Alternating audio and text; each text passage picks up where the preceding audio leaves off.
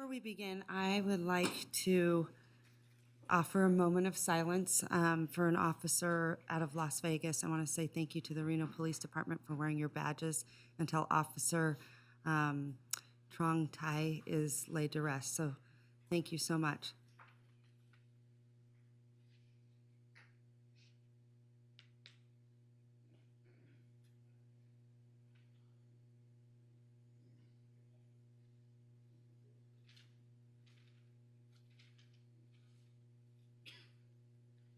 All right, thank you.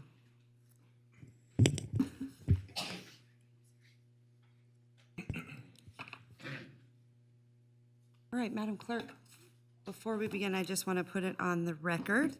This is Wednesday, October 26, 2022 for the Reno City Council, and I'm going to send it right back to you to call the roll. Thank you, Madam Mayor. Councilmember Breckus? Here. Dorr? Here. Weber? Here. Taylor? Here. Reese? Here. Sheevy? Here. Madam Mayor, you do have a quorum of the Reno City Council. Okay, I'm going to send it right back to you for item A3, public comment. Madam Mayor, before we do that, can I just interject momentarily? Would you like your own public comment? Yes, public comment. Thank you Please so much, explain. Madam Mayor. I am today a proud Buffalo Bills fan. I've been forced to be so by my colleague, Councilmember Taylor.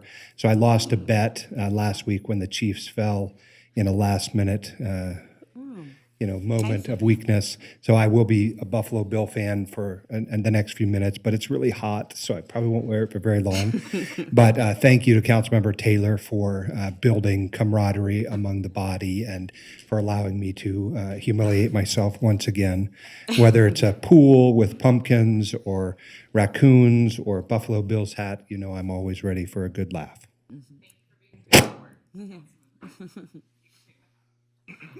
I like the Elton John glasses. Bring those next time. All right, sending it right back to you, Madam Clerk. Thank you, Madam Mayor. We're moving into item A3, which is opening public comment. It should be noted for those in the audience that comments are to be addressed to the mayor and council as a whole. Comments heard under this item will be limited to 3 minutes per person and may pertain to matters both on and off the council's agenda. Please note that council may not take action upon any matter not agendized. When you are called on for public comment, please state your name for the record and begin speaking. The timer will begin when you say your name, and you will be afforded 3 minutes. If you're an attendee in the Zoom meeting and would like to make public comment, please raise your hand at this time. Lastly, while in this room, please be respectful. Warnings will be issued by the presiding officer if there is disruptive behavior, and you will be asked to leave chambers if the behavior continues. Our first public commenter today is Mark Markell, followed by Terry Brooks, followed by Jerry Mifsud.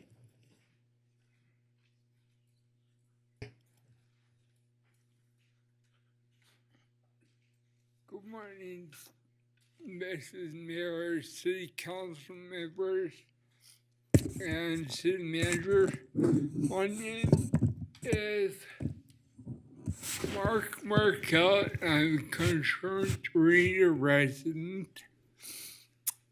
I'm here. God willed me alive to warn people not to drive with drunk drivers. And everything I had to say today, I was on the police report that was written about my crash. I was a passenger in another vehicle crash. We were doing 100, and well, first of all, we drank 40 gallons of wine. And we were in mountains of Southern California, and we were going to get more, and we were doing 100, and we rolled 8 times. I was ejected, and the car landed on my head, putting me in a coma for a month, and in the hospital for 5.5 months more. And I have a hard time taking care of myself. That's basically, that's saying a lot. I had a car landed on my head. I'm not out there, and ASI gave me a place to live. Oh, God sent me here, but ASI gave me the place to live, and I I I don't know what to say, but don't drive with drunk drivers. That's mainly what I want to say. It's not for drunk drivers. Thank you. Great message, Mark. Good Thank job. you. Sorry. Terry Brooks, followed by Jerry Mifsud, followed by Dorothy Erickson.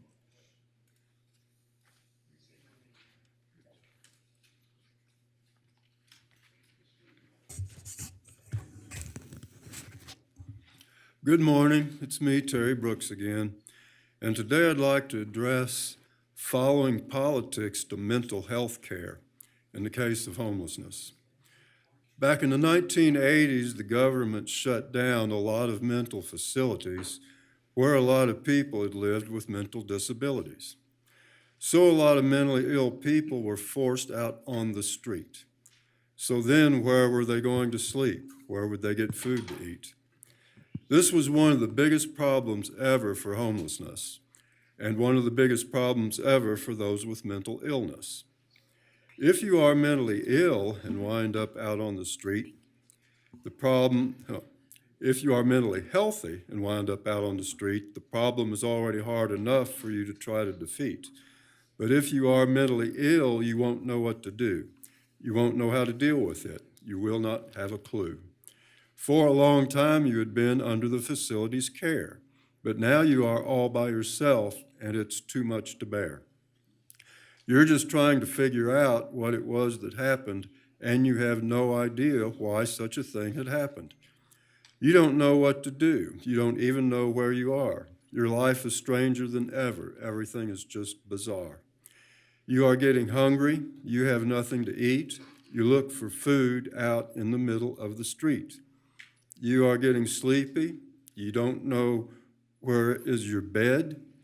You don't know where your bed is, so you sleep out on the street instead. And then you wake up and everything does seem so different that it may have just been another dream. Why did they throw you out? What did you do? Why has everyone done all of this to you? I would like to thank you all for listening to me today, especially when you're willing to listen when I speak in such a way. This is chapter 41, and just so you know, I've only got 5 more chapters to go. All right. Great job, Terry. As always, thank you.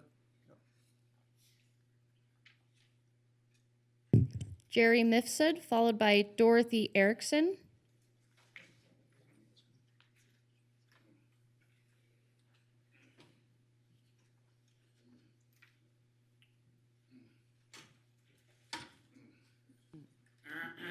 Thank you so much. Someone brought winter.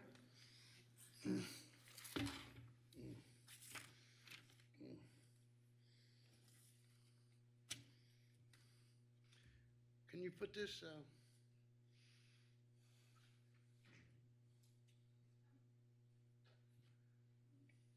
Ooh, you like that, Hillary?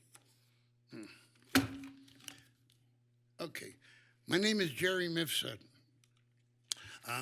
I was escorted out of this podium on May the 18th because this shirt that I'm wearing was too open. And that was a real big mistake.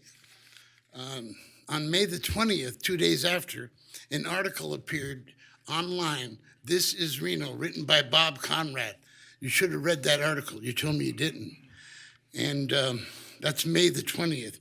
And it tells the full accounting of what took place. On May the 21st, I was rushed to Reno Hospital for what was done to me by Mr. Devon and Doug Thornley, who had me thrown out because he's a sergeant of arms. Well, let me tell you, I had an hour long, and who gets an hour with the mayor unless the mayor is worried about re-election? She didn't want to talk about elections. But what took place in that hour was the balance of 2 Bs One, blackmail and bribery. I was not there to blackmail you. I had set the terms for our meeting, and the terms were that you read the article, that I offer an olive branch to Devin. Neither one of them took place because Carl Hall, who's half asleep most of the time, he didn't tell you the things that he should have. Did you have to tell me when I offered you my medical records of what took place, Hillary? Did you have to say to me, do you have somebody to talk to? You're not Dr. Phil. You know how insulting that was? You're going to my mental state when I offered you my medical records and you ignored them. When you said to me, how much money do you want, Jerry? Carl jumps in and he says, I'm not giving you no money, right? Did you see how red his face was? He was having another typical meltdown. You contradicted him and said the city council will determine that if and when it's brought to them. You gave me the feeling that you would bring my issue to the city council and agendize it. But Carl told me on October 4th over here, that's not going to happen. Who's making the decisions in this city? It's important to vote for Eddie Lorton, like that ring to it, and seeing you dropping into the lake, Mayor, and cleansing yourself. The only thing that's missing was a minister that should have baptized you from your sins. You getting a kick out of this? I'm not. Every time you said Carl admires you, Carl kept getting madder and madder. He has no control over his emotions. Don't vote for Mayor Cheevy. She's been here too long. It's a monarchy at this point. I don't know what more to say. I lost a dear friend today, 31 years old. Matt, I offer you this up. And then my son, Joe. You asked me too many questions about my personal life, Mayor. I'd like to know about your personal life. Anyway, it's pathetic. You could agendize this. Thank You you, could let me Jerry. out. Thank you. You're not going to do it, are you? Dorothy Erickson, Mary Edwards, and Patricia Price Edwards will be coming to the podium together.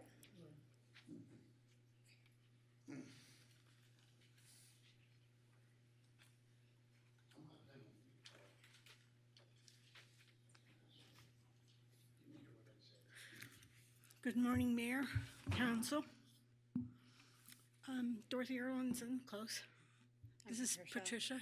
Dorothy, if you'll lower the microphone down to your face, that would be, thank you. Closer. Her legs are tired, sorry. Okay, no, you're fine. Go ahead. Stay there. It's all good. We're here to talk about Agenda F2. Why are we trying to become the next California? Have you seen the statistics for California over the past 2 years? Their drug, driving, cannabis DUI is up 42%. We're not California. We don't have the budget to cover the costs. Fees from cannabis will not pay for extra police. Proposition 64 was a lie sold to voters. Mayor, you have spent many years and countless money on downtown. Are you prepared to see the investment lost? Do you really want Reno to become a tourist trap for drug-addicted people? It takes 5 and 6 hours for THC to subside. How are we going to stop people that are high from wandering through our city? Plain and simple, more people, the THC, the higher the level, the more DUI crashes. In fact, the number of deaths related to drugged motor vehicle accidents is 18.6% in the US. That's 36,800 deaths. Look around, where do you plan to get the cannabis? California, Colorado, Oregon? How do you plan to protect the purity? You can't, unless you're planning to grow it here. Before you start approving these lounges, you need to ask and answer a few questions and accept that cannabis is a health hazard. Look at the vaping the most popular answer to smoking, where did that get you? Do you think that this is a profit-only scenario? Who's responsible for hazmat cleanup? The city? The owners? Who's going to pay for the medical professionals on site to prevent overdoses? How much liability will the city incur after the first death at one of your approved lounges? I'm sure there's an attorney out here that would be willing to take that on. We are also wanting to speak about the 5 policemen that were recently injured in the fentanyl raid in Douglas County. No doubt this was marijuana related.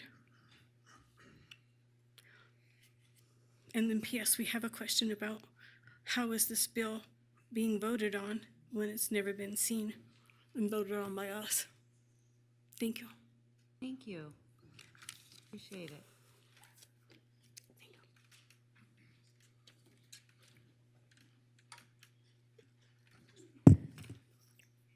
Our next public commenter is Nayezdi Badillo Delgado, followed by Jeff Church, followed by Wayne Gordon.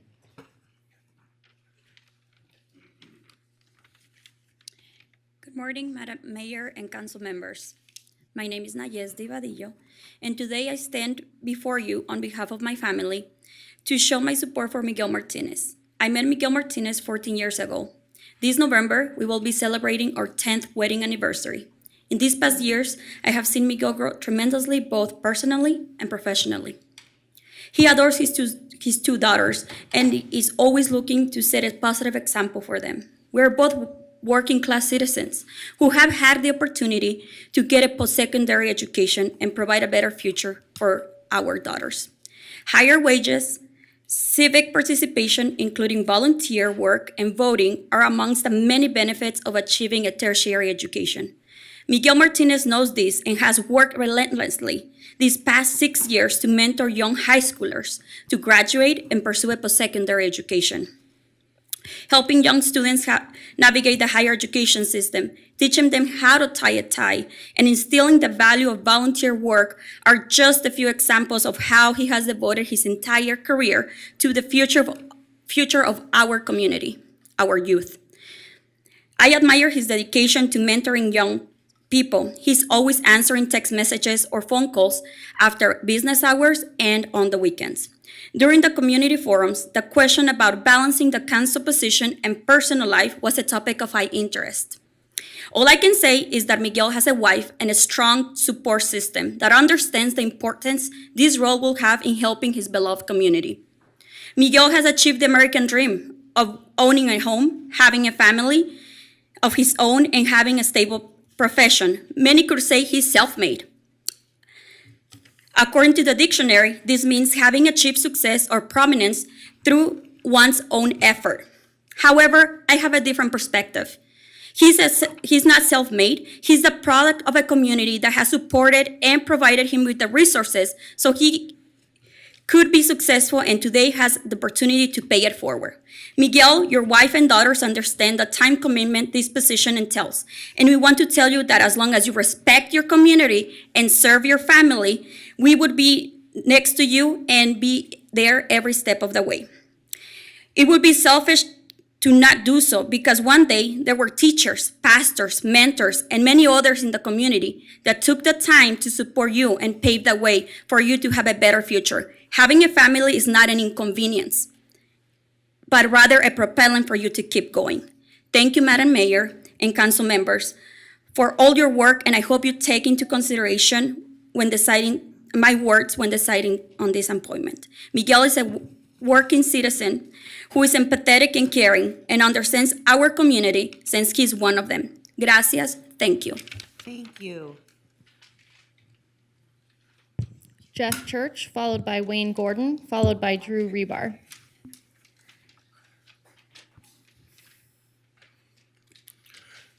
We've got a display there. Good morning, folks. Long time no see.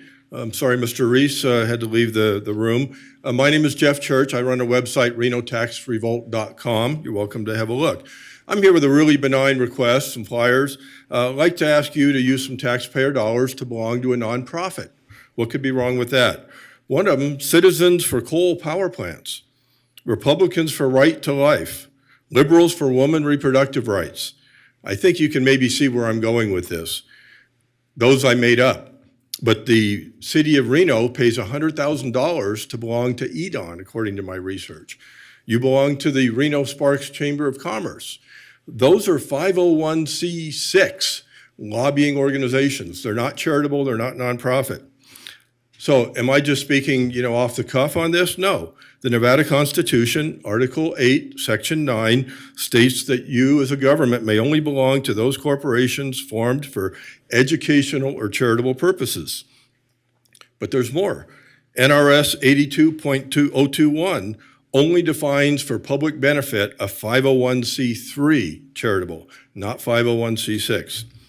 NRS 281.520 tells you that you as a public officer may not incur an expense to support or oppose a ballot measure or a candidate. But that's exactly what EDON does. That's exactly what the chamber does. EDON is a 501c6 advocacy organization. So is the chamber. The U.S. Supreme Court also weighed in under a case called Janus. Nationwide, and I have a handout I already submitted for the record, attorney generals from across the nation have weighed in on this very issue. I can't find one from Nevada, nor can I find an LCB opinion, but we have opinions nationwide from attorney generals and case law that says you really shouldn't belong to a 501c6 organization. So I don't think it's too much to ask that Mr. Hall look into it. I've asked him, I would describe his response as non-responsive. I've got a few minutes left. This is the Chamber of Commerce for the city of Reno. Legislative Affairs. The fire department. Why would the fire department belong to the chamber? City manager, city attorney. Why would a city attorney belong to the Chamber of Commerce, an advocacy group? He might have to hear cases related to that. Reno City Council, it says that you're members. City clerk's office. Public Works, what does that have to do with it? Special events, finance, the list goes on and on and on. So I don't know if this is accurate, but if it's not, you need to tell the chamber to cease and desist. If it is accurate, why are you spending multiple memberships for the police department, the fire department, the city attorney in an advocacy organization? So I appreciate your time. Unfortunately, we're probably going to have to do a ethics complaint if this continues. Doesn't mean it's going to be the city of Reno, but we'll have to deal with it some other way. But I would ask you to ask your city attorney to look into it. Thank you very much, and I hope Mr. Reese makes it back. All right, thank you so much, Mr. Church. Wayne Gordon, followed by Drew Rebar.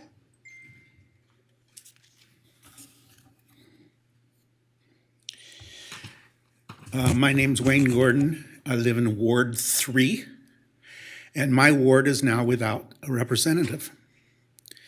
And we will now be the second ward when this what's going on now is finished, who is not represented on the city council as we're supposed to be.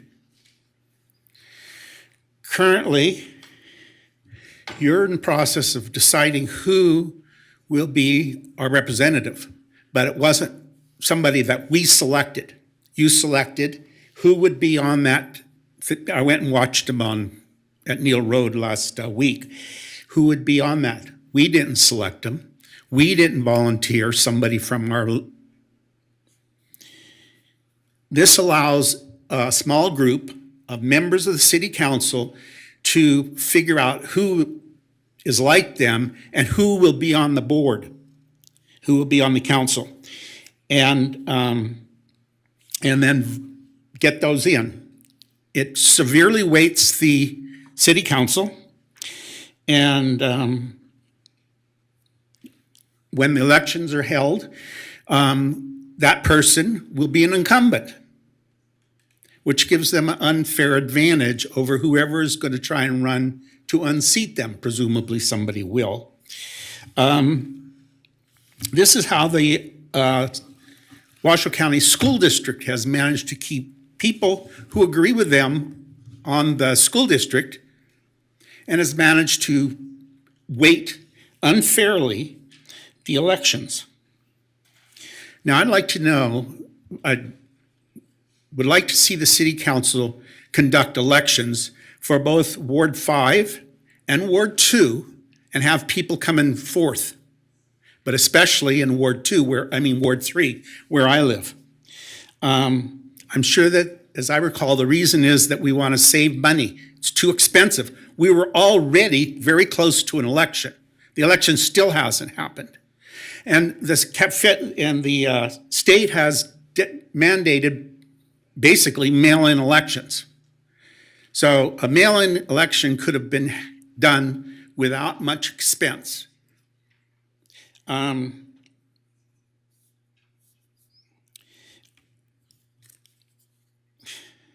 And I believe that it would have been much fairer, because then our wards, 5 and 3, would be represented by people who we are representative.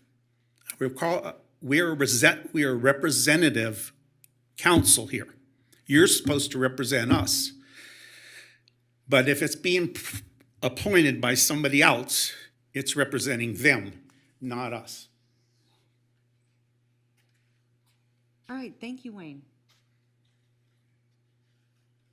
Drew Rebar, followed by Japheth Sanchez. Good morning. My name is Drew Rebar with A&A Towing. I'm here today to advise the city that Nevada Department of Motor Vehicles is implementing a regulation adoption meeting scheduled for November 2nd. What this regulation is about and doing is to, in my estimation, insert a third party in tow lien sales. How does this affect the city? How does this affect property owners? Abandoned vehicles, abandoned motorhomes are a huge problem for our community. Currently, the city pays a stipend to the tow operators that remove abandoned vehicles in a timely fashion. This has helped over the last bunch of years. Mr. Woodley, if he's here, is aware of this problem, and I'm certain most of you are. What this appears to do is Nevada DMV has been in contact with a company called Auto Return over the past year plus, it appears, based on their emails. And it appears that they're going to insert this company as a middleman between the tow operators and the wrecking yards and anybody else that wants to buy a vehicle. This will increase costs as far as I can see from running my business. I estimate the additional cost to be $150 to $200 per vehicle to sell the vehicles. And what that means for me running my business is I'm going to look closely at every abandoned vehicle and determine whether I'm going to take it or leave it on the street.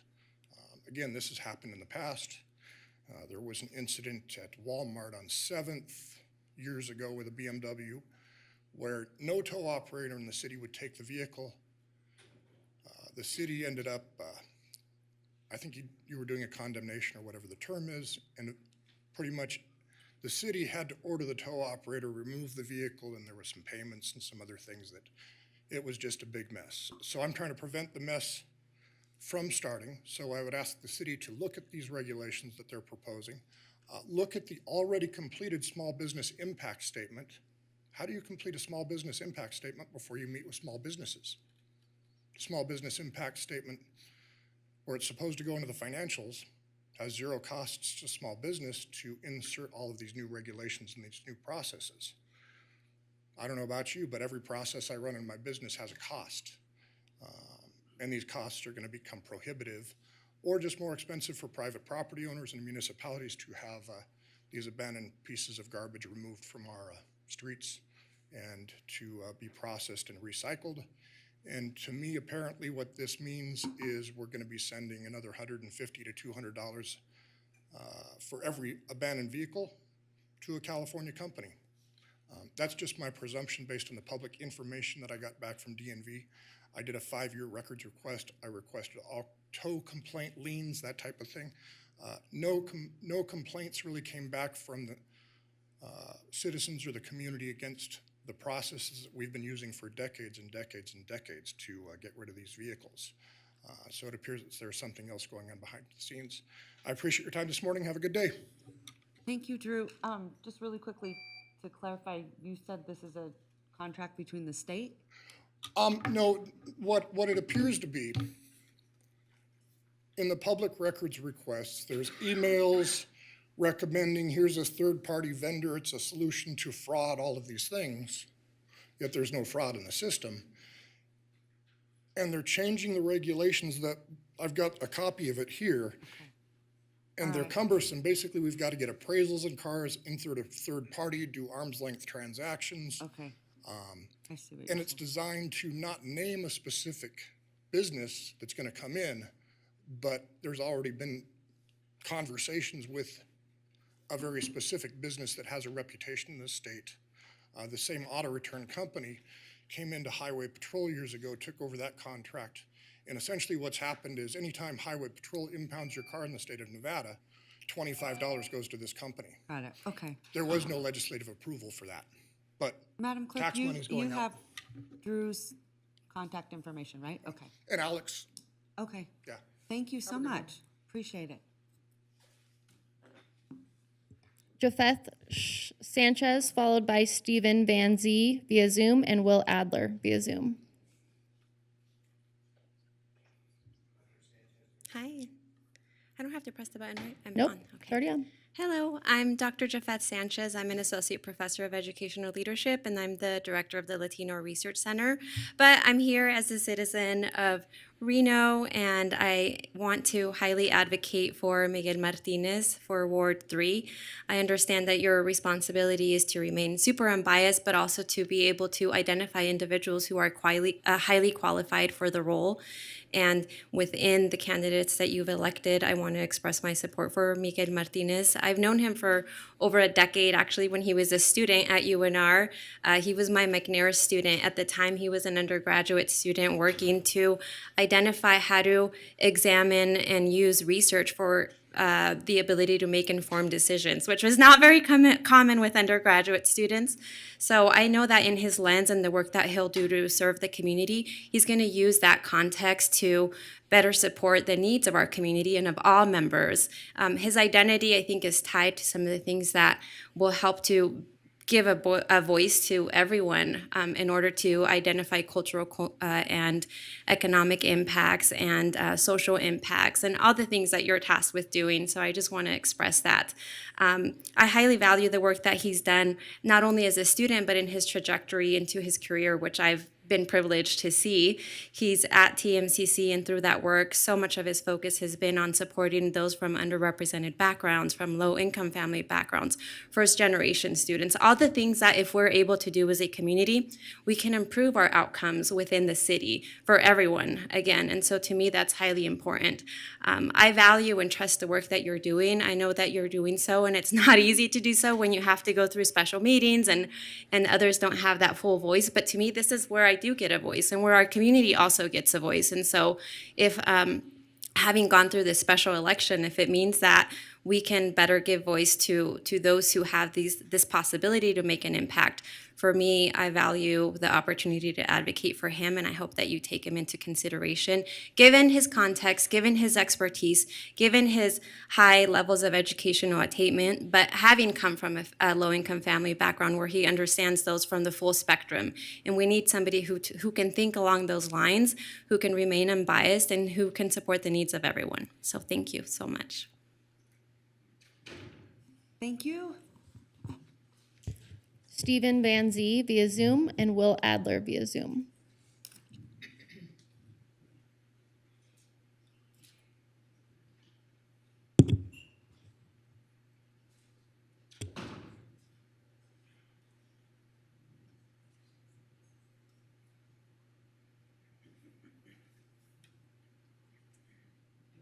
Good morning.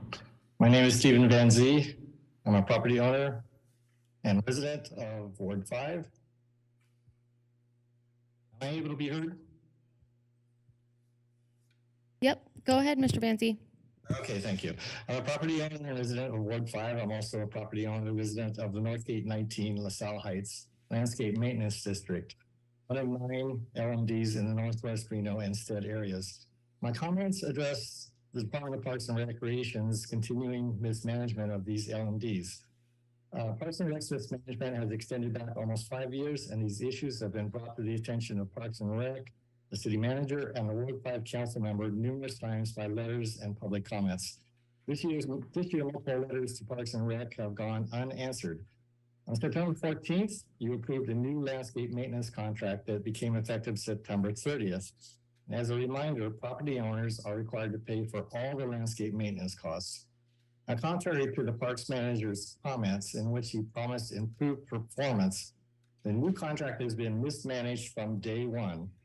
The new contract required the contractor to submit its weekly work schedule for all regular and routine tasks, separately identifying the schedule for each LMD.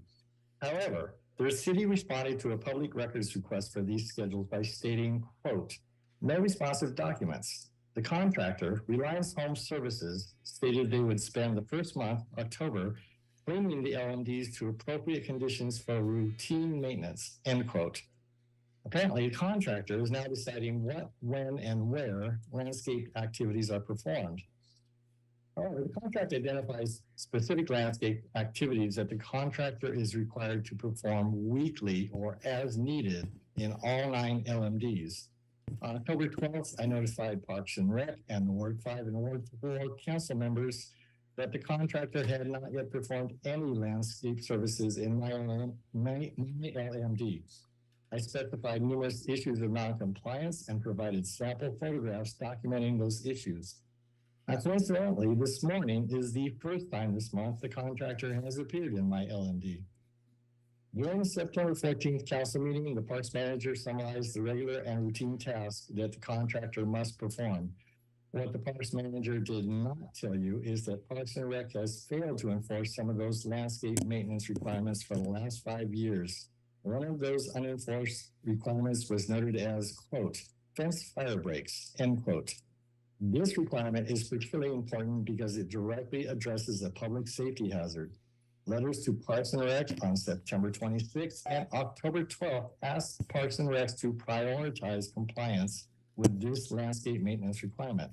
Those letters have also gone unanswered and no work has been done to comply with the requirement. Property owners are forced to foot the bill for LMD landscape services regardless of Parks and Rec's mismanagement and failure to enforce landscape maintenance contract requirements. And the city council is failing its constituents by not holding Parks and Recs accountable for its mismanagement. Thank you for your attention.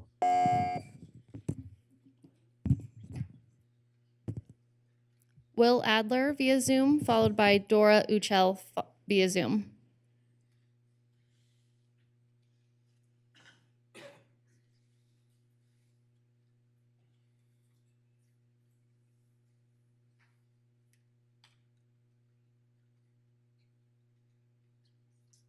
Hello, my name is Will Adler, and I'm here on behalf of Silver State Government Relations. I would briefly like to take this time to thank council for their decisions on F2, and I would like to support the prior decision to add an additional zoning barrier to drug treatment facilities and the 500-foot barrier additionally spoken about at the last meeting.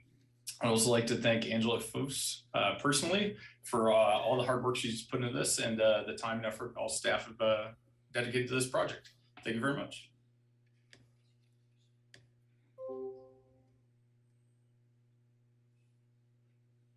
And it looks like Ms. Martinez lowered her hand. So at this time, we have no additional public comment.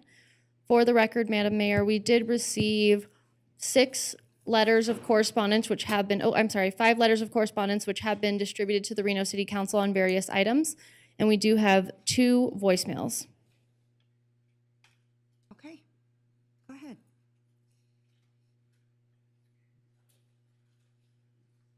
It's really sad. I've been dealing with some code enforcement issues in my neighborhood.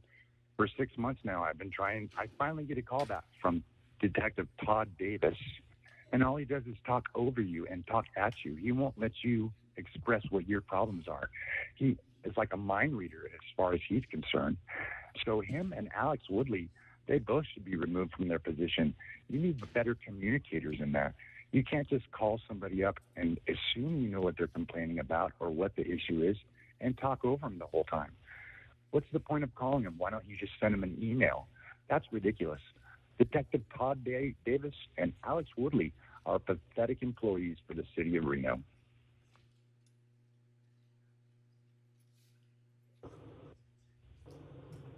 Hi, I am calling in regards to the trash that is building up in the Lemon Valley all the way in northbound on 395, even going past Par Boulevard all the way down in the center dividers and alongside the freeway.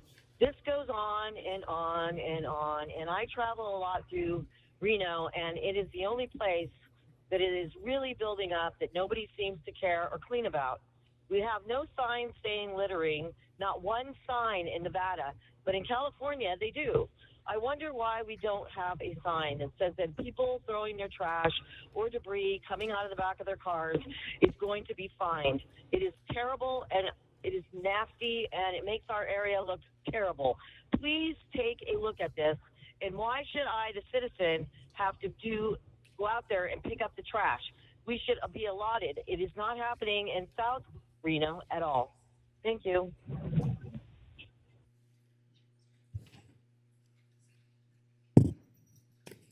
All right, Mr. Vice Mayor, that is the closing of our opening public comment item A3. We're moving into item A4, approval of the agenda. Okay, Mr. Manager, do we have any changes to the agenda? Well, I don't know that we necessarily have any changes in terms of pulling things off the agenda. Everything is ready to go, but I would like to take a couple of things out of order so that we can be efficient about conducting the business of the city while this meeting goes on. So in consultation with the city attorney's office, we have an awful lot of agenda items today that affect the police department. And as you can see, sort of looking out into the audience today, we have an awful lot of support from the Reno Police Department here. And so once we get through the consent items that go through without being pulled, I would like to open C1, C2, D1, D2, and D3 at the same time so that the chief of police can give an overview of those items and we can get all of our police officers back out protecting our community the way they want to be. Okay, Madam Mayor, what the city manager has asked is that after we approve the consent items that are not pulled, just the general consent items, that we moved into the public hearings on C1. Is that acceptable to you, Madam Mayor? Absolutely. Okay, thank you. With those changes, can I get a motion to approve the agenda as posted? I will motion. Okay, I have a motion by Madam Mayor, a second by Councilmember Weber. All those in favor, please signify by saying aye. Aye. Aye. Any opposed? Motion carries unanimously. All right. Consent agenda, we are going to go to item B. Madam Clerk, any public comment? Thank you, Madam Mayor. We have no public comment registered. Additionally, we did not receive any correspondence. Okay, thank you so much. At this time, I'm going to ask council members if they would like to pull off any agenda items for consent. I'm going to start with you, Councilwoman Breckes. Yes, I'd like to pull off item B2, Okay. item B3, item B4, item B8, and item B12. B8 and 12. Okay, and I just want to remind everyone, 2, 3, 4, 8, and 12. Is that correct? 2, 3, 4, 8, and 12. Okay. And then I just want to remind everyone, we're not going to get into those items until after the C items that we're going to be pulling. Okay, so Councilwoman Taylor, anything? Vice Mayor Reese. Madam Mayor, I have items this time, B5 and B6, which can be heard together, B10, B11. All right. Councilwoman Dewar. Yeah, I was just pulling B10. Okay. Councilwoman Weber. Okay, thank you so much. All right, at this time, I'd ask for a motion. So move the remaining items. All right, I have a motion from Councilman Reese, a second by Councilwoman Dewar. All those in favor say aye. Aye. All those opposed? Motion carries unanimously. Okay, Madam Clerk, sending it back to you. I believe we're going to pull several C items. Nope, Madam Mayor, if you would like to open the public hearing for items C1 and All right. C2. Perfect. We'd also like to open D1, D2,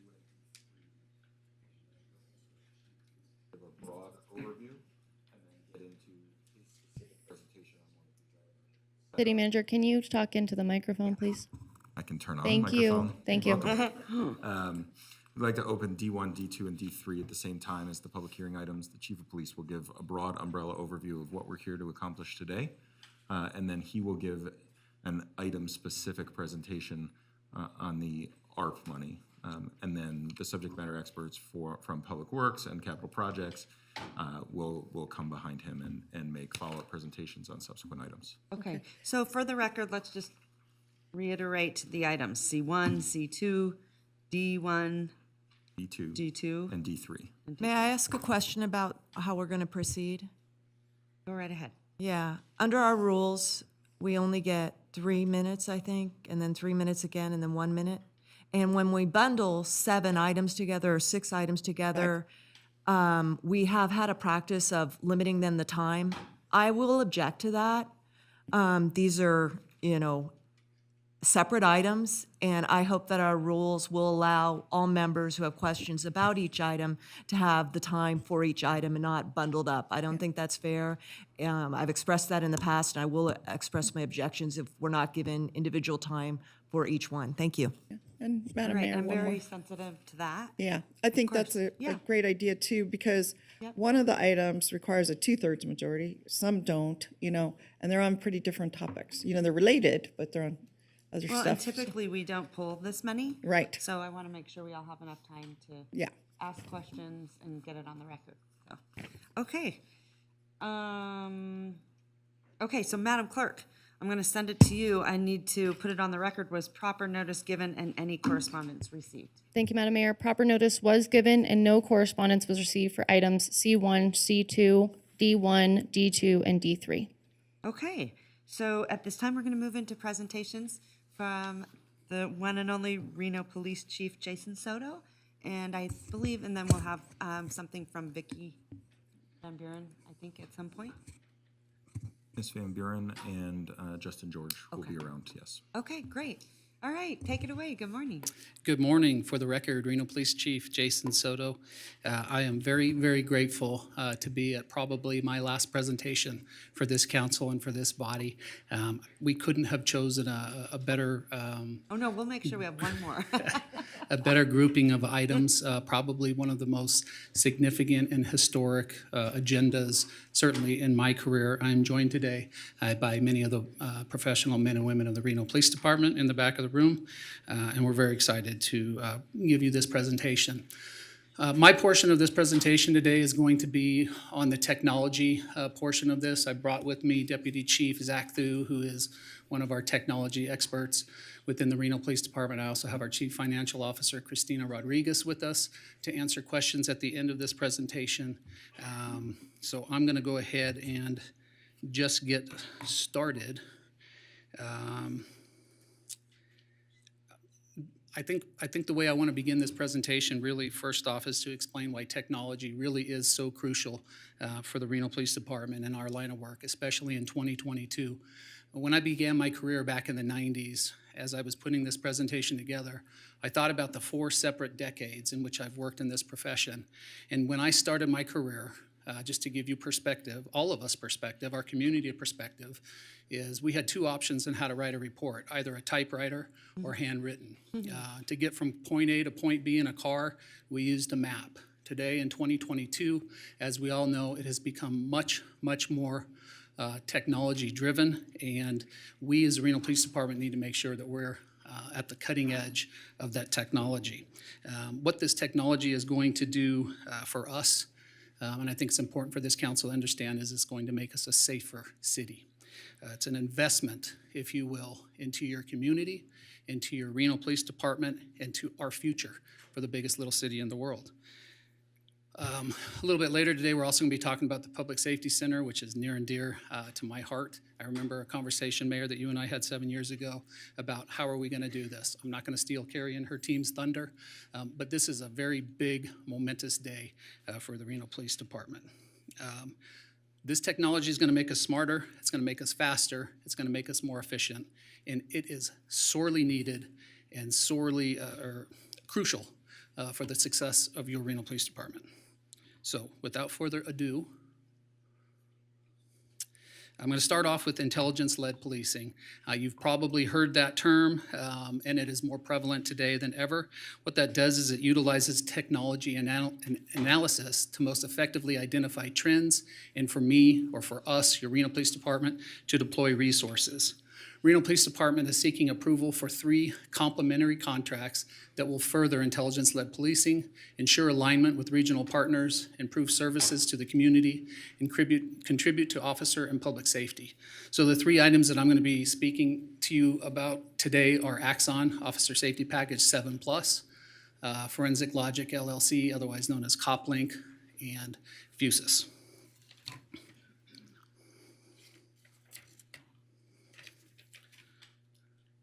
So we're going to start off with Axon. Everybody, I'm sure you're all familiar with Axon and what it is. They are at the cutting edge of technology. We've been using them for several years with our body-worn cameras. They are a leader in body-worn cameras, tasers, and fleet cameras. They have numerous other software and hardware products that all operate and integrate within the Axon ecosystem. That's really, really important for all of you to understand, is that they operate within the ecosystem. So all 3 of these products that I'm going to be talking about today are all integratable. They're all integrated into one system. And what that does is it gives us information faster, it's all together, it's more organized, and it's going to keep our community safer. All right, so we're going to start off with body-worn cameras. We all know about that. In 2017, Nevada legislative mandate was initiated for us to start wearing body-worn cameras for all all police officers in a uniform capacity. What we've learned since 2017, since we started deploying these body-worn cameras, if you remember back in 2017, there was some concerns from our community, from our police officers, from myself, from our council, from our elected officials on how effective they were going to be. And I can tell you since 2017, they have been incredibly effective, not only for our community to have more trust and transparency within the Reno Police Department, but also from the men and women of the Reno Police Department. We've learned that this is a tool that benefits everybody, including us, and they've been extremely successful. Body-worn cameras improve officer safety, improve quality of evidence, and as you're going to see later on in this presentation, I'm going to tell you just how much of that improvement is going to be further affected. They're associated with a reduced use of force.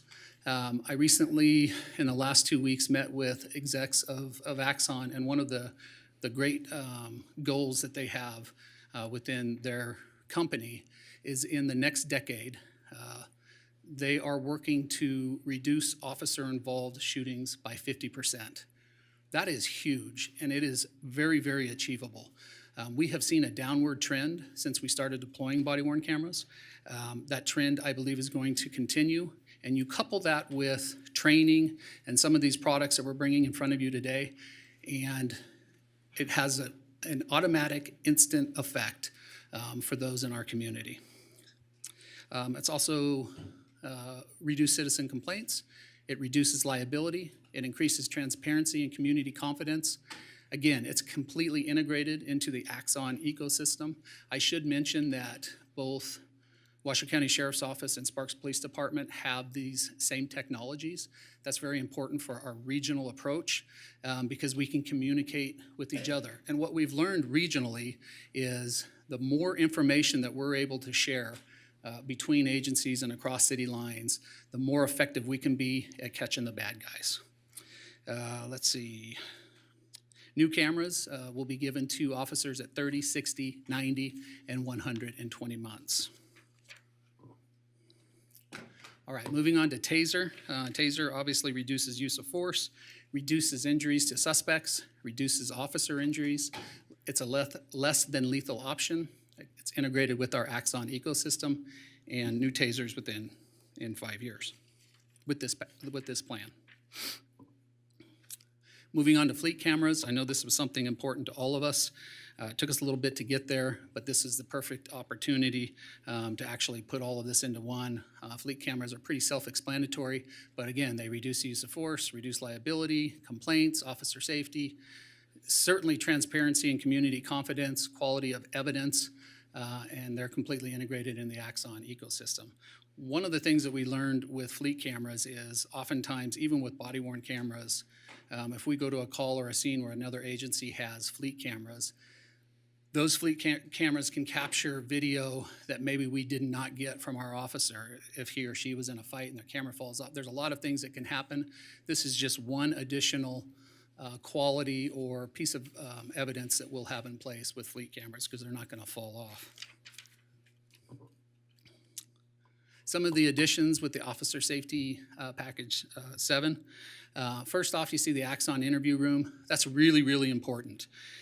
Our interview room now is, we use outdated technology. This Axon technology is current. It's actually way forward-facing.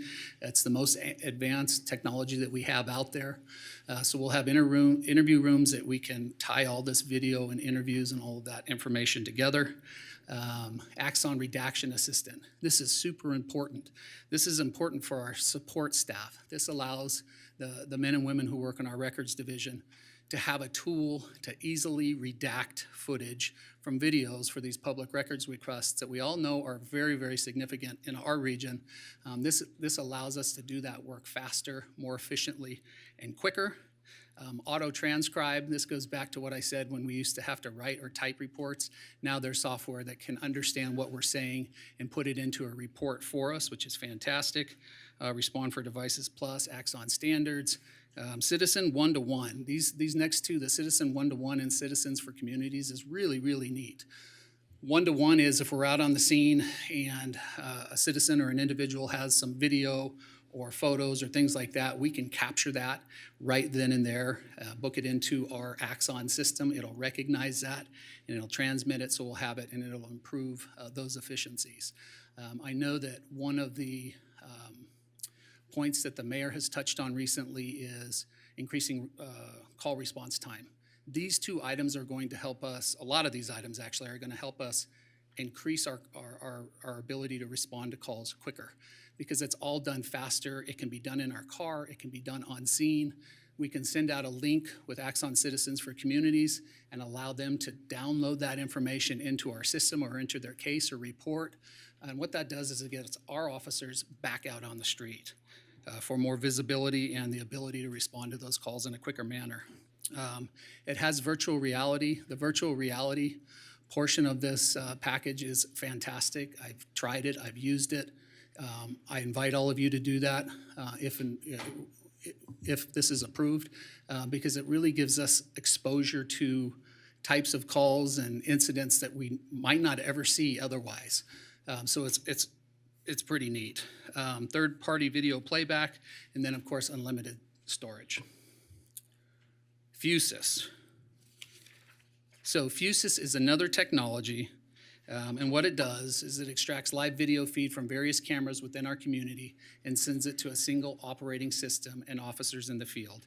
And again, this is integratable with Axon. So what this allows us to do is, I know so many times where businesses, certain areas of town, even our own city cameras that we have throughout the city, we will have the ability to tap into those systems, view that video. There's even deeper layers within Fusus where we can put in things like floor plans so we can understand what a building looks like once we get inside there. And it makes our officers safer because of that.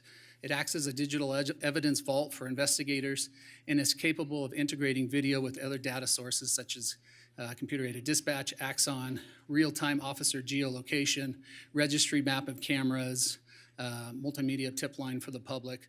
So what this really does is it invites our public to be part of their police department. We've always said we wanted this forward-facing police department, this, the leader, if you will, in policing in the state of Nevada, and this is one of those products that's going to get us there. A limited number of feeds will also include this artificial intelligence technology to identify relevant footage.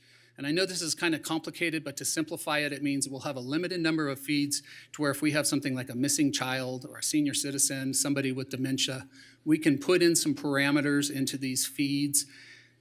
It'll understand what those parameters are, it'll search that database, and it'll give us the ability to locate somebody who may need assistance from the police department. So it is a fantastic product at what I believe to be a very, very good price. The Pro package, what that gives us is it gives us initial setup, access, training of users to include 500 data points. So we'll decide what those data points look like. And then once we figure out how successful this is, we can increase that number at some point in the future. Fusus Ops, implementation of smartphone application, which provides viewing of live camera feeds and setting up and transmitting the location of teams and special events, critical incident management. And then the analytics, that's the crime and incident heat mapping and analysis platform. And then finally, what we have in here is CopLink X. And I put in asterisks here, Google for cops, but it really is a powerful law enforcement search engine for information platform that enables law enforcement to search police databases from agencies across the United States. It sounds like a simple no-brainer in terms of a Google for cops, but we haven't had this. We haven't had this type of technology, and we haven't been able to tap into those databases until right now. This is going to help out exponentially when you're talking about information that we need to be safer as police officers and to effect arrests to keep our community a safer place. So CopLink X, again, is another incredible investment. It does enhance situational awareness. Of course, it improves officer and community safety, and then it generates investigative leads and improves clearance rates. All of these things are technology that brings us into 2022 and forward. I don't know if I can say it clearly enough. This all ties into the Public Safety Center and what we're trying to achieve at the Reno Police Department by bringing our department into 2022, giving us the tools that we need to be more efficient, faster, safer, and just a modern leader within law enforcement. So that is my portion of this presentation, and I, of course, am ready for any questions or input that any of you may have. All right, thank you so much. Thank you. Okay, I'm going to start with Councilman Breakfast. Go ahead. Thank you, Madam Mayor. Thank you, Chief. 3 minutes. Thank you. And I'll make my comments to item C1, but they may be also applicable to others. First of all, I do believe that everything I've learned about local law enforcement is that technology is the path to make a community safe. It's really right up there, along with, you know, having a force that's well-trained and well-supported. But I have some concerns the way this item's been brought before us today. You know, when Mr. Manager started in 2020, we did the CPS study, remember that? And that laid the template, the examination. We put a lot of money into it. We put a lot of resources into the focus to develop that study. That study told us how our force was. It was a checkpoint on how things are going and the path forward to improve and become best practices. That report never had the light of day before this body to understand and set the storyline for asks like this. And so when I get contracts, you know, maybe bids that are going stale, you know, ordinances and medium-term debt, it makes me feel like I have had a gap in my knowledge without having that brought before us to understand where this is in the priorities and, you know, where this fits in on best policing, you know, why this vendor, why that vendor. So I am concerned that we have not, you know, seen why this one versus others, and I, you know, haven't had the briefing of the CPS study. So I'm very disappointed about that, and I think it's good for our community also. I woke up today, one of the newspapers was, you know, online was saying, what's going on? Reno's committing all these resources to these technologies. Well, you know, if we were all on page with this is where we're moving the department forward, then I think it would make these conversations almost ministerial by us, you know, check the box. You did a good presentation, but you're down here on specifics of why this vendor, that vendor, when I think we spent money to examine and do a performance analysis of the department, and we never had discussions, nor did we build it into the budget. When I come in here to the budget and the CIP that we adopted in May, I don't see these items in here.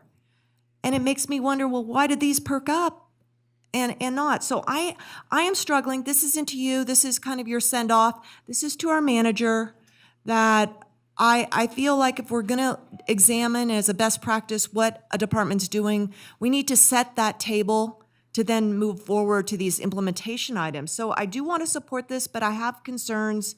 But I'll let my next round of questions go.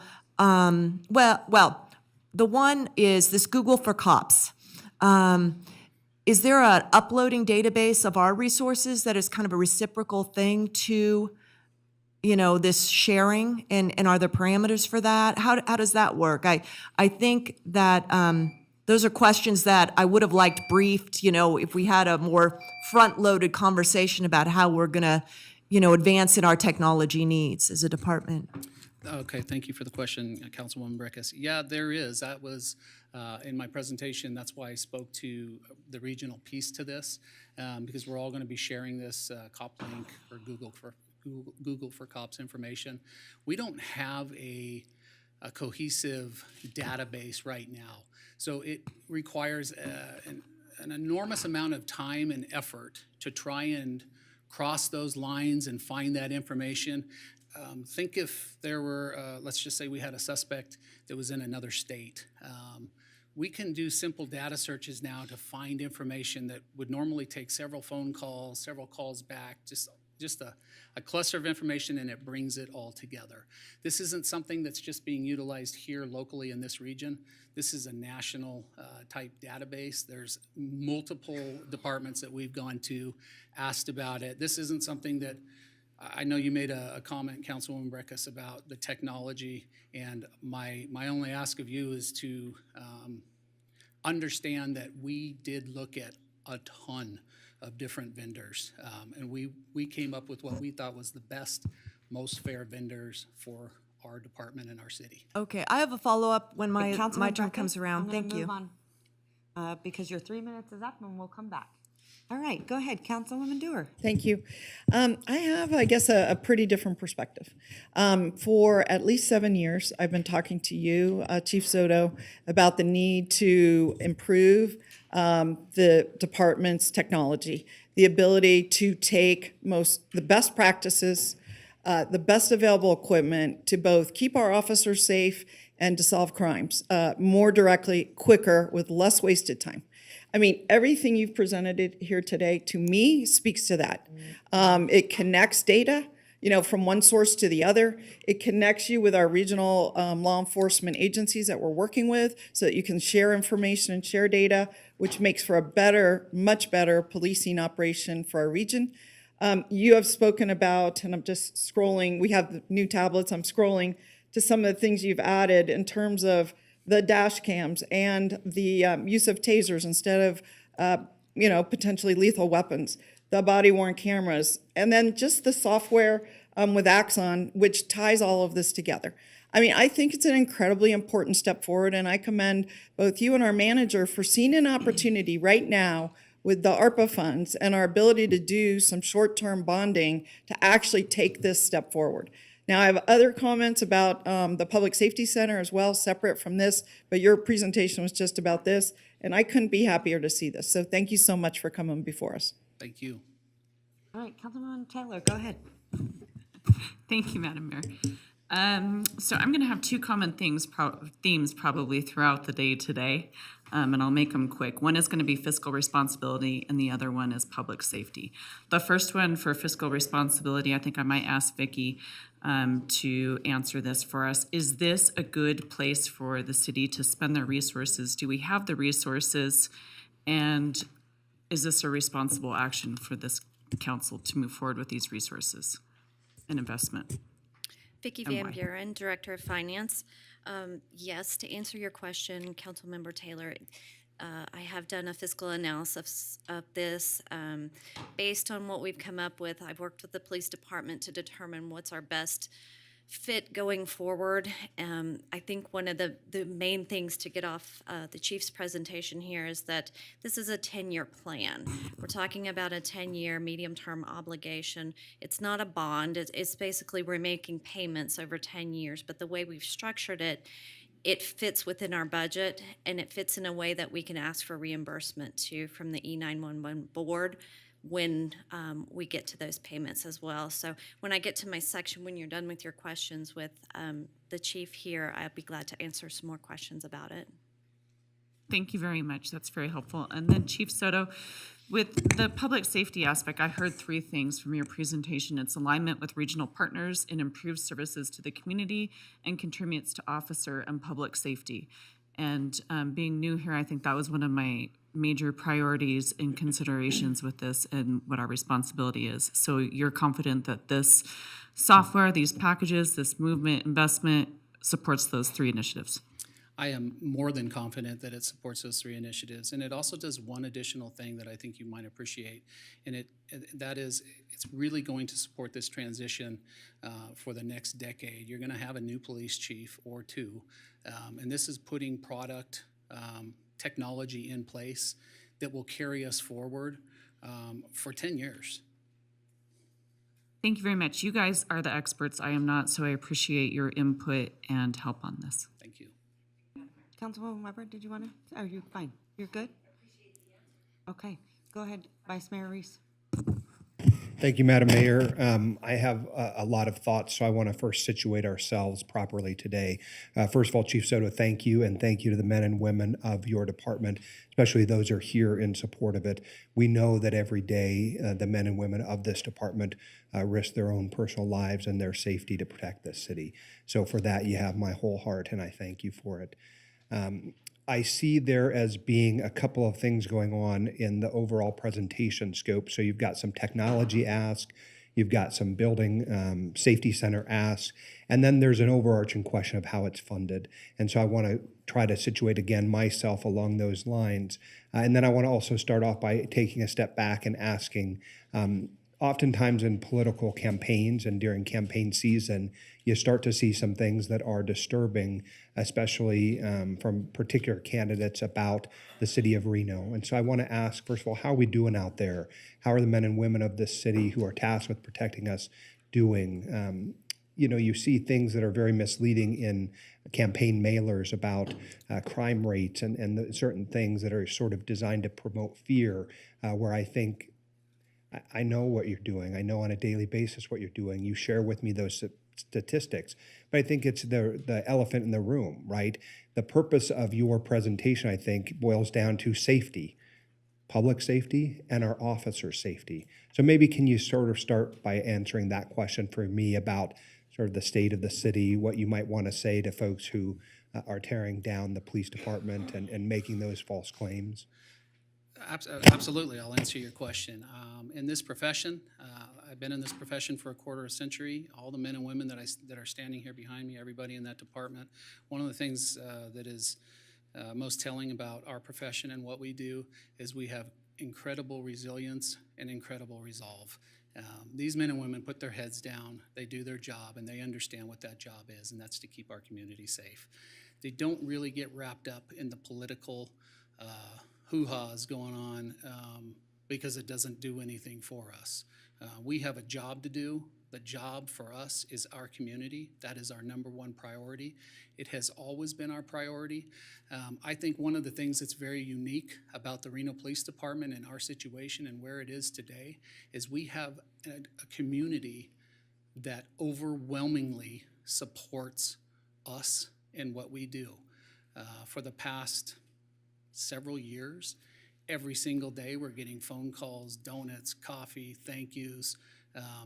That speaks volumes to the men and women who are standing behind me and how they carry themselves and how they do their jobs.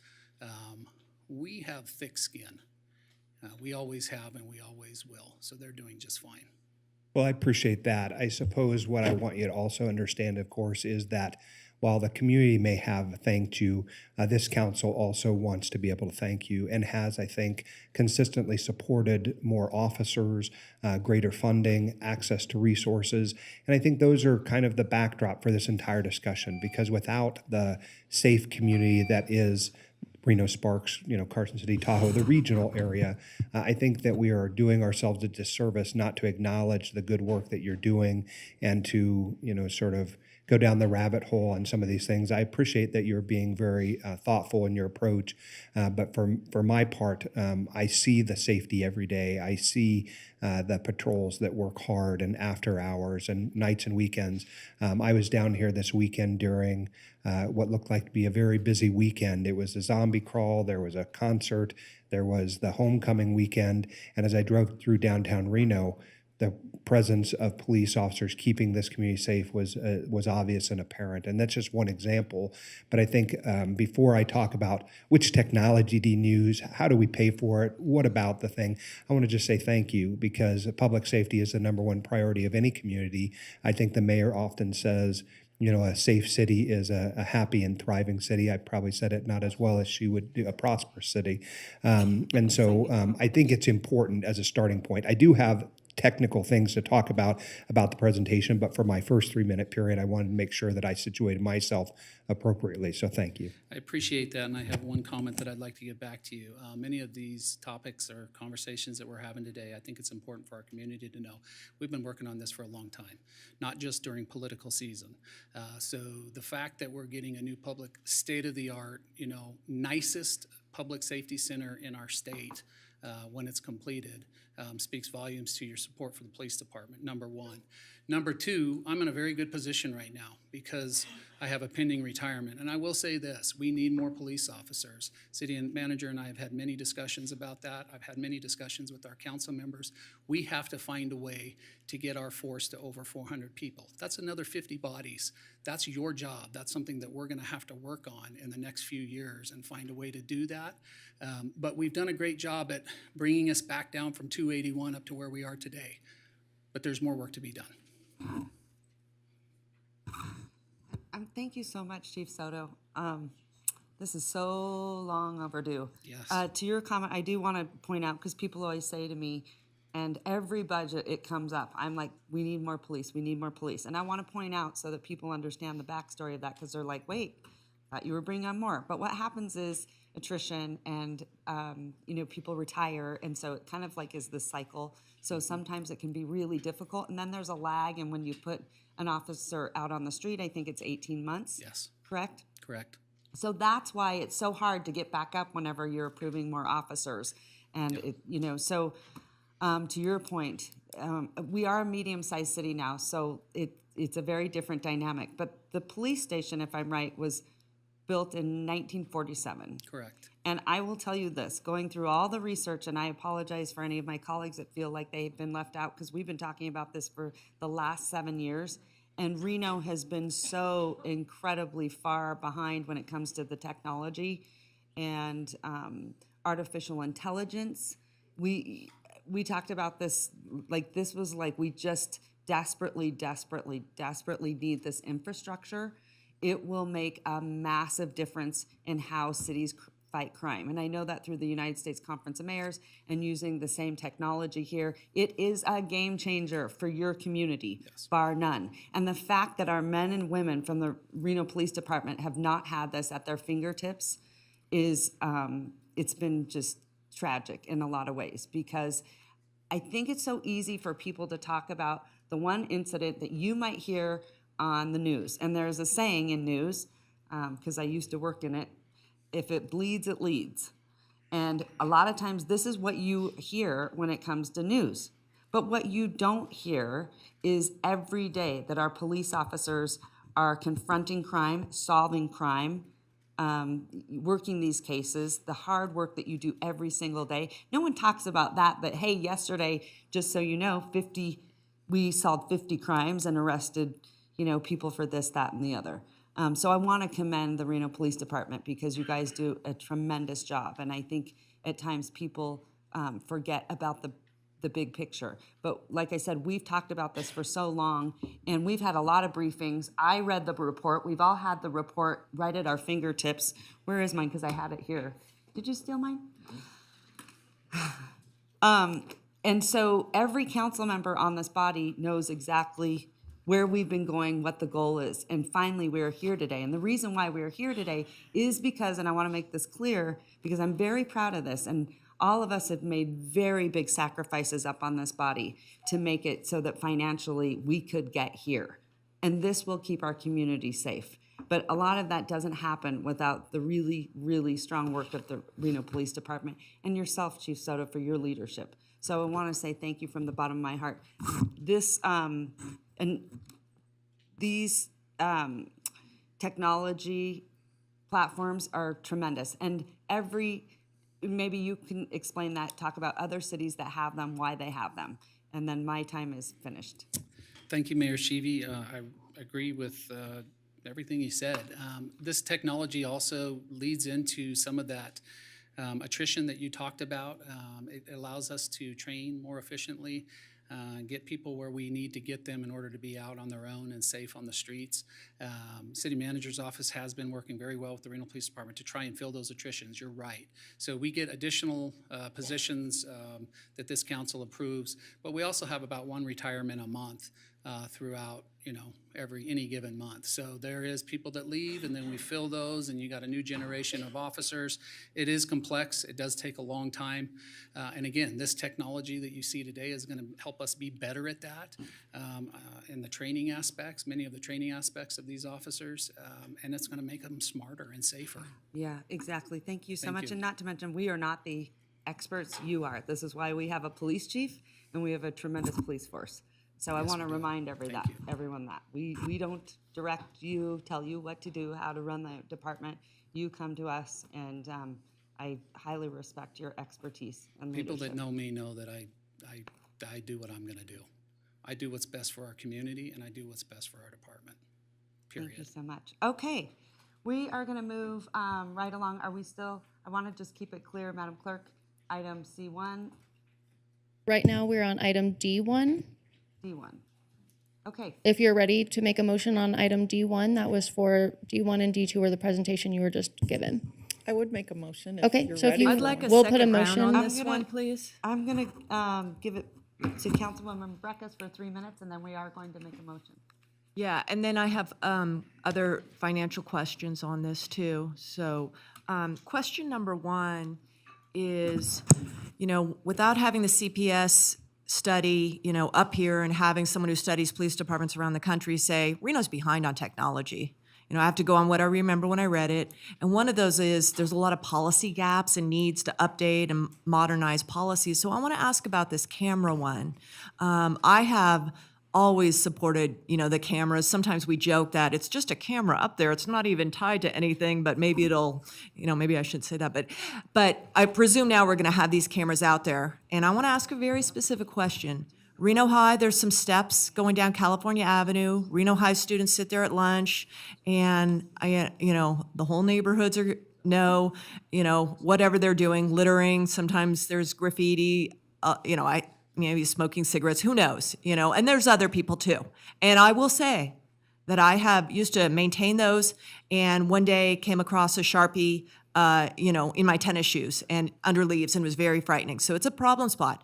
So when you put the camera up there and it's taping everything, could the Reno High student who's sitting there, doing something like, graffiti, would they get uploaded then into this database? Are you going to have policies that you need to establish for how to use those cameras? Those are the kind of questions that I think sets the tone a little bit more to make this. Okay, yeah, I can answer that question for you, Councilwoman. Yes, absolutely, there's policy that we put into place. When we created the policy for our body-worn cameras, we did so with the assistance of model policies around the country that were already implementing body-worn cameras. So we took a look at all of those. We crafted it to what our community, what we felt our community would keep our community the safest. It's pretty consistent regionally. We got input from my Chiefs Advisory Board, Chiefs Impact Panel, advocacy groups, community members, both associations, the entire executive staff, our supervisors, a lot of thought went into the creation of this policy and policies for these new technologies that we have into place. So yes, we do have policies. I'd be happy to share those with you. Okay, so they're that you can- expansive enough for these new acquisitions? Yes, ma'am. Okay, thank you very much. I think I'll ask some other questions about, since I do have time, an allocation of $6 million from the ARPA funding. Now, this $6 million, is it our $6 million that was direct to the city of Reno? Councilmember Perkins, it does come out of the pool of money that was direct to the city of Reno. The $6 million figure reflects the bucket that was decided upon by this body in the first tranche. Yes. And then an exactly similar amount from the second tranche. So this item D1, because, we're really controlling time here, this item D1 is a first tranche that came through to the city, and the money is in the bank account. Yes. Okay, thank you. All right, thank you so much. I'm going to send it down to Councilwoman Dewar. Sure. Oh, wait, hold on, sorry, before you make that motion. Go ahead, Vice Mayor Reese. Thank you. Chief Soto, I want to sort of conclude the thread related to not the CPS, but the CPSM study, right? We're good at doing studies at the city, right? We get these glossy handbooks, and then oftentimes, unfortunately, in government, those handbooks go on a shelf and they collect dust, and ultimately, that's not the best practice, right? So between the CPSM study, the Gwynn Center report, we have a lot of things that are a roadmap for what we can do to improve our community's response to public safety. That happens both on the police side and the fire. And it's no slight to the department, it's just that we go out and we conduct these audits and these studies in order to become better as an agency. Is that a fair characterization? That's correct, yes. And so do these technology asks that you've now brought forward, do they help us to meet the goals, aspirational or otherwise, of the CPSM study, of the Gwynn Center report? As I read them, and I've read both reports extensively over the years, at times for different reasons, but these will allow us to achieve the goals that are identified in those documents. I've read all those studies and studies that we've done in the past, and yes, they do help achieve those goals that we have and bring us even further in terms of both of these studies, both the Gwynn Center and the CPSM study. We map that out at the Reno Police Department. We take that input and we say, okay, what can we achieve and what's it going to take for us to achieve there? Sometimes it does take technology. Sometimes it takes more positions. Sometimes it takes different policy or expanded or updated policy. All of that has gone into this work. This is thousands and thousands and thousands of hours of work that have come together today in a culmination to make our city safer. That is extremely important. Reno is growing at an incredibly fast rate. We have to be in front of this, not behind it. Well, and I think Councilmember Taylor said some things that were very specific that I want to sort of glom onto. One is that it's shared technologies between various partner agencies, Washoe County, Sparks. That improves safety and outcomes, right? You have noted in your reports on this subject the improved officer safety, the reduction in force issues related to reduced officer-involved shootings, all those things. One of the things that perhaps was not mentioned, and I would highlight from the report, is this concept about processing times for public records, right? We, as a city, need to get better and have been working on how to get better as we respond to the myriad of public records requests that come in. And when those are video records, it becomes even more complicated, of course. And so these technologies, the I guess the Axon Redaction Assistant, I think is the one I'm specifically thinking of, allow for that. And then the last thing I will say is that, and Ms. Van Buren hinted at this, but with the approval of the 10-year contract, it locks in the price for the equipment over that period of time. So we're not subject to escalation in that regard. Is that true? That's true, and I'll further that comment just a little bit for you, Councilman Reese. Not only with the redaction, but the integration, how it brings in CAD and all these different technologies. That's going to help records, our records division, our support staff, our crucial support staff at the Reno Police Department be quicker and more efficient and more organized. We still need more bodies in those seats, and we're doing a great job in the past few budget cycles. But this technology makes all of that quicker and better. Not just the redaction piece, all of it. Mayor? Yeah, hold on. So if I might jump in just 1 second to provide a little more context around sort of the ongoing discussion between leveraging technology and adding personnel. The chief is of course correct that when you look at the CPSM report, there are opportunities for us to enhance staffing in sort of myriad places across the police department, and that provides a roadmap. But when you hear chiefs say things like, it helps us with redaction, instead of making multiple phone calls to other agencies, we're able to just pull it up and all the information is at our fingertips. We don't have to type out the reports anymore, we can dictate them, or they'll self-populate using AI. I think that what's lost in that shuffle is when we look at other departments, we talk about, hey, this is the bandwidth we want folks working at so that we're getting the day-to-day work done. But we have just a little bit of slack so that we can pick up the odd emergency that shows up on an idle Tuesday.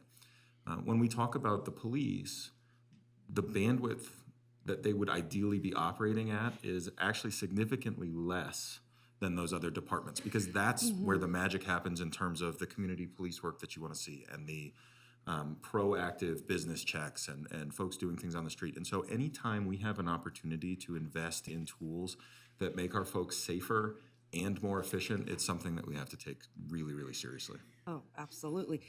One of the things I do want to just ask you, because I saw this crazy number, and you may or may not know it off the top of your head, but and I know you've seen it, but talk a little bit about, because I don't know if people really realize how much crime is organized through technology and online. Yeah, so in 2022, our world is much more organized in terms of like computer crime, fraud crimes, faceless crimes. It has gone up through the roof. And when you don't have the technology that the bad guys or the crooks have, how are you going to affect arrests and be progressive and be safer? We need this technology to stay in front of all that, and that's exactly what this does. Is it captures those people who are doing things where you don't see them, where it's faceless crimes. It's the highest crime increase rate of any crime in the United States. It's because people are getting really smart. Computers do a lot of things for us, and that's another great point and significant reason that we need to remain on top of technology and in front of technology so that we can do our jobs better. The most crime is organized a lot online, and I don't know if people really realize it. Sex trafficking is huge. It's huge. But the other one that people don't realize is the sideshows.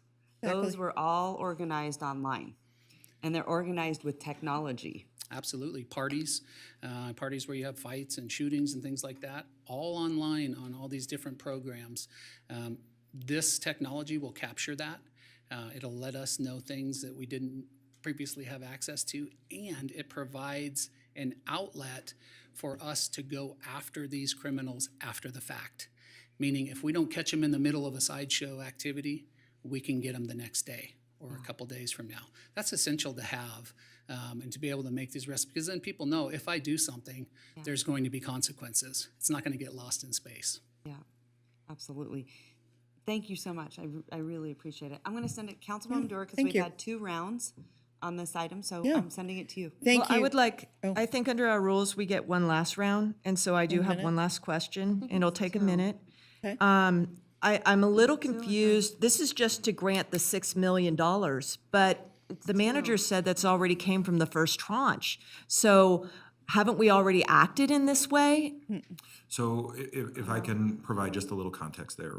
Originally, the ARP funding came in front of the body, and we had a broad-based discussion led by Mr. Hodge about how the council would prioritize dividing up that money into buckets. And what we said in that first tranche was, the percentage is escaping me, but I think it was 10-ish%, 5% of the all-in give from the federal government we would put towards public safety. And in the first tranche, that amount was roughly $3 million. And so both the first and second tranche of the ARP funding are in the bank. And so this ask reflects $3 million from the first tranche, an equivalent amount from the second, or a total of $6 million. Of course, if the money isn't all spent, and if the council wishes to change some direction on other segments of that prioritization, there is time to do that, and that's a discussion that we'd be happy to have. I do think that this reflects a significant investment in public safety for our community, and I think these are tools that our police department needs, and so that's why we're recommending that the body proceed with this agreement, or this set of I think we've agreements. been so focused on being fiscally responsible. I mean, this council's made a lot of sacrifices for that. This is really long overdue. And like I said, it will be a game changer on how quickly we can solve crimes. But again, I think the most important thing that you always say, Chief Soto, is making sure your men and women come home safe at night. Number one, And that has to be, And and you community say safety. all the time, number one. hand in hand. All right, I would just clarify, Madam Clerk, I believe it's 2 rounds, then it's motion, then you can do discussion, and then one minute, correct? I want to make that The 1 minute is discretionary for, It should be, yeah, I believe I'll double check, but it should be 2 rounds of 3 minutes, 1 round of 1 minute, and then a motion as needed. That's what it is. all right, thank you so much. Sending it to you, go ahead, Councilwoman All Dewar. right, thank you. Before I make the motion, I just want to thank you, Madam Mayor, and our police chief for clarifying the use of the intelligence-based policing to get ahead of these crimes that are organized online. Because I think that is an area that we have really been challenged by, and now we are evening up the stakes and the ability to get out ahead of it. So thank you so much. That includes, as you mentioned, Chief, the sideshows, the parties, et cetera, the gatherings. So with that, it's my pleasure to make a motion on item D1, which is a proposal, a recommendation to approve $6 million out of the American Rescue Plan Act, ARPA funds, for hardware, software, and related equipment for our Reno Police Department. All right, I have a motion by Councilwoman Dewar. I have a second by Councilwoman Weber. Go ahead, discussion, Vice Mayor. Thank you, Madam Mayor. I'll just take the time, Chief Soto. You situated us at the beginning by saying 2 things. One is that this might be your last time making a presentation. I think we'll figure out a way for that not to be true, but we'll see if we get our way or you get yours. So, but if I don't, I want to say thank you. You've sat up here, in fact, as the city manager for a time. You've sat where you sit now. Yeah, it's not always the fun place to sit. But I think given those 2 things, you have a great perspective. And I think you've shared that perspective with us today. And look, we have questions because we're council members who have questions about things. I don't want it to be lost in the shuffle, though, our thanks to you for your leadership, not only during the time you served as our interim city manager, but as the police chief. I know it's a legacy-defining issue for you, and you said as much when you began this morning. You said this was important. And I think the reason why it's important, you've heard from a number of us on this dais today, is because we are invested in the safety of your officers. Right? We are invested in the safety of this community, and we want to get it right. We want to spend it on the best technologies and the companies that do the right thing, and we want to balance competing interests about surveillance and how technology is used or misused, and all of those things being equal. Of course, at its core, the question is, how do we make sure that this place that we call home is one that on the wall it says a community that people are proud to call home? So I thank you for the work that went into this. It's an enormous lift. I know it's been years in the making. It's been multiple studies and audits coming. It's been a lifetime of service by you to this community. And so I will be very proud to support the motion by Councilmember Dewar. It is time that we had the opportunity to support you in a meaningful way and the men and women of this community through that technology piece, and it's an honor to do it. It's an easy ask, so thank you so much. Thank you, and I just really do want to say something. I want to thank all the departments in this city. Everybody had a play in this. This was not just the police department. And I appreciate your comments towards me, but it truly is. I've said it a long time. It's probably getting pretty old by now, but it's the men and women of this department that made this happen, not me. Madam Mayor, All right. We have a motion and a second. do I have discussion? 1 minute for discussion. 1 minute, okay. I'll let the clock start then. I didn't know we only got a minute for discussion. I have reservations, but I am going to support.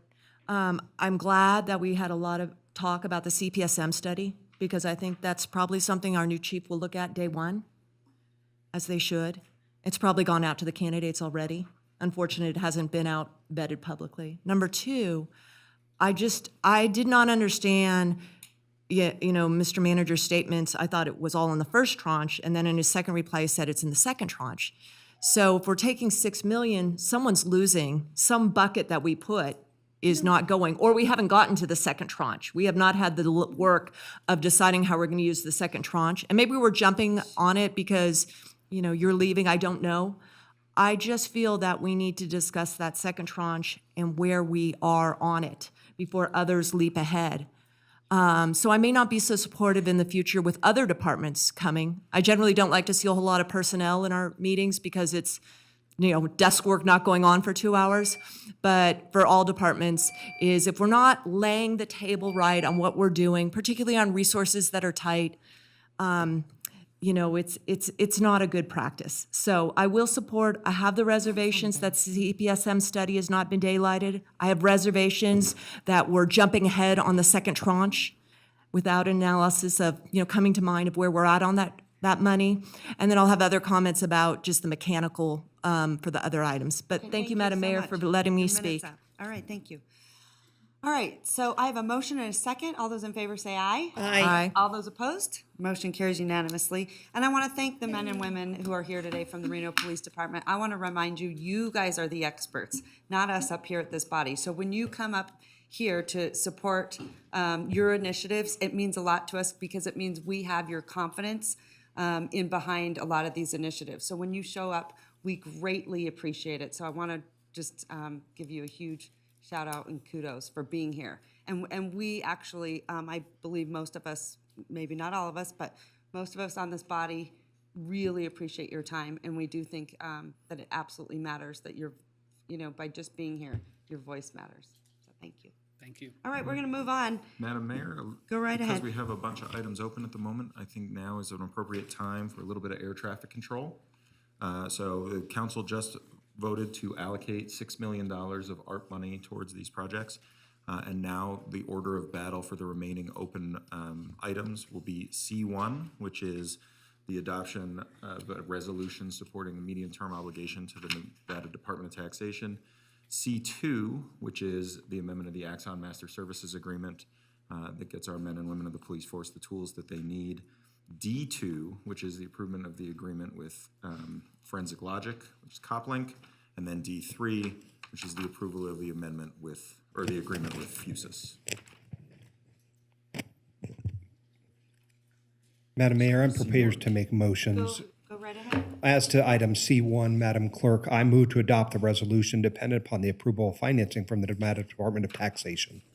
I have questions about this, Madam Mayor, that I'd like to ask. So you're jumping to a motion. And I have questions of our finance department on this. Let's see, I have a motion already on the table. Well, I can second. And I have a second from Councilwoman Dewar, then I'll send it to you, Councilwoman Breckus. Well, this is discussion, so it doesn't allow me to ask questions.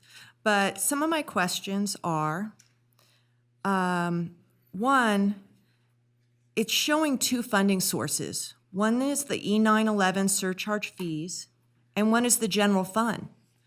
The surcharge fee is a fee that goes on everyone's cell phone, and then it goes to Washoe County to divvy it up. It's unclear how much of this $5 million, $6 million is going to come from each. That's very unclear, and this is not a small matter. Secondly, I guess the money's in the bank for the tranche, so right here, does this eat up the $6 million that we just went with? I mean, there's no ability to ask these questions, and without these answered and this laid out, I will not support. Thank you. Yeah, can- Mr. City Manager, can Yeah. you please kind of Of course. walk us So through the, this? I do want to put on the record that all of us have access to information, questions, consulting, gathering. So kind of, I'm hoping that Ms. Breckus gets the information she needs. Councilmember Breckus was party to a briefing last week where this issue was slated to be discussed. The value of the contract with Axon is a little more than $11.5 million. The term of the agreement is 10 years. So the $6 million just allocated by the council effectively cuts that contract value in half by paying for half of it upfront. The remaining $5.5 million will be paid for over the balance of the life of the contract over 10 years. So a little more than $500,000 a year. At present, the E911 funds pay for this technology at the Reno Police Department, and we would sort of be in line, we'd be eligible for reimbursement through the E911 board. I'm sure certain Director Van Buren or Chief Soto could add more color to that, but presently we do seek and receive reimbursement for this technology through the E911 board. That said, we do want to make sure that we take a belts and suspenders approach to such important technological tools. And so if for whatever reason in the future that changed, the general fund would be the backup for that technology, just the same as the general fund is the backup for all the tools the police department uses. Very much. Okay, go ahead. I'm going to let you. It's all Vicki you. Van Buren, Take it Director of away. Finance. I just wanted to let you know that included in your packet in the staff report, it did include the breakdown where the funds were coming from, and then there also was included a brief presentation that did explain Councilmember Breckus's points. So if council wanted to see that, it is available, but it was included. Okay, so everyone has that. Yes. Everyone on this body has that information. Yes, in the staff report and then in a presentation as well. Okay, thank you. And the I public, appreciate it. right? I just- mean, it's out there Correct. on the. Yes. So it's in the public record. It's been given to the council. I just want to make sure because it sounds like we're not getting all the information when we really are. Yes, So, it okay, was I just want to. included. I know And I I'm have happy it. to I just present want to on make the sure item if everyone you- else if knows you they have it because so over here it wish. sounds a little. I'm going to concerning. uncomplicate this a ahead. little bit too, just for Councilwoman Breckus. So for the E911 funding, what is approved through the E911 board in their master plan is the fleet cameras and the body-worn cameras. The only piece that isn't would be the tasers. That's a much less significant amount. But we do have representation on the E911 board, and we do have input and say into what that number is and a great understanding of how it operates. Chief Soto or Ms. Van Buren, if I could, because this was the question I asked during my briefings on this issue. Look, it's pretty technical and wonky how it's all paid for because you have money coming from different sources and you have some of those monies being paid over a period of time and you have then some of that being repaid, right? So you've got money in, money out, some things happening. If we are repaid for monies that we expend through the E911, those just inure back to the benefit of the general fund. Is that a fair statement? That is correct. Yeah, and so is there a way for the public to understand that although we're paying for a chunk of it up front and then we're paying for a chunk of it over time in what is defined as a medium-term obligation, but not really that way. Is there a way for them to understand what the actual cost being expended is over the lifetime of the 10-year period? Meaning, will we get reimbursed dollar for dollar? Is it a percentage? I mean, does my question make sense, Ms. Van Yes, Buren? absolutely. And I have about 3 slides, if you guys would Love like to see the 3 slides. because it will explain all of this. And it's not so much that I'm hopeful that the explanation doesn't match up with what I already understand, but I want the public to understand the investment being made and how it's paid for. So I'd love to see the 3 slides. Madam Mayor, is that okay? Yes, Okay, sorry. Absolutely. Go ahead. Of course. So what we're talking about here is the Axon piece of this agreement, and that was the bundle piece that Chief Soto was coming up here and talking about, not the forensic logic piece or the Fusus piece, which was the COP Link X. So this is just for, when we're talking about the medium-term obligation, the piece that is for the body cameras, the dash cameras, or the fleet cameras as we call them, and then the tasers. So in this piece, those three items over this 10 years are a little over $11.5 million. And when we look at that, one of the things I worked with the police department on was trying to figure out how we can afford this now, given how the economy is. How can we ensure that the city is fiscally responsible in doing something that we need to do, but also within the restraints that we have? And so what we came up with was, working with Axon, we front-loaded the contract to have a one-time upfront payment for those items that are not reimbursable by E911 board, or even potentially reimbursable. And so what came out of that was that the items that, as they are split out from that $11 million of the total contract, were $5.6 million of items. So that's going to be the one-time upfront payment from the ARPA funding that council just approved. After that, the balance of that is what you see here for the medium-term obligation. So the medium-term obligation is going to be a little over $5.9 million. And this would be the second amendment to the Master Services Agreement. And just to give just a little background to council, we've done these agreements before with Axon. Your police department does have tasers. That was the original medium term that we had for them. It was a 5-year when we did it back, I believe it was 2018 or so. We've done it a number of years ago, but now those tasers are at a point where they need to be replaced. So we're at a point where we have to figure out what the long-term, what we're gonna do to make a plan for that. We also did it once body cameras were mandated. We did the same thing over 5 years. Again, those were paid off. We currently have an agreement with Axon for the fleet cameras. We're in the second year of that agreement. By doing this actually consolidates all three into one, and now we're not continuously coming back trying to figure out ways to fund each one independently. And so it's a 10-year obligation. It's 0% interest, the same as we've done previously. The annual payments are around $605,000. Of that, we anticipate $528,000 coming from the E91 board, and then we have $78,000 approximately from the general fund. And in the first year of the payments, if you looked at the schedule, you'll see we're getting a credit of $144,000. That's because we're consolidating the two agreements that we have right now. So we've already paid some into this one agreement because we're in the second year. So the first year is going to be at less that $605,000 by that credit that we're getting, but the ongoing 2 through 10 years will be $605,000. It's contingent. The medium-term obligation, it is contingent upon approval by the Department of Taxation, so that's why we're bringing this item first before you can actually approve the contract, because this is how we would afford the contract. The benefits of this, looking from a financial standpoint and looking out as this is a plan for all three of these technologies, and not only these technologies, all the other things that they're getting along with this package, the interview and all the other things that the chief talked about. We get replacements on these things. Body-worn cameras replaced every 2 years, the fleet cameras every 5, the tasers every 5. Right now, we don't have a replacement plan as we were doing these individually all along. We were just coming back and trying to figure out, okay, how do we pay for them again? How do we replace them again?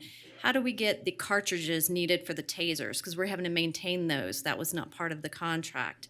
How do we get upgrades to the softwares, to the cameras and other things? Once we buy these items and we pay for them, then we didn't have that. So those were ongoing costs to our budget, where maintenance and keeping things up to date, we were having to figure those things out. And that's what's so great about this plan over 10 years. We know that all the maintenance is included. We know the replacement is included.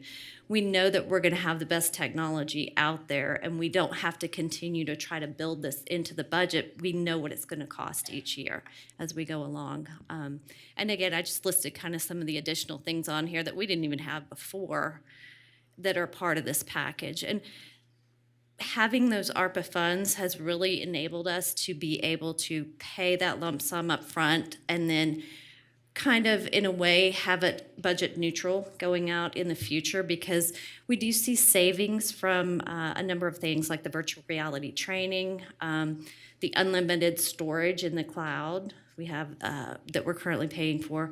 We have other things such as the replacement of the cartridges, like I said, upgrade of the softwares.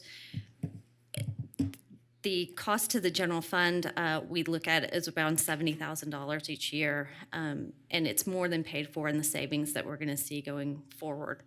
So from a financial standpoint, getting that reimbursement, it will be budget neutral, and we'll have a 10-year plan for all of these items. Great, thank you so much. Any other questions? Yeah, I have one. You know, we haven't had this E911 funding source for a long time. You know, it's new. It hasn't weathered a recession. But you're feeling it's pretty stable, right? Absolutely. Yeah. I talked to the chief and to a number of his deputies about it, and they're very close contact with those agencies and what's going on with those. And they recently did increase that fee to $1 now. Oh, okay. So. And then the next question is, I know we're on, the resolution, and I am getting satisfied on the resolution, but the contract's D2, and is there a funding out clause if we are not able to be reimbursed by the 9/11? Because the backstop of the general fund makes me nervous. I came on in 2012 when the general fund was very hampered, and a lot of replacement things, vehicles, equipment, had to go on the sideline, and this will jump ahead of all other replacement needs if we're sitting on a medium term. So is there a funding out clause for this? Well, I mean, we currently have a contract in effect with Axon. If you don't do this, we currently have a contract that's for $240,000 a year. Sure. Just for the piece for the dash cams. So Sure. even if, Yeah. even if we don't bundle these together, we would be obligated to pay that if we did not get reimbursed for it. Yeah, but this doubling in, you don't have a funding clause that says we can't get E911, we're not going to go there? Correct. I was going to I say, I'm believe almost there certain is there's a an funding out clause. I'll find the clause. actual citation in the I document. believe there is an out clause. Okay. But we, Yeah, okay. we would okay. have to replace these items anyway, and what we're getting in this package as far as maintenance and ongoing upgrades and things, I don't see us being able to fund this any other way, at least in the near term, and this is just an excellent option that we have at this time. Okay, thank you. All right, Councilman Breckus has had 2 rounds. I'm going to ask anyone else on this body? Nope. Okay. Well, Madam Mayor, I will say, I think Councilmember Breckis's question was an important one, and I think that Ms. Van Buren has answered the financial component to it. Having now voted to approve it, my hope is that we would be unanimous in our vote to approve this motion. I think the questions that the presentation answers that question, so thank you for that. All right.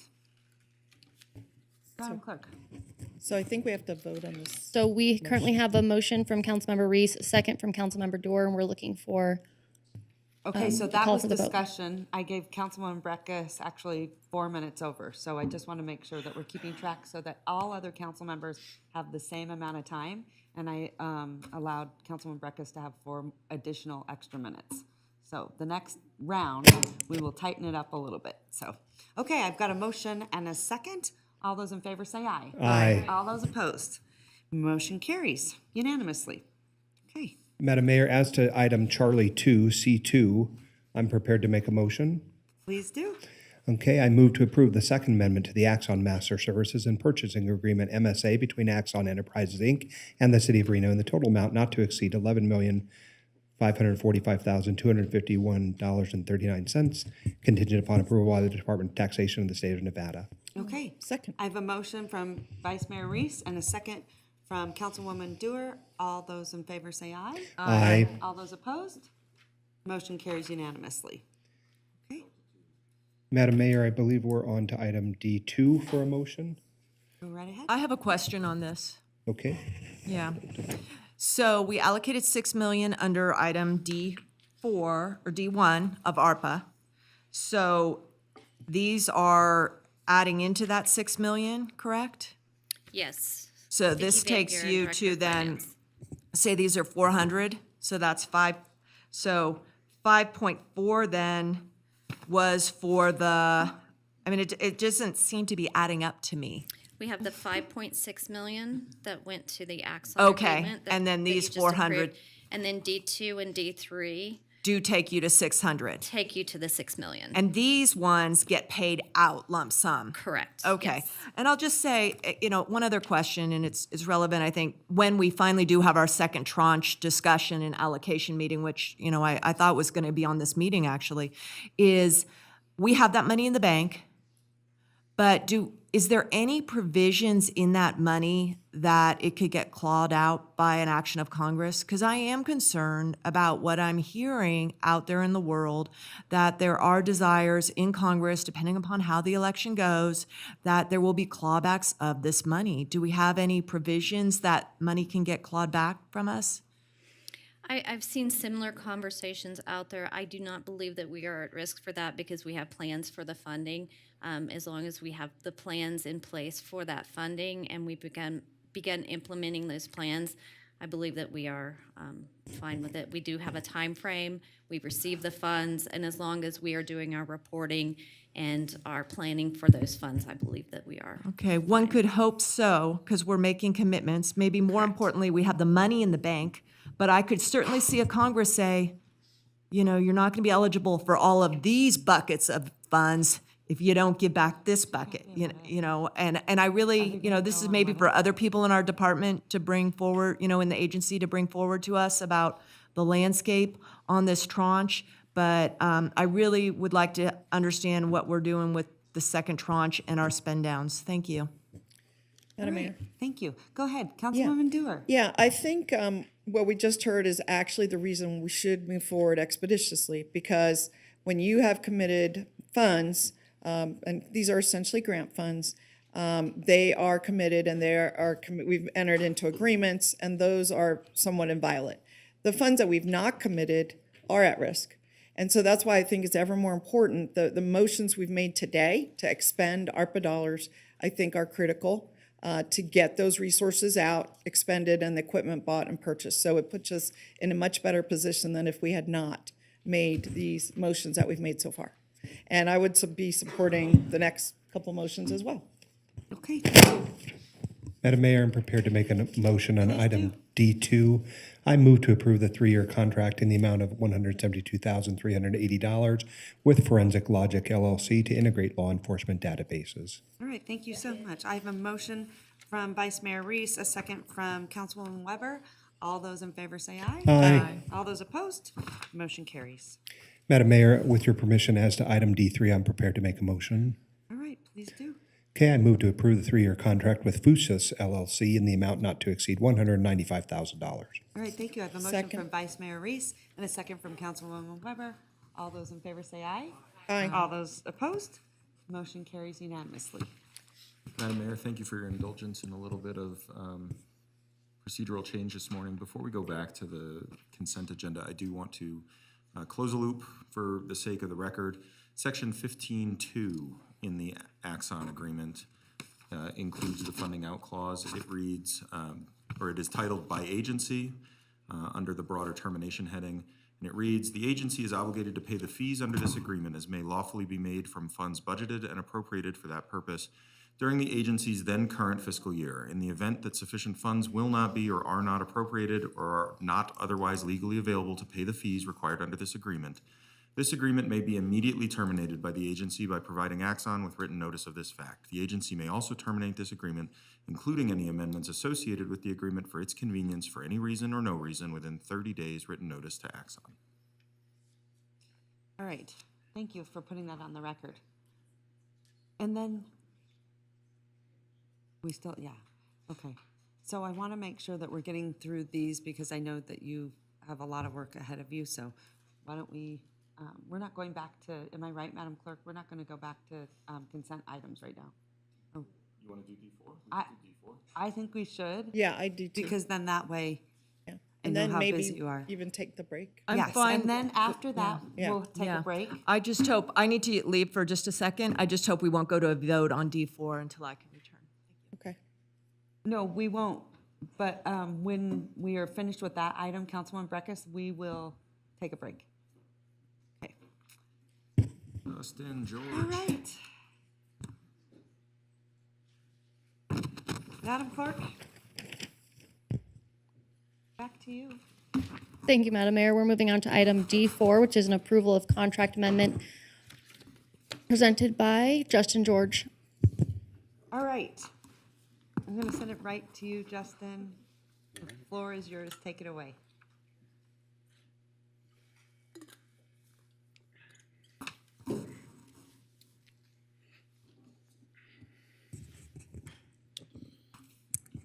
All right. Good afternoon, Madam Mayor, council members. I'm Justin George, Senior Civil Engineer for Public Works. Item D4 before you today is for contract amendment with Plenum Builders for Phase 2 construction in the amount of $34 million and to extend the contract time for a 2024 completion date. With me today are many representatives and supporters from the Reno Police Department and our contractor, Plenum Builders. RPD and Chief Soto have expressed the need for a new facility to be able to maintain the level of service our community needs. In order to keep the community safe, council has responded by prioritizing public safety with the purchase of the old RGJ property and awarding Phase 2 of construction.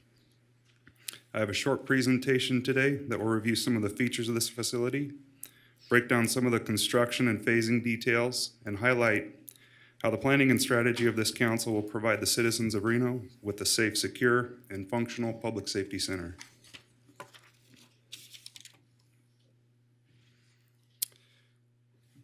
On the inside, what you'll notice is that the Public Safety Center is much larger, more efficient, and more comfortable than the current station. This facility will be the hub for RPD to continue to keep our community safe. The photo on this slide is of the lobby. It's about 1,500 square feet in size, which is over 3 times larger and more functional than the existing station.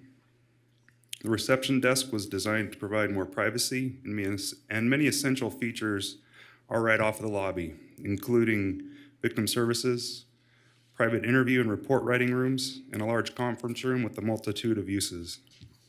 The bottom line is this facility will provide a welcoming, more comfortable, and safe location for the public, and is a facility that has been designed for Reno Police Department operations so that they can better serve the community. On the outside, what you'll notice is a large off-street public parking lot that leads into an inviting public plaza at the entrance to the building. This is indicated in the yellow area shown on this image. Included in the purple area on this image is enough parking spaces to accommodate not only the sworn officers, their marked vehicles, but also the civilian staff and volunteers working to serve the public out of this facility. Just for reference, the footprint alone of the existing building shown here is over 30% larger than a football field. The red dashed line in this image indicates the perimeter fence and controlled access gates. Those together with improved lighting, surveillance cameras, and clear open sight lines of the site and the parking lots will aid in keeping the public safety center secure.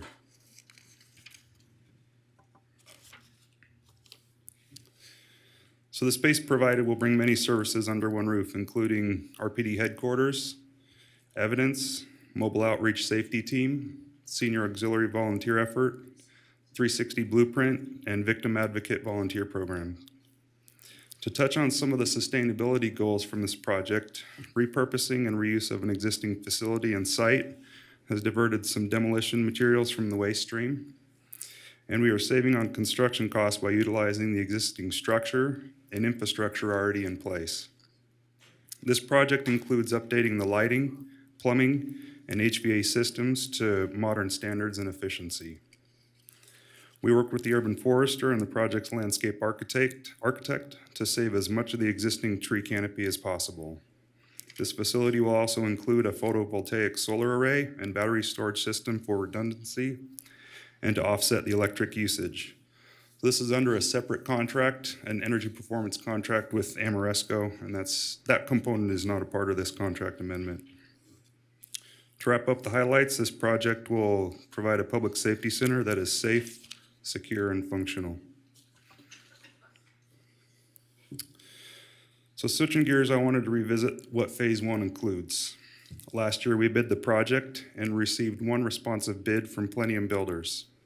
This was after extending the bidding period by 30 days to gain more interest on the project. The bid received was higher than our cost estimate, and per NRS, we were able to negotiate with Plenum Builders to break the project into phases. Phase one for $19.97 million was awarded using cash funds last October to include interior demolition, backbone plumbing, heating, electrical, and AC, material procurement, seismic upgrades, structural improvements, and site security. What these photos show here are some of the foundation and structural upgrades. Many of the footings have been substantially increased in size, cross bracing has been welded in place, and a completely new second floor will be added to the east part of the building for evidence storage. Some fun facts about the amount of materials used to strengthen the structure. Over 2,000 cubic yards of concrete has been poured. And for those of you that don't know what a yard of concrete is, that's about 200 concrete truckloads. Approximately 75 tons of structural steel will be added to stiffen the structure. And if all the rebar used was laid end to end, it would almost complete the McCarran Loop. And just for reference, that's almost 23 miles long.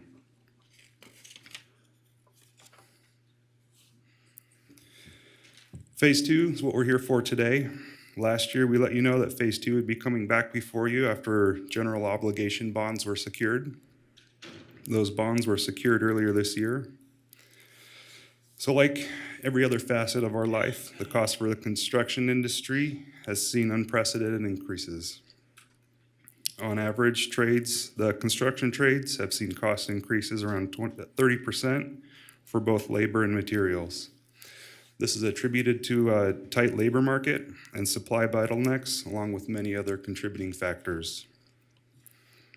So phase two will complete construction of the facility for RPD to move in.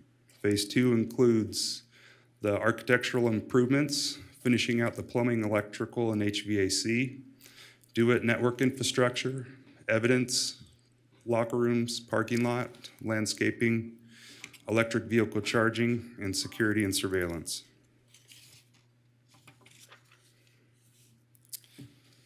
To give a quick review of the schedule, the large arrow shows where we are today, and pending award of this item will have substantial completion in late spring, early summer of 2024. What you'll notice in this slide is that we have two phases of construction. Prior to this, we had this project broken into 4 phases of construction. So this contract amendment shortens that to only 2 phases and allows for those phases to overlap, saving time in the construction schedule. So for example, phase 1 work, such as constructing the second floor for evidence in the east part of the building, can be completed while Plenum Builders starts phase 2 to get underway with the building enclosure work and build back of the interior furnishings on the west side of the building. So the total project cost is approximately $70 million, including property purchase, design, FF&E, permitting, inspection, the energy performance contract, and phase 1 and 2 of construction.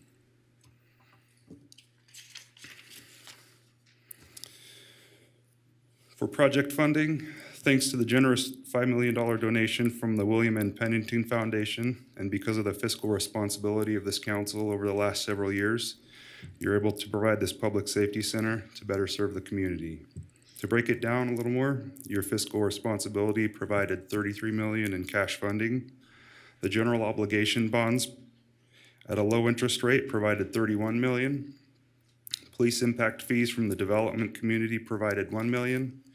And the energy performance contract will provide $800,000 from investment tax credits for the implementation of the solar system at this facility. That concludes my presentation. Thank you for your time. All right, thank you so much. Okay, I'm going to bring it back to the body. Councilwoman Breckus, 3 Yeah. minutes. 3 minutes for $33 million contract. So questions, I do have a number of questions. I guess I'll start with you as the technical staff. You kind of referenced it. We did have 4 phases on this, and now we bundled them to 2. I'm getting concerned about cost. I've always been concerned about cost. I did not support this initially because under my worldview, the pool was first as our most major capital improvement plan, and then this one more or less leaped ahead of it, even though the need is as significant as the pool. But, you know, we're a jurisdiction that's still recovering from the great layoffs of over a decade ago, and we all know that in terms of per capita staffing levels. So caution is warranted, in my view. So why are we bundling 3 and 4, which I think were shown as architectural and for dispatch and evidence? Can we cost save this in any way and put those off for another day like we discussed before?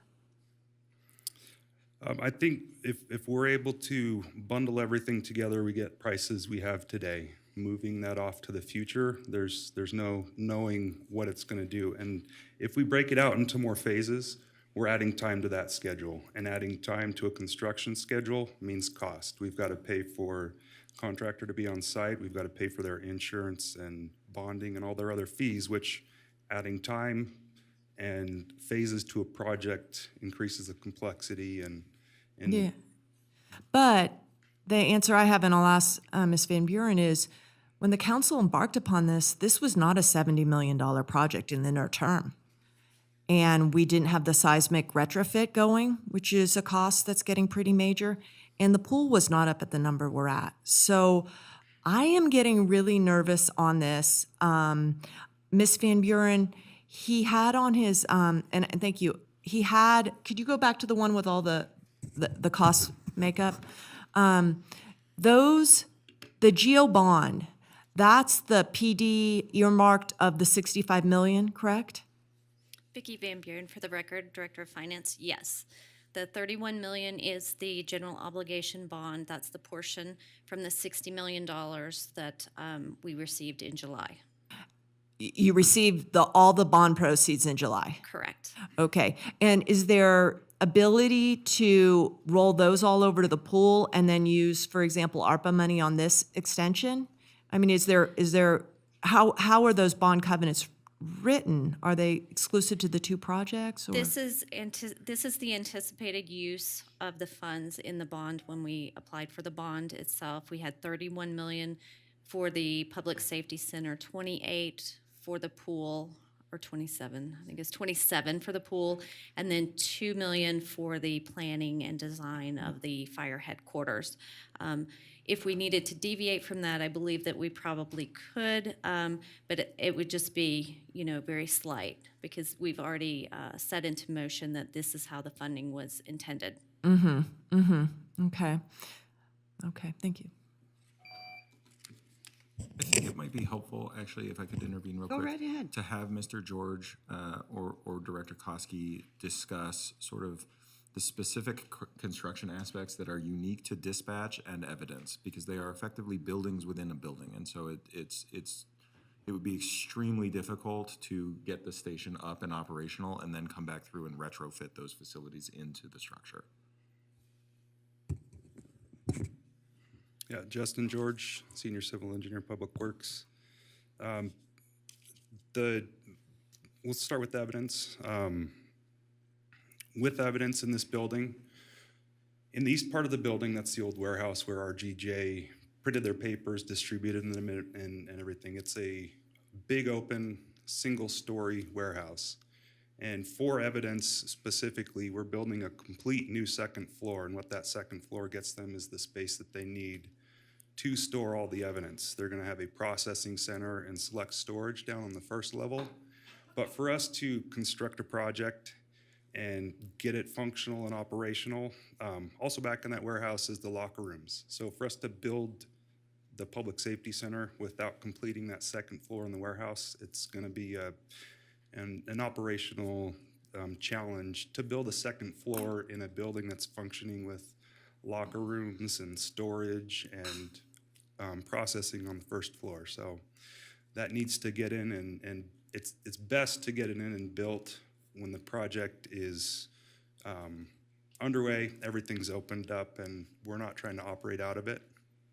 For the dispatch component of that, dispatch has their own requirements. It's a building within a building. They've got additional fire ratings for the wall. They've got to have their own dedicated electric, HVAC, and lighting systems separate from the rest of the building. So again, to construct a building and start operating out of it and then to come back later would be disruptive to the facility overall. So it reduces that complexity and the interruptions to the surrounding offices and areas to construct evidence and dispatch right now while everything's opened up before it's occupied.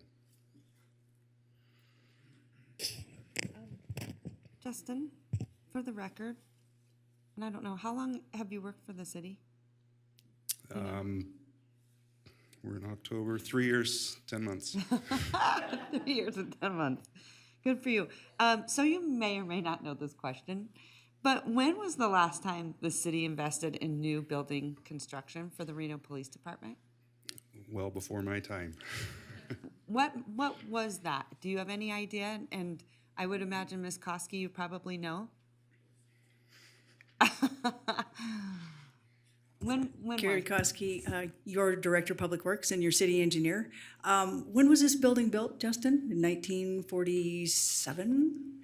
So the last time... That's the last time that we built a new facility. Now, we have done some improvements along the way, but the facility itself, nothing for the I don't know if people realize, I was there like last week. Yeah.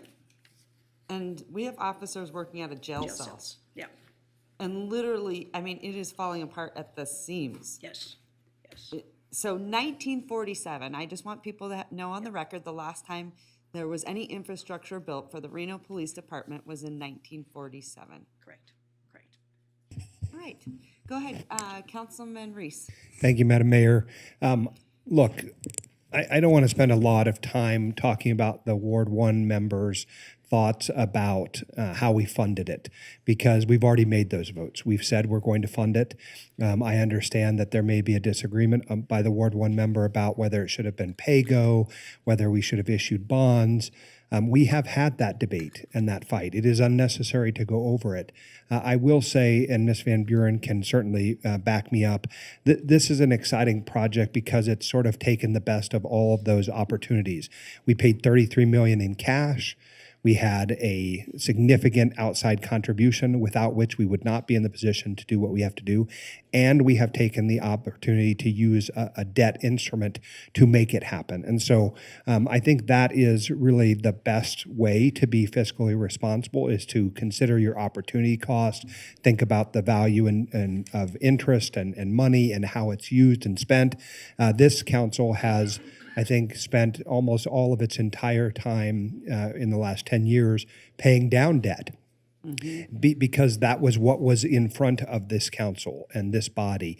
Now, because we're in a different position and we have different opportunities and different opportunity costs, we've made the decision to invest in our police public safety center, because we know that for the next 100 years, they will need a home which they can be successful in and which can provide public safety resources to this community. And so the idea that we have been somehow financially unsound, or that we're not doing the right thing, I think that's anathema. The issue before us today is the increase in costs. So perhaps I want to focus on that, right? Because we've already made the decision as a body nearly unanimously to move forward with building this building, and we will do it.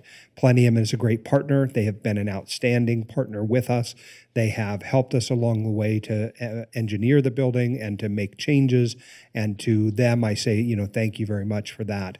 I will say that for my part, no one anticipated the cost of labor and materials and supply chain economics to be what they are. I have the privilege to sit on the Capital Funds Project Subcommittee for the school district. They face equally the same challenges, right? On a much larger scale, quite frankly, because they're building hundreds of millions of dollars worth of new facilities, and they're having to make choices. And similarly, here we are making a choice about the increase in cost for this facility. And while no one wants to spend more than we had originally thought we might, and no one wants to figure out the ways in which we will make those decisions. Here we are. We have to make the decision. Certainly, we're not going to pay for it in a different vehicle, taking money, robbing Peter to pay Paul in some weird scenario where ARPA funds get eliminated from consideration. But we have some obligations to meet. I think we can do that. Ms. Van Buren has provided the path for us financially. That is the way to go.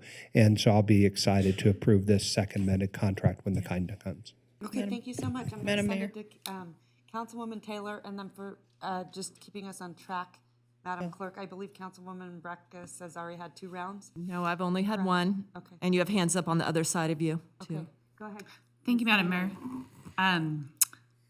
I appreciate your patience with me, colleagues, as I ask some questions because I wasn't here before. But I think I'm going to just start with Carrie, if you don't mind. Thank you for the presentation. And I have been into the existing building, and it is scary to say the least. And I think we might be able to make some haunted houses out of it or something for the next go round to make some money off. It is. It's very scary.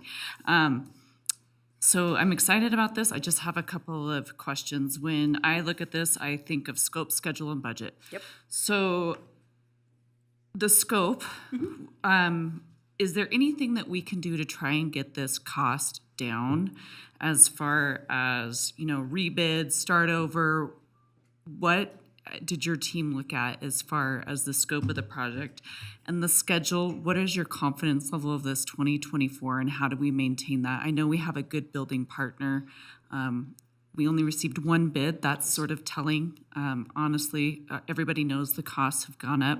So if you could just talk to me a little bit about the options that you may have thought about and why this is the best path forward in consideration of scope, schedule, budget, please. Sure. Carrie Koski, your Director of Public Works and City Engineer. We did look at alternatives. What would happen if we put this out to bid again?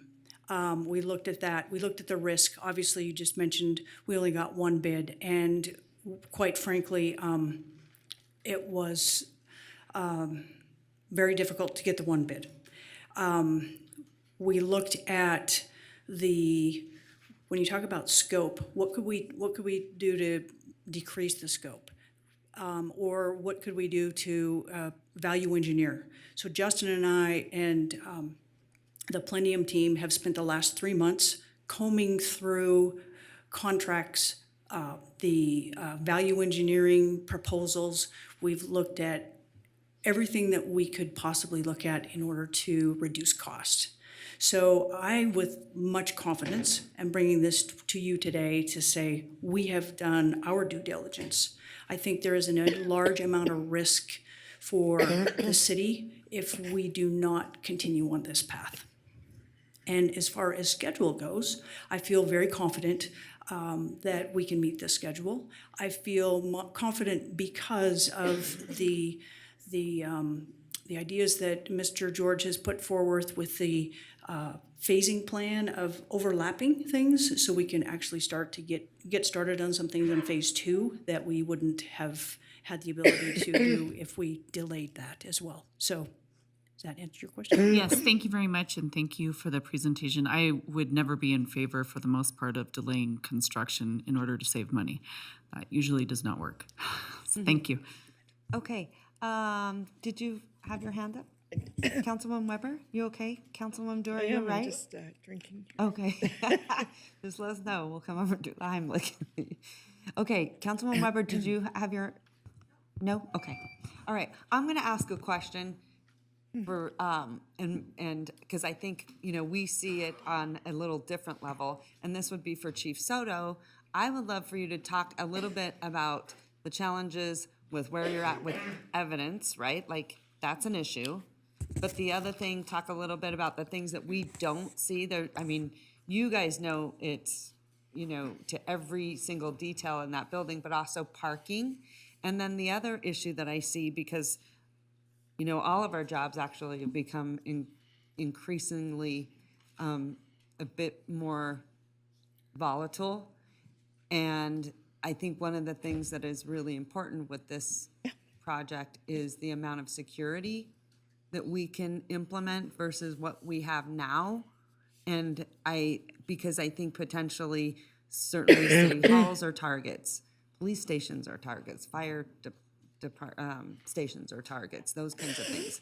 So can you talk a little bit about maybe the things that we don't see and why this is so critical, just on some of that level? Because we talk about how far we are behind in investing with the infrastructure of our Reno Police Department, but talk a little bit about the things that make it incredibly challenging, because I don't think we even know. Yes, for the record, Reno Police Chief Jason Soto, thank you for the question, Mayor. A lot of different answers there. Evidence has been extremely difficult for the Reno Police Department. It is dotted throughout the city in terms of how and where we store these, our evidence for cases that go back a long, long time. With the capabilities of this new station, we can bring it all under one roof. Goes back to what we were talking about earlier about being more efficient as a police department. We spent a lot of time in the pre-planning of this with Carrie and her team, developers, experts on police stations, and we really came up with what we felt was a perfect location. We are a centrally located police department. We wanted to be able to deliver the same or better levels of service. So the location of it was fantastic. The size is, I think all of you have taken a tour of the Reno Police Department. You understand the limited capacity we have for space. It is really, really small, really tight in there. It's very antiquated, outdated. There's some unsafe areas. Several times we've had to close half of our department for asbestos cleanup, things like that, because it was built so long ago and there weren't regulations in place. The safety of this new building, the structure of this new building, some of the milestones that we had to complete or that Carrie's team had to complete and make sure we're in place for things like natural disasters, floods, earthquakes, the outer perimeter, all of the security pieces put into place. Extremely important. Parking, space.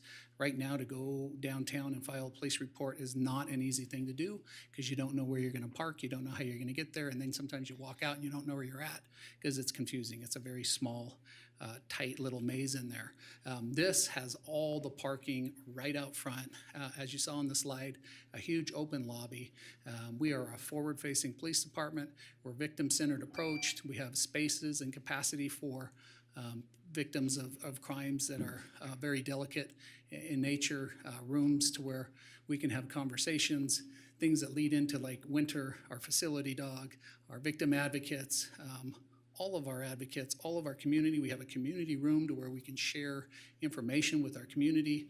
We have the ability to have a real-time intelligence center, for all of the evidence, all of the different, all under one roof. Real-time intelligence center.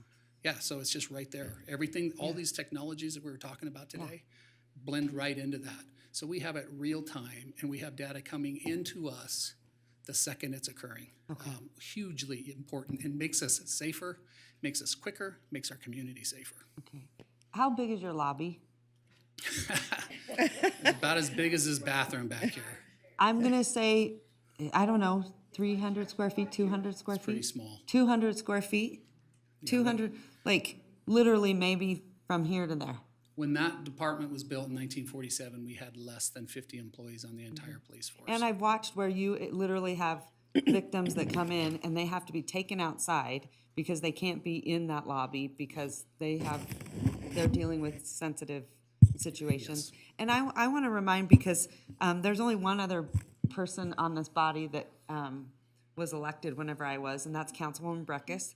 And I remember very early on, and I know, well, maybe you do and maybe you don't, Councilwoman Breckus, but it was the first year that we were in office, and Chief Pitts was our chief at the time, and they came to us with a proposal And at that time, the council couldn't do anything because of financial reasons.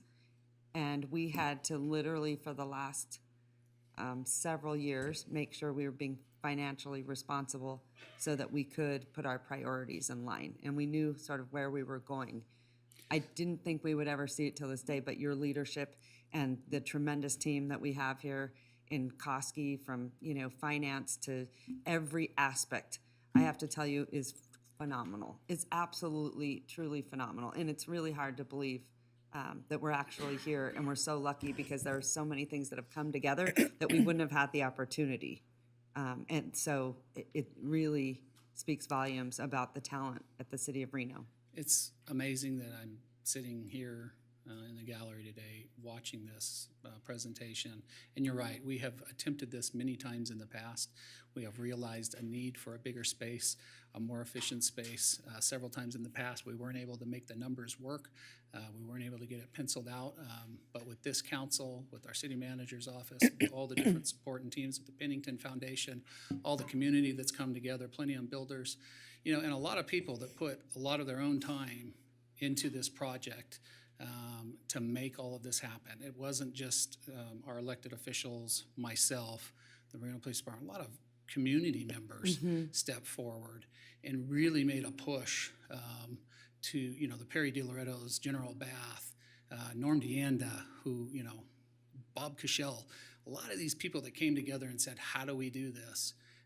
This vision that has been in the process or the works now for 40 years is finally coming to fruition. We are at the finish line, and I'm very, very grateful. That's Madam Mayor. just incredible to see, because I do think that this council has been so fiscally conservative, and it has been painful at times. And so here we are with the opportunity to finally get it done. Okay, go ahead. All right, I Councilmember think, Durham. excuse me, I think I can speak now. Thank you. You know, in thinking about this, you just brought us back to the history. So I wanted to just talk about the recent history, the history that happened from the time you mentioned since we got elected to today. We looked at every option. We looked at space that, properties that the city owned. We looked at other people's buildings. We looked everywhere. I mean, I was toured so many properties and places. What about this one? How would this work? When we came upon this as an option, it just seemed to check all the boxes. It's not perfect, but one of the amazing things about it is that we're taking a building that has been in our community for quite some time itself, and we are reinventing that building with today's technology and with an overlay of sustainability in every single aspect of the building. So I think what it really is doing is it is taking, we are putting our words into actions. We say we care about sustainability, reuse, recycle, saving trees, you mentioned, but we're not only saving trees, but we're looking at recycling the materials that were used. We're adding features such as solar. We are putting in photovoltaic batteries, you know, to store and provide that backup generation. We're taking such a big step forward. It's very similar to what we did with the software and equipment. We are bringing our building and facilities into this 21st century kind of time period. I too toured the police station when I first got on, and many times since. And every time I go there, I am astonished that people are still sitting in jail cells doing work, police work. And of course, a lot of it has become storage as well. You got to put all that stuff somewhere. The fact that we've had evidence separate, the fact that you now have a forensics unit, and it's a question, you know, where does that co-locate? We have dispatch. What your vision and our predecessor's vision is bringing that all together under one roof. And I want to just speak a moment. Several people have referenced the finance issues. And I'm chair of the Debt Management Commission for Washoe County, and I have been for the last 6 years. And everyone who spoke before me is right. We have struggled so hard to deal with debt that was taken on by previous councils. It's not just that it was debt, but how the debt was structured. Very high interest rates, adjustable interest rates, so that if you could not get out from under that debt until our finance folks came in with very creative ways to refinance the debt and put it down into fixed instruments that were at very low interest rates. And that is, you know, it's been very, It's been challenging. It's been hard. We've had to forego a lot of things we wanted to do. Not build a Moana pool for 7 years later. Not get to the police station. We've had to have fiscal discipline.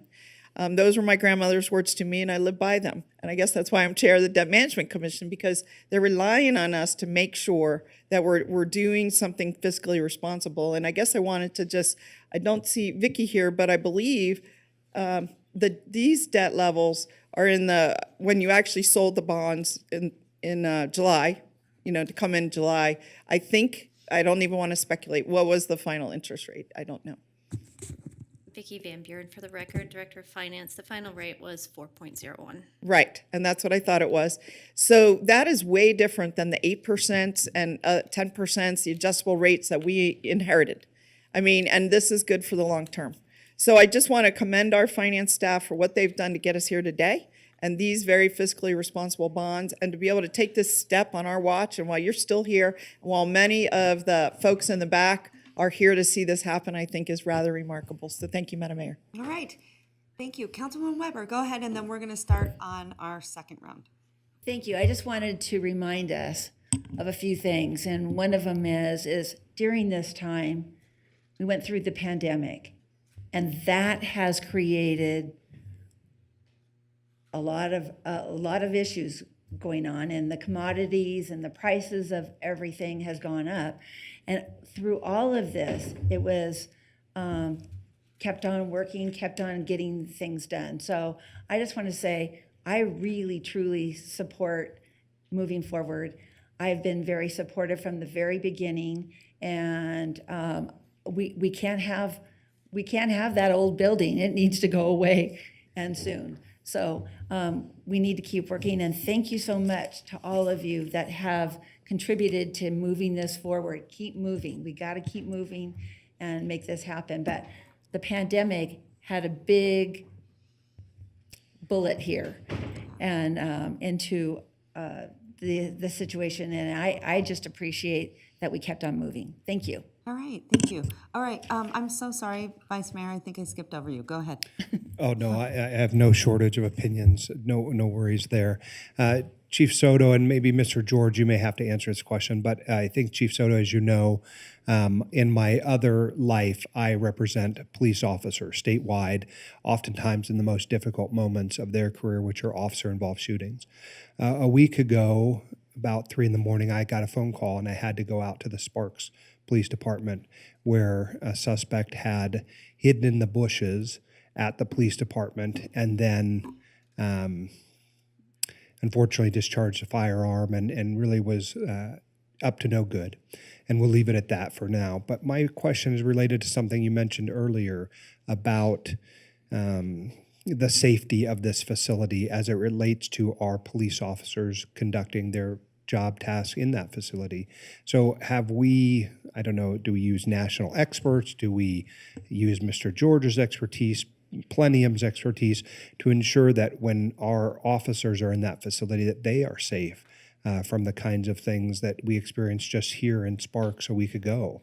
I recall Chief Crawforth even saying, there were some trees that were going to have to come down in front of the police station over there because the suspect hid in those trees. And so I want to just make sure that we flag the issue and you feel confident, given that you raised the issue to begin with.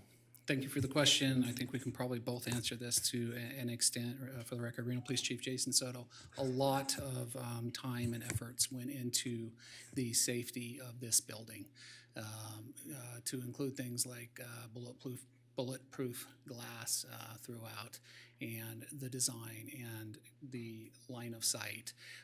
All the things that are important to us as the Reno Police Department. Not only did we look at it, but we consulted with experts. I know that Kerry and Mr. George and his team all did the, did our due diligence to make sure that it is an extremely, extremely safe location, much safer than the one we have today. All right, Councilwoman Breckes. Yeah, one question is about the evidence, because we are fast forwarding evidence and dispatch into phase 2, whereas they were usually out there and, there's operational issues. Chief, you said evidence was all going to be in one area. We usually have a lot of vehicles in evidence. Are you going to be able to get all the vehicles into that yard for evidence that we have, or will we have to continue to have like a remote yard somewhere? Well, thank you for the question. For the record, Reno Police Chief Jason Soto. We've actually changed some of our policies, Councilwoman Breckus, on storage of evidence vehicles. We've eliminated a lot of that storage space need because of some of the equipment and technologies that we now have in place. Okay. To process those vehicles and then release them or move them to either back to their rightful owner or to a junkyard or wherever it is that they're going to be. We do have a lot of additional space. I'm sure that as we continue to grow at the rate that we are, that is always going to be a challenge. But I think the important piece of this forensic portion of our station is all of the itemized type evidence, that we come across in our profession. We can have it all there, categorized. We don't have to take trips back and forth from here to different locations to gather that evidence for a trial or a case or things of that. It's all right there. Again, increasing our ability to do our job better and more efficiently. Yeah, I appreciate that. And that's interesting about the vehicle evidence. Maybe that's something came out of the CPSM study. Maybe it's technology. I don't know. I'll leave it there. I'll go refer it to it as I had the one that we did before. But the dispatch is causing me a little bit of concern because I always hear, and we had a special meeting this summer, fix dispatch. We have other people at the table in dispatch. We're up there co-located with the county. And for me, the fact that we're building dispatch now there really makes me understand the operational considerations. But here we are talking about a building, but not operations of dispatch, which have been an issue for 10 years. So what is going on with moving dispatch? Why are we moving dispatch? What are we leaving behind with dispatch? Who are we dispatching? Who are we inviting to join us in dispatch? Well, dispatch is now under the oversight of Assistant City Manager J.W. Hodge, but I think I can answer some of those questions and some of the importance of dispatch in our current space where we are located up at Parr Boulevard. Again, it comes down to space. I think that when you have dispatch within your police department, you are getting real-time information. And an example that I like to give for real-time information in terms of dispatch is when we had the Montage shooting downtown. There was a lot of moving parts and a lot of back and forth trying to organize through what was a very critical incident. And there were time delays on all of that information. When you have a real-time center, it's right there, and we can transfer that information effortlessly because it's coming in and we're hearing it, not only on the dispatch side of the house, but on the sworn side of the house. Chief, would you also extrapolate a little bit on sort of, for lack of a better way of describing it, the theory that 2 is 1 is none, and having space for dispatch in more than one location is operationally important?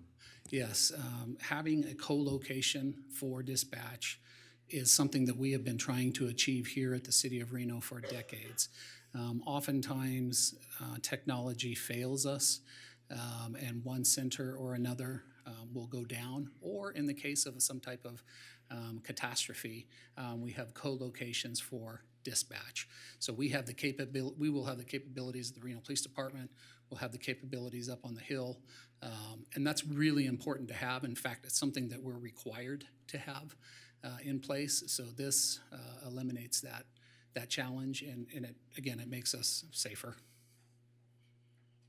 Thank you so much. Okay, Madam go Mayor? ahead. Yeah. Councilwoman Dewar. Well, I'd love to make a motion on this item Please. if we're ready for that. I need further questions from the body.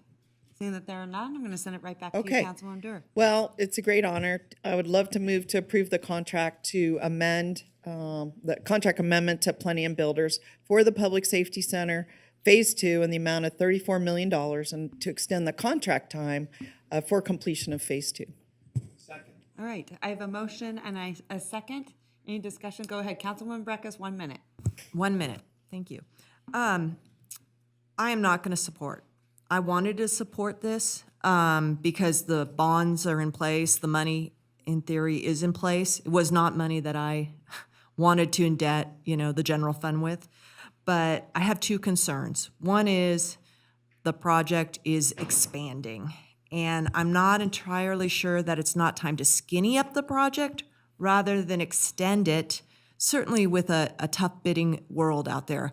But this dispatch component causes me a lot of concern. It was always out there, and I just don't understand, and I don't believe that function, a building, should drive operations. I just heard that assistant city manager has dispatch for under them. At the same time, I heard that dispatch needs to co-locate. Well, that wasn't 10, 12 years ago when we did a 1/8 sales tax for this region for public safety and built that.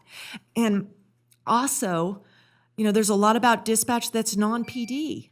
I hear a lot of chatter, we want to consolidate fire.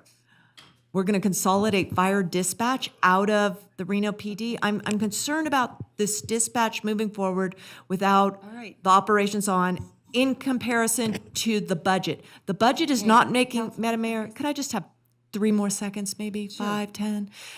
The budget is not to the point where I'm feeling like, oh boy, I'm looking at North Las Vegas City Hall during the depths of the recession. But it is starting to give me concern in concert with a seismic retrofit and a pool coming down. These are big, big commitments to the general fund that the city of Reno's taken on, in addition to, labor.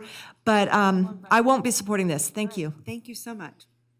Go ahead, Vice Mayor Reese. Thank you, Madam Mayor. I just want to perhaps comment about the dispatch issue. Look, there's a lot of unknowns in the dispatch space because they're currently being discussed regionally, but we know we have to have more than one facility, which was your answer, Chief Soto. But also, I asked Ms. Koski too, does it mean that we're going to design a space that can never be used for anything else if all of a sudden we don't use it for dispatch? The answer, of course, is no. The building is going to have some flexibility to it. It's going to be built to a standard that allows us to change over the next 100 years. We're not going to put people into jail cells and ask them to do the work. The space can change over time. And so it's a red herring to talk about dispatch. It really is. At the end of the day, we've approved the funding mechanisms. There is a cost override. I understand where it's coming from. I'm supportive of the efforts to make this a police station and a public safety center that will be something you can call home for the next 100 years. Thank you. Councilwoman Weber, you have your. All right. You're fine too? Okay. This hand sanitizer. Okay. All right. So I had a motion and a second. All those in favor say aye. Aye. All those opposed? Opposed. Motion carries. And I'm so, I can't even believe, this is so monumental today, to be honest with you. And I Chief even Soto and to the men and I women even of the just Reno got Police chills Department, from the whole thing. please be incredibly proud. This is your new home. And I also think it speaks volumes about the new direction that the Reno Police Department will go into, especially being innovative and into the future.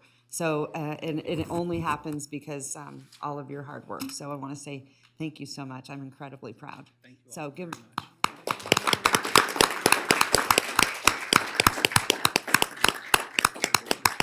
And I'm sorry for the vote against police. Yes, we're going to take a break. Yeah. I'm going to send it back to you, Madam Clerk. I need everyone to get up, go to the bathroom, eat something, get ready. We still have a lot of work left to do. So we are going to come back. It's now, let's just say it's 1:15. It's 10 after 1, but let's say 1:15. We'll be back at 2:15.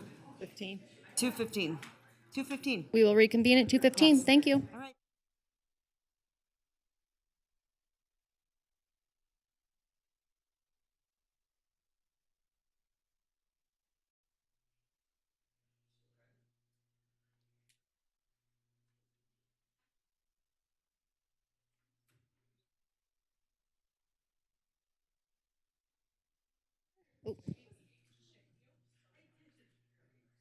All right, Madam Mayor, if you are ready, we can go ahead and reconvene this meeting.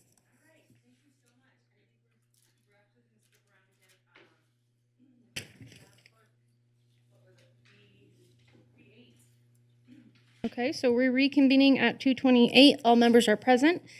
And we're going to open item B8 as pulled by Councilmember Breckus. You know, I wouldn't mind a presentation. Wait. This is B8? I thought you had other one. But I thought I also asked for B2, B3, and B4 to be pulled. Because of staff that we have in the room, we're trying to get people back to work, so we're going to open item B8 first. Sure, we had a lot of RPD away from their desks today. So this is an interlocal, which I think is the first step to an agreement with this nonprofit 360 Blueprint.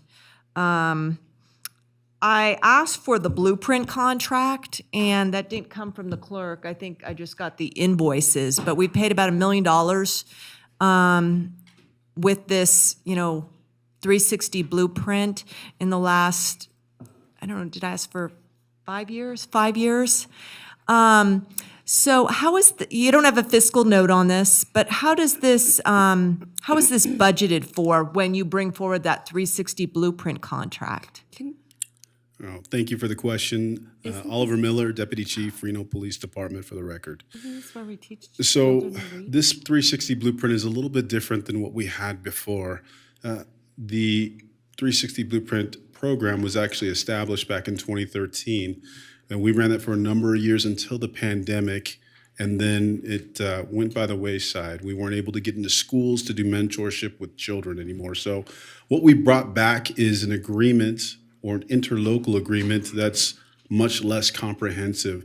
There is no more portion of the agreement that really outlines the churches being involved. This is just a simple agreement between the Reno Police Department and the Washoe County School District. What we're going to be doing is taking 5 police officers on overtime, 5 hours a week, in 5 of our at-risk schools, doing mentorship, and that is reading programs, etc. There will be no office staff or facilities or anything like that with this current program and its current iteration. Well, I thought as recent in the last 2 or 3 months on the accounts payable, we've been paying about $10,000 on invoices to this 360 Blueprint vendor. Not that I'm aware of, and it's no vendor. There's thinking no of something else. 501. That's, C3? Yeah, there's no 501c3 that's affiliated with it anymore. 360 Blueprint is the name of the program. And who owns the name of that program? It'd be the Reno Police Department where it was developed. And it was developed by a former Reno police officer? It was developed by one of our former volunteers and a police officer. It would be Pastor Nate Dupree, as well as Master Detective Jerry Bowden. And are they still, Mr. Bowden's still a member of the Reno Police Department? Yes, he's still one of our sworn members. And he's not a contractor to us through this 360 Blueprint, is he? No, he's not. He is working on his regular hours. He is the coordinator of the program, working that collaterally. So he's an employee of the Reno Police Department. We are not contracting with him or any other entity. And the other entity was this Nate Dupree. Does he have relatives in the Reno Police Department? No. Okay, so we're not anticipating any sort of contract to come forward next.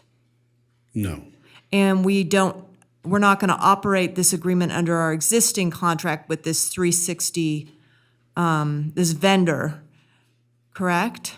No, we are not operating under the old guidelines of, a 360 Blueprint board, because we had expanded to include the DA's office as volunteers, the Sparks Police Department, and a number of other volunteer groups that would come and help us in this effort.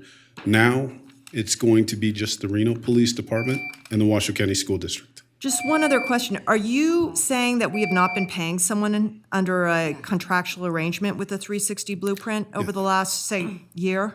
PC Miller, if you would prefer, it looks like your city attorney's on Zoom and would like to answer the question on your behalf if you'd like. Please. Yes, please. Hello, everyone. This is Rob Boney with the Reno City Attorney's Office. And Councilmember Breckus, this agreement terminates the previous agreement regarding 360 Blueprint. And as Deputy Chief Miller has indicated, it's now a scaled back program strictly between the school district and RPD. I don't see how an interlocal agreement with another political subdivision of the state of Nevada cancels a contractual relationship we have with a third party. I didn't see that in the... The previous 360 Blueprint, and I'll have Officer or Deputy Chief Miller chime in, I believe that program was terminated, was it not? It absolutely was. It was. All right. So, Thank you. Councilmember Reckes, I think, I could be wrong, but are you thinking of the Blue Cover Correct. 6 platform? Maybe. I think you're thinking of something else. This is where you read to children. This It's is been around for a mentorship long and time. community I don't coursework. even remember us giving them money like it might be council does like with our contingency funds, but I don't think we've ever invested in 360 Blueprint, No, you're exactly right, Madam Mayor. which we should because it's an incredible program. There were a number of donations So I over the think years to this program, but Councilman Breckus is confused. to Mr. Thornley's point, Manager Thornley's point, I think you're exactly correct. The Blue Cover 6 program speaks to innovation and a number of agreements that we've got with Blue Cover 6. Similar name, but different program. Well, I do see here an account All right, payable Councilman Breckus, to I'm going to move on really quick. 360 Blueprint is a PD Devin? donation Councilman Reese, of $5,000. Thank you, Madam Mayor. we'll come back to you. Just for disclosure, and I had to sort of dust off my memory banks. Some years ago, my law firm did the incorporation for 360 Blueprint as an organization. And so I'm going to abstain from the vote on this, although I support the action. I don't have any knowledge of that entity, and certainly I'm not affiliated with any way, but I did check the Silver Flume state registration, and so I just want the public to know that I will not be voting on the item. All right, thank you so much. Okay. All right. That being said, any other questions? Councilman Breckus, 3 minutes. Yeah, I mean, I am seeing a fair amount, and I do agree that the blue cover one is different, and that's like a computer program, correct? A number of different programs, yes. Okay, and that's unrelated to this. But it does look like, at least in 18, we paid a $5,000 police donation. I don't know where police has donation funds too, but maybe it's because it's a nonprofit. But I guess I will accept the answers that you're saying right now, that we're not, don't have an associated contract with this. There was not a fiscal discussion by finance because there is no fiscal. So I can accept that, and thank you. All right, Thank thank you. you. Thank you. Anything else? No? I just want to say, anyone that knows this program, it is phenomenal. And they usually have a really big event to raise money every year. But I think that they haven't been able to have it for a while, obviously, because of COVID. And they always struggle for funding. And this program is so great for many reasons, because children get really familiar with law enforcement at early ages, so that they build sort of relationships. But even more so, they teach them how to read, at early ages. And that is so incredibly critical and I think gratifying on both sides. But now more than ever, especially when teachers are so strained for resources, that the fact that the Reno Police Department goes into our schools and donates their time, it's an incredible program, but very commendable. Well, just a quick comment. It's more than establishing relationships with the students, the parents that we wouldn't ordinarily have contact with, the faculty and staff. Our cops are out there doing crime prevention through environmental design around the schools, and that is taking away the abandoned cars, graffiti, and other nuisance issues in the areas to make the school better for all the children and the parents that come to visit. So, And I would even argue that actually we should fund this program, and I'll tell you why. Because really, this is the core of community policing. And I know that they struggle every year to get every single dollar and dime to do that. And we could be buying books and things of that nature. So thank you so much. Chief, we've come this far. Would you spend just a minute sort of talking about how the program was sort of paused because of the pandemic? We're starting it back up again. At its base, this agreement that you're presenting on is essentially a facilities use agreement where we're going to send some police officers over to identified spaces. And then, of course, you know, there's more to it than just your time in this facility. And that's where, you know, $5,000 here, $5,000 there comes into play in terms of adequately resourcing this program so it can be successful. Absolutely. So getting into the schools, and thank you, Mr. Manager, for that. It is an agreement for us to be in their schools. We have 5 participating schools, and for those of you who don't know, it's Mount Rose Elementary, Dorothy Lemelson Elementary, Rita Cannon Elementary, Glen Duncan Elementary, and Hunter Lake Elementary. And the other part of the agreement is waiver for the parents and the children to be actually participative in the program itself. Some of the things that are important to us is we see reductions in all types of behaviors that, you know, we're looking to actually reduce through mentoring. And what it means for mentorship for us is exactly our police officers participating in reading programs with these kids, actually spending time with them out on the playground and or during social activities. I just have a couple of stats here that I think are important to note. 46% less likely to use illegal drugs if you have a mentor. 27% less likely to use alcohol. 52% less likely to skip school. 76% of at-risk students who have a mentor are more likely to enroll and graduate from college, which is incredible. And we know that, you know, literacy has a direct correlation with, you know, reducing incarceration risks later on in life. Mm-hmm. So lots of benefits, lots of positives to this, and you know, I appreciate the question. Thank you. Yeah, great job. Okay, any other questions? Seeing that there are none, Councilwoman Dewar, give me a motion. I'd like to approve item B8. Thank you so much. I have a motion. I have a second. All those in favor say aye. Aye. All those opposed? Motion carries. Thank you. Thank you so much. Okay, where are we going next, Mr. City Manager? B2. Okay, sending it right back to Councilwoman Breckus. Yeah, you know, I wouldn't mind a little bit of an update on this, but I'll preface by saying this is something the council launched back in 19. I think it's outside of our regular audit schedules, but I haven't seen, you know, the first I heard, I think, of this was this acceptance. And I don't know if we got a report. We usually get reports from our audits. I don't recall that.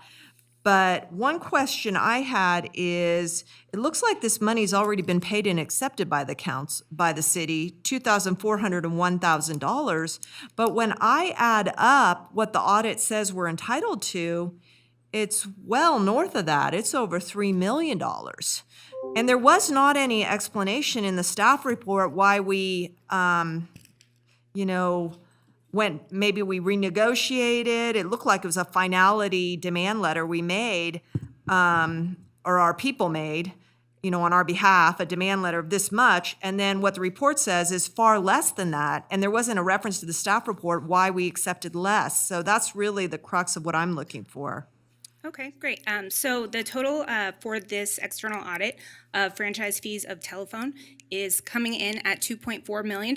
So I'm here to say it's a good day. We did recover those underreported business license taxes and the penalty fees associated with that. Because it was initiated back in 2019 when the world was a different place, it's taken a while to get to where we are today with the final reports from AT&T.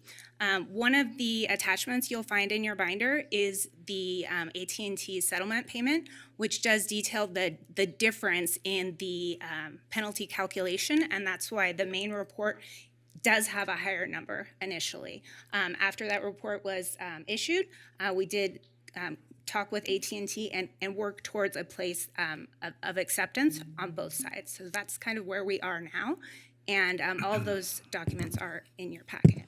Well, what about the rationale? Councilmember Breckus, is that that period, 16 to 19, is outside the 3-year period of limitations. And so the money itself would have been impossible to recover if we were engaged in some sort of legal action. And so the penalty is similarly impossible to recover. Okay, just putting stuff like that in the staff report is really helpful, especially since our briefings come before we have the packet, But what about Nevada Bell? And you said that was AT&T that's paid that, but what about Nevada's Bell, $372,000, Charter's $109,000? I'm sorry, what is your question? Well, did we also get money from Charter and Nevada Bell? Yes. They paid full amount? I have a visual here. Okay. Those came in 2020 and 2021 respectively, so the time was quite a bit different. We just had a hard time getting that final vendor on board with their documentation. So the orange is Nevada Bell. They paid the full amount. Correct. Charter is the blue. They paid their full amount, and AT&T got a $900,000 break because the amount owes was $2,824,858. That's correct. Okay, so they got a $900,000 break, and then how did we pay our vendor? It's a flat fee. It's a flat fee. Oh, okay. So they're already paid and accounted for. Yes, absolutely. That's a great point. This vendor cost was $50,000. So Okay. our ROI on this project is quite high. Okay. I'm hoping to do similar external audits of franchisees in the future. Okay, so I'm gonna. Oh, okay. Sorry, I'm going to move on so that everyone gets an opportunity the same amount of time. Vice Mayor, you are up on my screen. I'm going to try really hard for Madam Clerk to get this right. Well, I think unfortunately I may have been testing it for Madam Clerk to help me understand whether we were able to click out of it. We're still beta testing it. But Ms. Kidd, thank you so much. The audit function is an important one, but sometimes overlooked. It's just that in the scope of the things that we do in this building, it can be dizzying, the pace of it. So sometimes the audit function does not get the highlight it needs. And in this case, I just want to say thank you for doing the work and working through the complexities of it, but because that means you're safeguarding our resources, right? The audits here revealed some underpayments essentially, and with regard to the nature of whether we collected the full boat or less than. These are sometimes difficult questions too, because as Mr. Manager said, for one of the audit periods that we're looking at, we know that we missed entirely the statute of limitations for them. We would have recovered $0, but I think it's a good thing that we have been able to navigate that. All three of these entities work very hard to provide service, to do the right thing. None of them are trying to chisel their customers or us. And so it's often that collaborative effort that goes a long way towards recovering those fees when, quite frankly, they could have said, pound sand, you're not getting anything, right? And so it's always a good day when you're recovering money on behalf of the city. So thank you for that. And Ms. Kidd, for the record, will you state your name and title? My apologies. Thank you, Madam Clerk. For the record, Emily Kidd, Internal Auditor here at the City of Reno. Okay, no introduction needed. Just for the record. All right, any other council members? Seeing there are none, Councilman Breckus. Yeah, I am not going to make a motion in support of this, and I'll tell you why. I am so strongly supportive of the audit function. It's one that I worked to restore when I came on in 2012. I know this is a little bit outside of it, but it's more a vote of inspiring people to be a little more complete in their staff reports because, this $900,000 discount rate that one of these, the large one got, but the others didn't. And without that being out there in the staff report, and I had to kind of do it by doing long math here on my notes, I don't think is very transparent. I think we needed to say what maybe the manager just verbally said, and so my vote on this $900,000 break is just more on let's get that information up and forward. I'm a little disappointed, but I'm also happy that we got a good ROI on this. But I am disappointed that that information and the $900,000 break that I think is material was not detailed to us. Thank you. Move to approve staff recommendation. Oh, hold on one second. It's not germane to the vote, but I do have a thing I want to say. Yes, after. please, go ahead. So I do want to say, though, I think that's good feedback. The disappointment, though, should be directed at me. I have final say over what goes into the staff reports, and I approved the staff report this way, and in fact, edited the staff report in a couple of ways. So I don't remember exactly what the draft said, but we did have a conversation, and I made a conscious choice to bring this to your attention at the meeting rather than through the staff report. Okay. So that should not be disappointment directed at the auditor. Thank you so much. The other thing I do want to put in here, because I really hate to look at staff reports and be like, oh, that's it. One of the things that we do have access here constantly is that we can reach out to any of you at any time, typically, whether it's through email or pick up a phone. And so sometimes I think, too, we get so used to sort of government speak. And so I think in staff reports, they tend to be a little redundant, but I thought your staff report was just fine. And again, I'm just going to encourage all council members to reach out to our staff, because you also have them as a resource and backstory and things like that. And I know a lot of you guys get pre-briefed. You get your pre-briefing, so you can always ask those questions during pre-briefing as well. So I just want to put that out there. So I have a motion from Vice Mayor Reese. I believe it was a second from Weber. Councilwoman Weber. Didn't you? I think you did. Okay, all those in favor say aye. Aye. All those opposed? Opposed. Motion carries. Thank you. Okay. The other thing I was just going to ask my colleagues, if you could, when you want to speak, let's try using your monitor. You have yours, Councilwoman Breckes? Madam Mayor, we I haven't did been already trained once on Did you? today. Okay. And I'm gonna try to I will track it. There might be some functionality issue because when you try and go again, it's not clearing out. Okay. So, and also I can't eyeball what you've got down here, you know, so. Okay. But I will try, and I if can you raise my just hand try, and wave too. If you Thank can you. just try, and if it's not happening, then just wave your hand. I want to just try to get sort of this system down. And then after they speak, then what happens?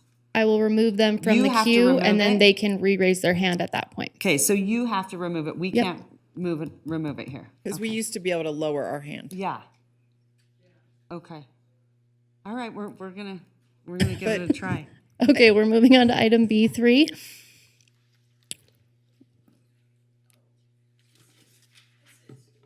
This is a very routine designation of our major funds.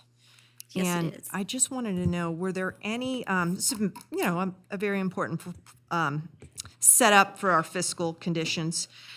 Are there any changes to last year when we did this? We do this every year under the accounting regulations. Vicki Van Buren, Director of Finance. These are the same major funds that came out last year that council approved. It's determined by a calculation and has to meet two different criteria. And what this does is determine how the auditors proceed, because the major funds have a certain threshold and they're individually audited, whereas non-major funds are kind of grouped together and then have another threshold. Yeah, we've had so much fiscal activity, the debt assumption, the federal funds coming in, that I just, was there a change from the baseline? And There's not a change, okay, no. but then I do want to ask, thinking, we have the CAC as a major fund, the Community Assistance Center, correct? It is not a major fund, no. What is it designated as? It's just a fund, and actually it's not the community, the CAC, the CAC anymore, it's just the community assistance.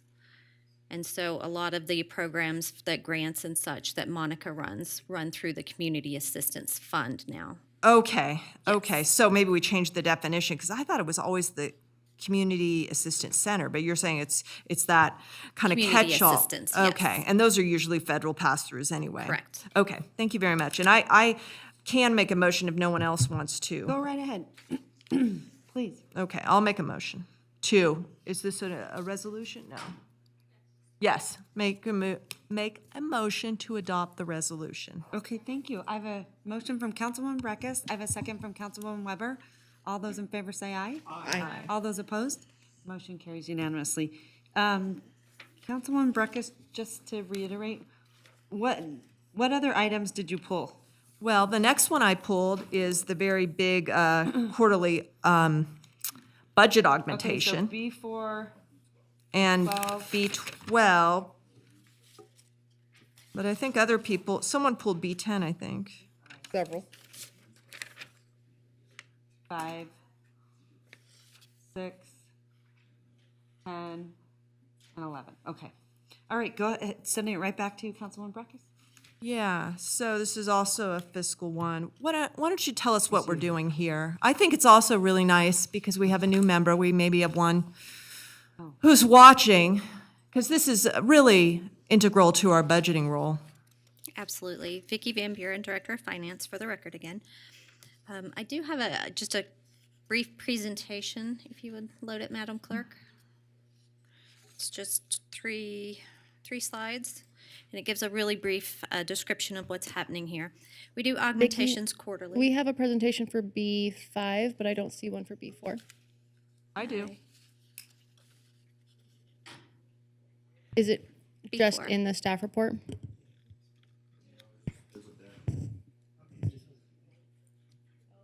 Wasn't. Got it? Okay.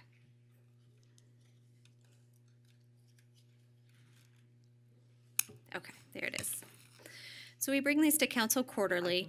Typically, they kind of run some similarities in the timing of the year of the items that we bring to you. So this first quarter augmentation that we bring to you has a lot of just cleanup items from the prior year. So in this augmentation, what you're going to see, and it's through September 30th, you're going to have grants from police, fire, and parks, which are typical throughout the year. We bring those typically throughout the year.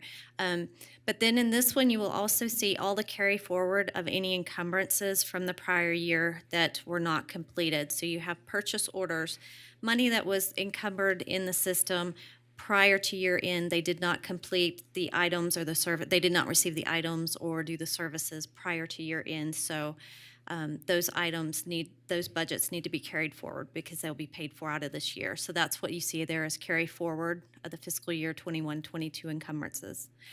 Then we also have items that we know are outstanding at year end, but they don't actually have a purchase order that has encumbered the funds at year end. A good example of this year was the item through Human Resources, the class and comp study. That study was approved last year, and we budgeted it last year, but the contract was not awarded until this year, so we have to increase the budget and bring those funds forward to cover that. We also bring forward any carry forward prior year fund balances. A lot of those are the capital funds. So capital funds, those funds are allocated for particular projects, and we know projects go on several years in the making. The biggest ones we have on here are obviously the pool and for the Public Safety Center because we had cash balances available for those. We bring those monies forward. We also bring the money forward for the police department. They have forfeiture funds that are specific to their department, and then the courts have funds that are specific as well for their department. Revisions, when you look at them on here, are just transfers between line items. It's really just aligning the expenditures, how they actually need to be booked. So it doesn't increase the overall budget, it's just rearranging it in the way that we're actually spending it. So in this proposal, occasionally we do bring forward increases in staffing as well with the augmentation. In this one, you have 2 increases in staffing. One is for the victim witness advocate, and that is a limited term 2-year grant funded position for PD. And then we also have the management assistant. This is a new position that's going to be split between streets and sewer 50-50, and that's meant to help the new director of maintenance and operations in that field. We also are bringing forward some of the excess fund balance that we have from the prior year from some savings from positions that were vacant and such. So we have some savings there of $2 million, and we're going to bring that forward, and we're going to augment the severance lines and the other payouts, such as callback payout and other payouts that we have to do when long-term employees retire. It's not something that we know on an annual basis. We typically find out during the year approximately how many people and what what the size of those payouts will be when those retirements occur. And we believe that this will cover what we know about to this point, and we may come back at some point if we need more and figure that out. But right now, this would be a good one-time use of these funds, because really it's a one-time payout on these severances. And so that's pretty much it. You have the augmentations, which are, they add to your budget, increase the budget, and then we have the revisions, which are just move things around between the budget. And then we update you on any staffing, if there are any staffing changes in here as well. Thank you. All right, go ahead. Yeah, so I appreciate that explanation. And, I went upstairs and this is my budget book. So this is how, in our workload here, we closed out May. And this is how, the tools that we gave have changed since May. So this is May.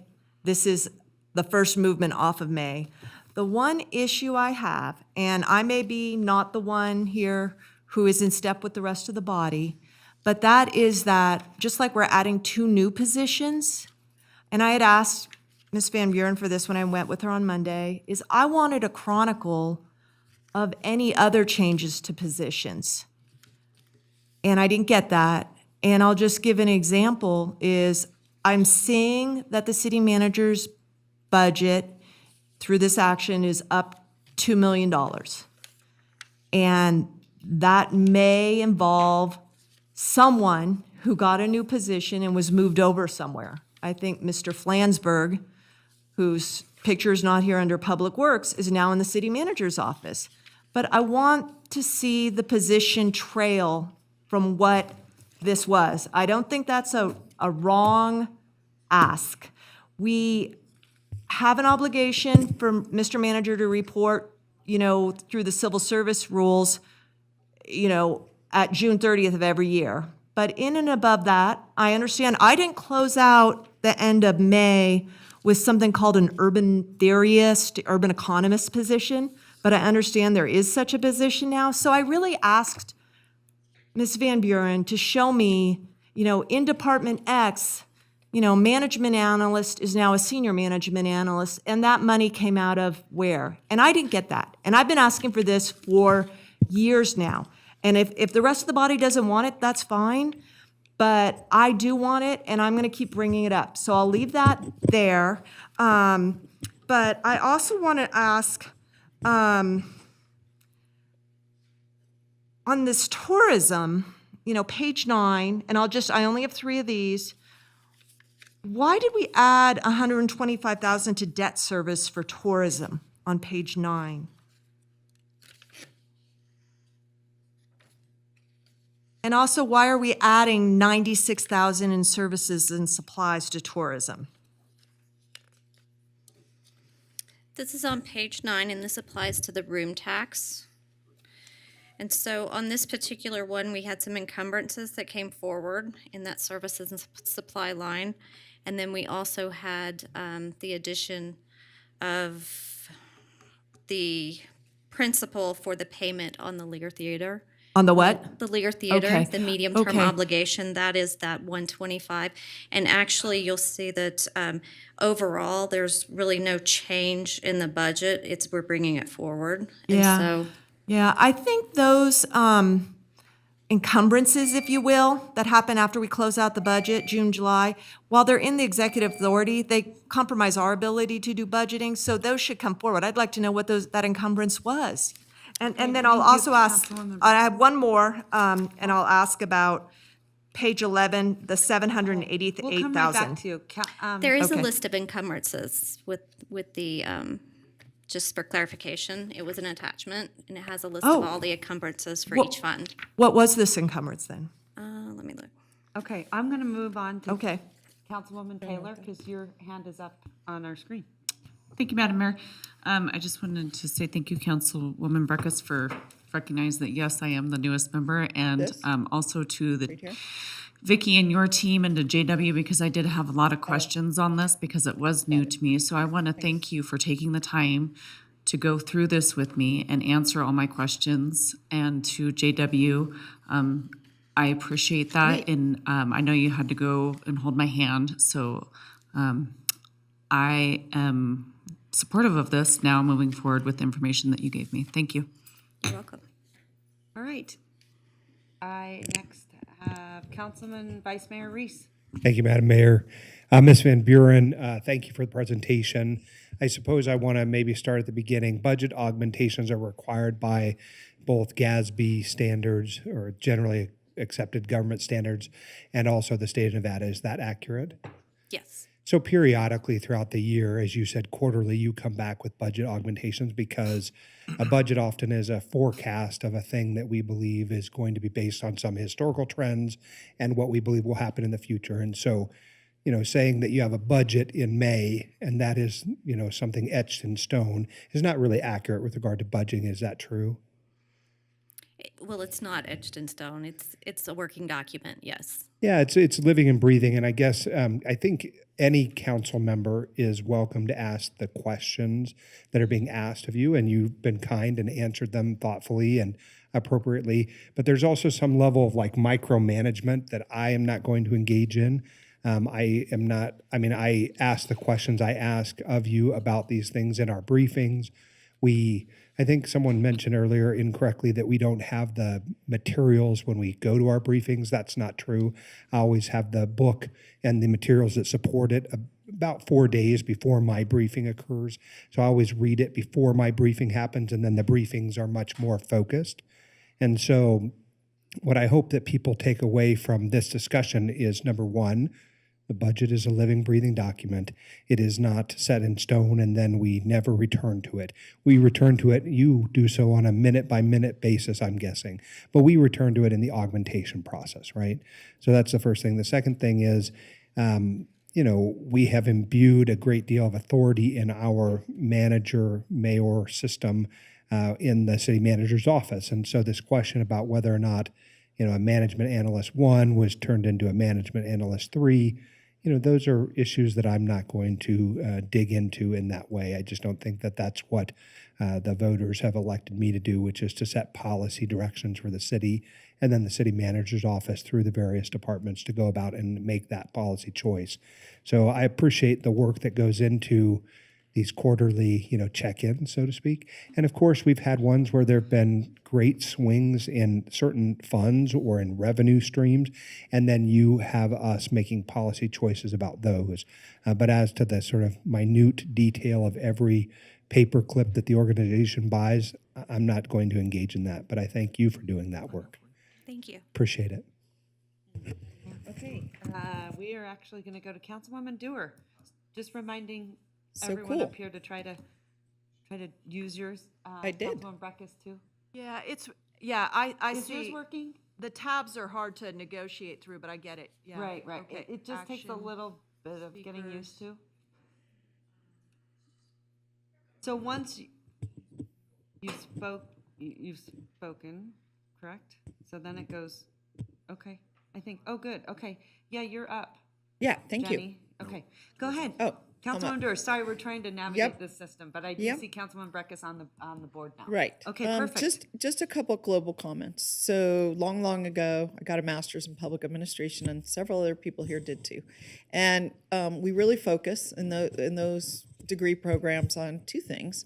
One is budget, one is personnel, in addition to being a good manager.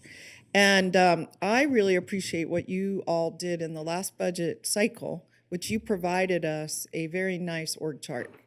And it was really helpful and useful, and I thank you so much for doing it. In addition to policy, one of our jobs is to keep our eye on the money. That's why all the money things come to us. That's why our agenda is mostly full of money items, not policy questions for us often.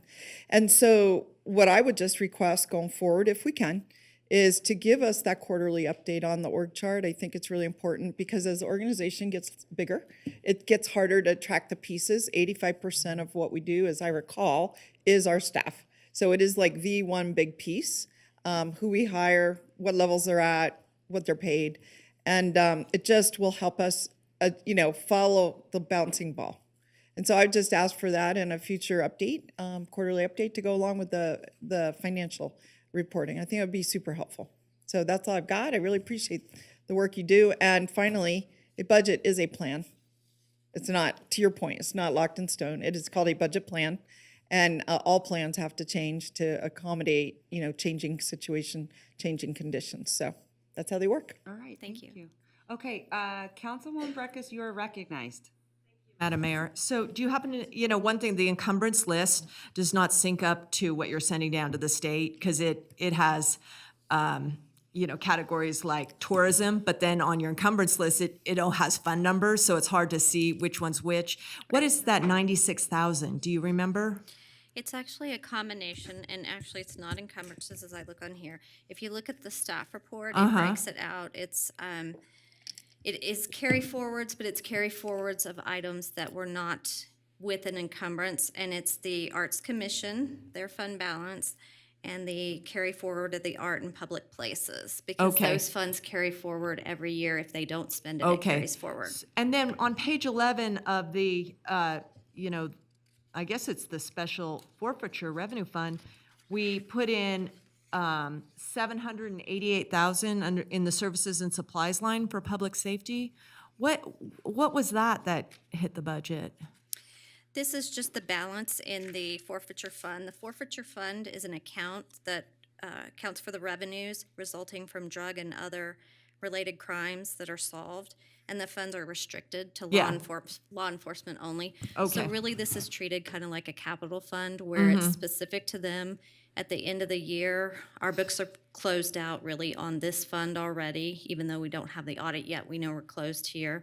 So we go ahead and bring those funds forward, the new entire money. balance. Okay. Correct. And that thing has moved up and down a lot over the years that I've been. Yes, depending on what they purchased, yes. Yeah, well, no, the forfeiture coming into Yes, us. that too, So that's a big nut to come in and, okay. So, thank you. I am not going to support. I have been a broken record on these quarterly augmentations about marry it up to the positions so that we can see, what's going on in the organization to deploy the resources to meet the strategies. And I keep seeing that, and then I will, and I think Ms. Stewart's point was good as we get into become a bigger organization. I walk into a meeting and I hear someone refer to someone who's in a different department with a different level, and I can't keep it straight, cannot refer constituents to those people or departments. And it's really just too much movement. And then what is lost when a new position is created or something's reclassified, of a priority of ours? Was it a position that couldn't be filled? I don't know, but we need that information through this process quarterly, in addition to what is given in a timely once a year to the, for the civil service roles. And I think it's very much lost on the organization if there's not transparency in positions. It brings up questions of who's getting promotions and who's getting reclassified? Are we creating positions for people here or there? Do they sync up to what's being advertised? I'm concerned, and I will express again my frustration and not support this augmentation. Thank you. Okay, thank Madam, you so Madam much. Mayor, I'm prepared to make a motion. Hold on if- 1 second. I just wanted Oh, to is there send someone it to the city manager. And I don't know about you guys, but I do get updates on whenever someone gets a promotion and works up. Not I don't really. know. You know, I do. I get them. I'm going to send Very it out. occasionally. I think, thank you, Madam Mayor. I think that there are, two of the examples as a more acute comment, but then sort of a broader observation from today's discussion. First, Mr. Flansburgh's position was included in and approved during the actual budget cycle that we worked up in the spring. The urban economist position is a transition from the general funded long-range planner position that was vacated. The long-range planning function has returned to the planning department as an enterprise-funded position. The urban economist is in place to help us better achieve and understand the various buttons and levers we can pull to get to the master plan and its achievement. But for me, I think one of the things that is laid bare by today's conversation is that by using the label augmentation, I think sometimes we cause some unintended confusion.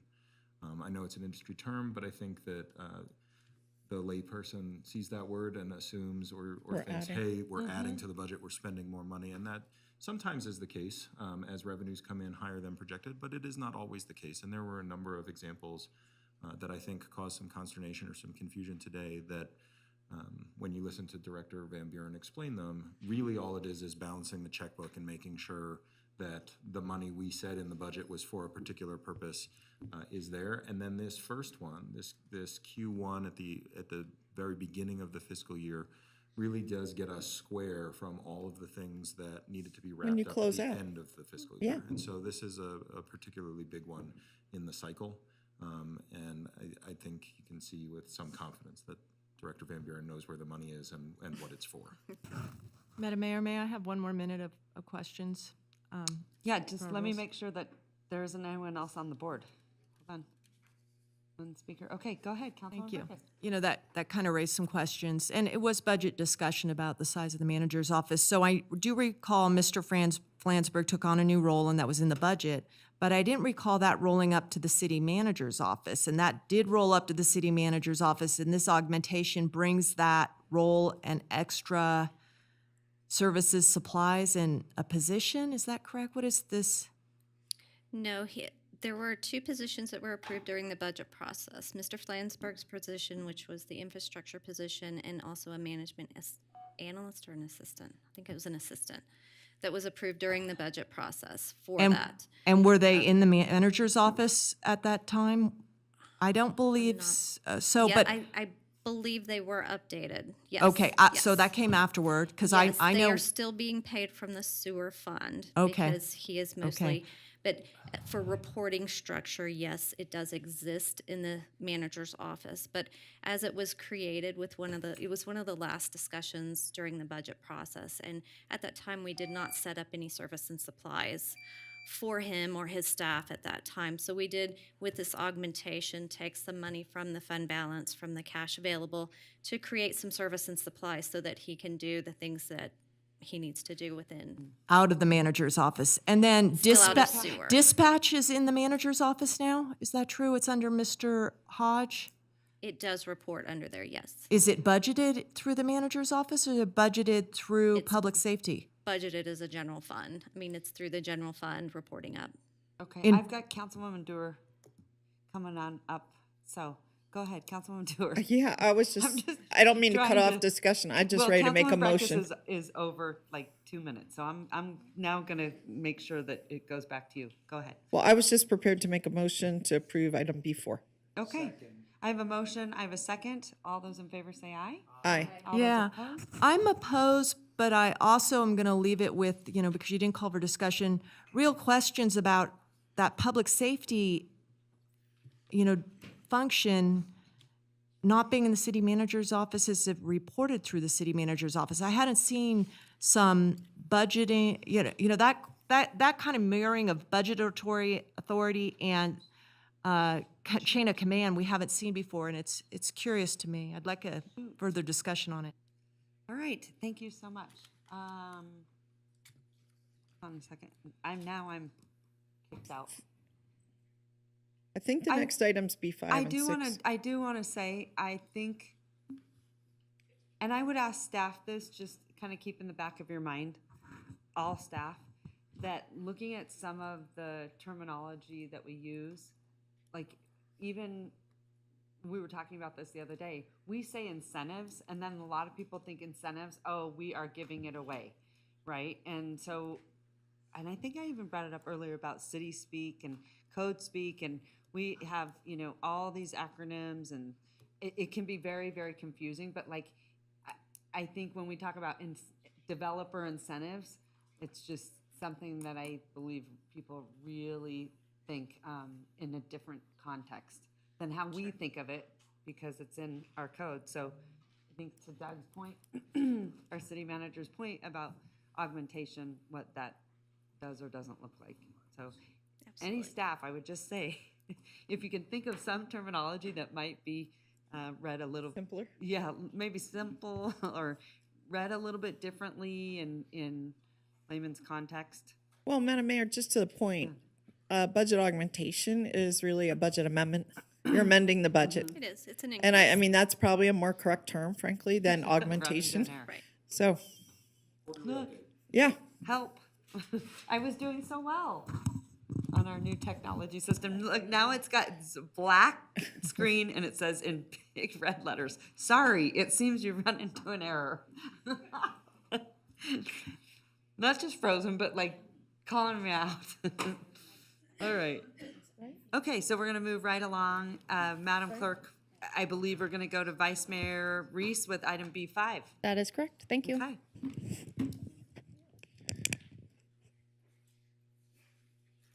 Madam Mayor, I pulled items B5 and B6, really are related, simply because I think it's important for us to get an update on them. And so I'm hopeful that Ms. Cochran, you and your team are ready to go on this item. Okay, thank you so much.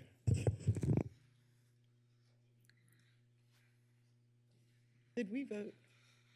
Okay. I think so.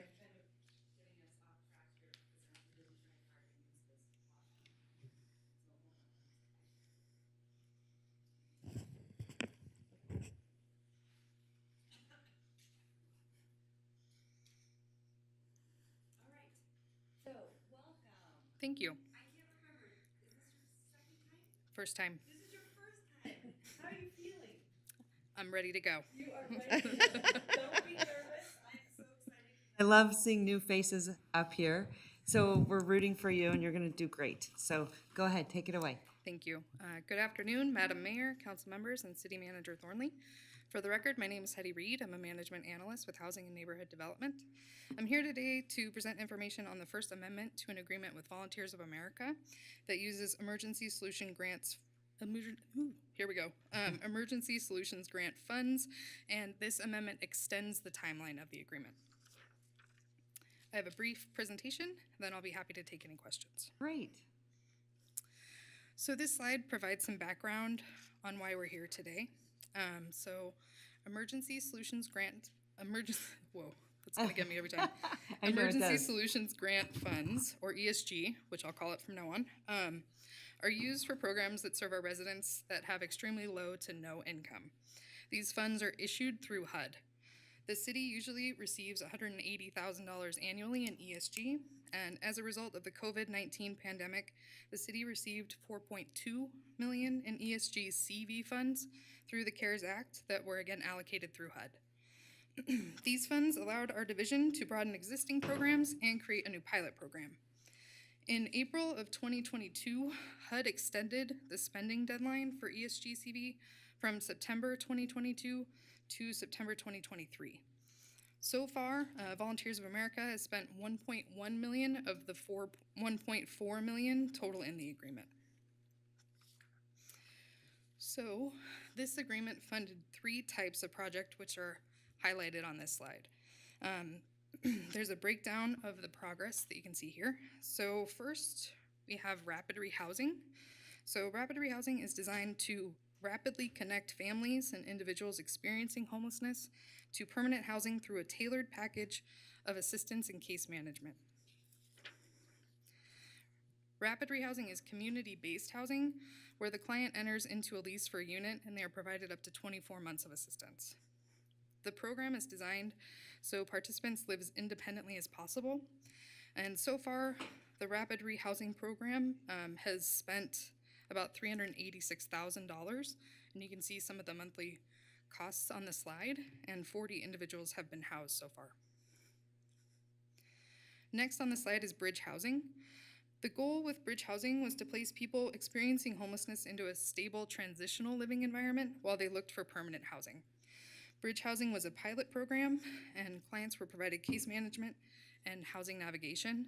The majority of these bridge housing clients were in the transitional housing while they looked for housing through the rapid rehousing program. The bridge housing program also provided a space for the veterans transitional housing program and served 45 veterans so far. The bridge housing program is sunsetting next month on the 18th, and participants are being moved to permanent housing or placed in a more long-term program that will meet their needs. And so far, roughly $565,000 of the budget was spent on bridge housing. And then third on the slide, you can see street outreach. So street outreach services allow for case managers to meet clients experiencing unsheltered homelessness where they are. Workers engage people experiencing unsheltered homelessness where they stay, so that could be an encampment or any outdoor location. And the street outreach team works to engage with clients in order to provide them resources. That could be assistance with maybe obtaining an ID or accessing emergency shelter. The street outreach program has cost roughly $194,000, and that funded 2 full-time workers. This grant amendment will allow rapid rehousing and street outreach to continue until September 2023 or until the grant funds are expended. Here's staff's recommendations, and I'm available for any questions. Ms. Reed, thank you so much for the excellent presentation. And thank you also. We had the opportunity as a city to go to the Nevada Housing Conference last week, and I appreciated your enthusiasm there at the conference. It is incredibly rewarding, but also challenging work that you do every day. And one of the things that I've enjoyed about getting to know you a little bit better is just your personality is very warm and engaging. And I think that's what is required in this area of work, especially.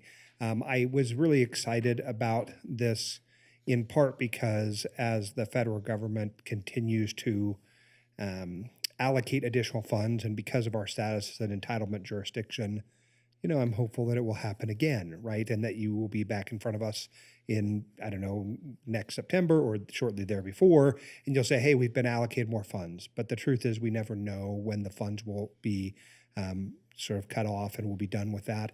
So as it relates to these different programs, you've already indicated that one of them essentially sunsets next month, it sounds like. That's correct. And so, part of the issue is always discussing how do we make the resources we have go further than we know we have people to support those resources for. And so that's, I suppose, ultimately a question for another day. But as to these funds, is there a way to quantify how many folks are to be served by this addition to the grant funds? I mean, you've done a good job about saying, here's what we went out and did with the money that we have had. Is it fair to say that these could be extrapolated into the future over the course of the next, I guess it would be 10 months, 11 months, and say we would expect similar good outcomes or similar engagements or for each of these line items?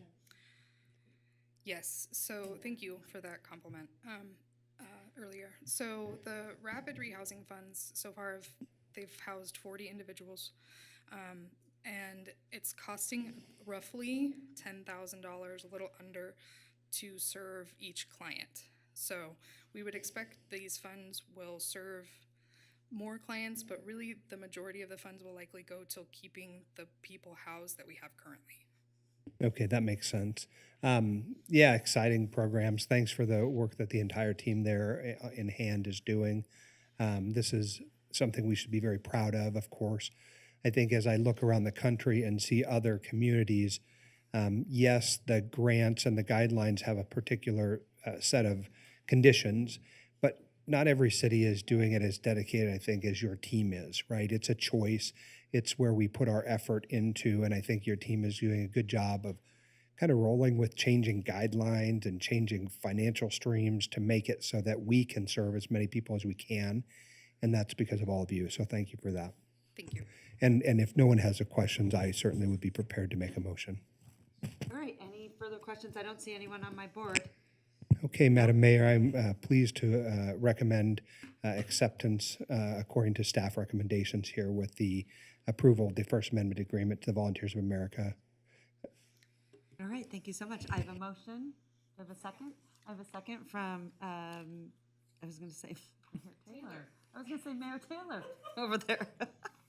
It's too much coffee. I only drink decaf, and today I've had 3 cups of regular coffee. Councilwoman Taylor. I have a second from Councilwoman Taylor. All those in favor say aye. Aye. All those opposed? Motion carries unanimously. All right, great job. You got a unanimous. Thank you. That's rare. I'll take it. They're all laughing because they know I'm right. So proud of you. I thought you did great. Were you nervous at all or no? I mean, just a bit. Well, we couldn't tell. Thank you. I Yeah, appreciate that. really proud. And I know it makes Monica really proud. She's like, oh, my babies. I know what that's like. All right. Thank you. Did you want to hear basics? No, not really. Just kidding. Just kidding. We're kidding. We're messing with you. All right. Take us into item B6. Thank you. So again, Hetty Reed for the record. Item B6 is actually really similar to item B5. I'll skip some of what I've already talked about. Just want to highlight that this was an agreement with Safe Embrace. This also extends the agreement to allow us to spend funds until September 2023. These funds were also used for a rapid rehousing program, and there's a different cost that you can see there. Safe Embrace actually self-funded the case management, so the costs were a little lower. These costs just went to housing for each client, and since the program began, they've housed 18 households, and as you probably know, Safe Embrace serves folks who are survivors of domestic violence. So all these folks have been impacted by that. Here's the recommendation, and I'm available for any questions.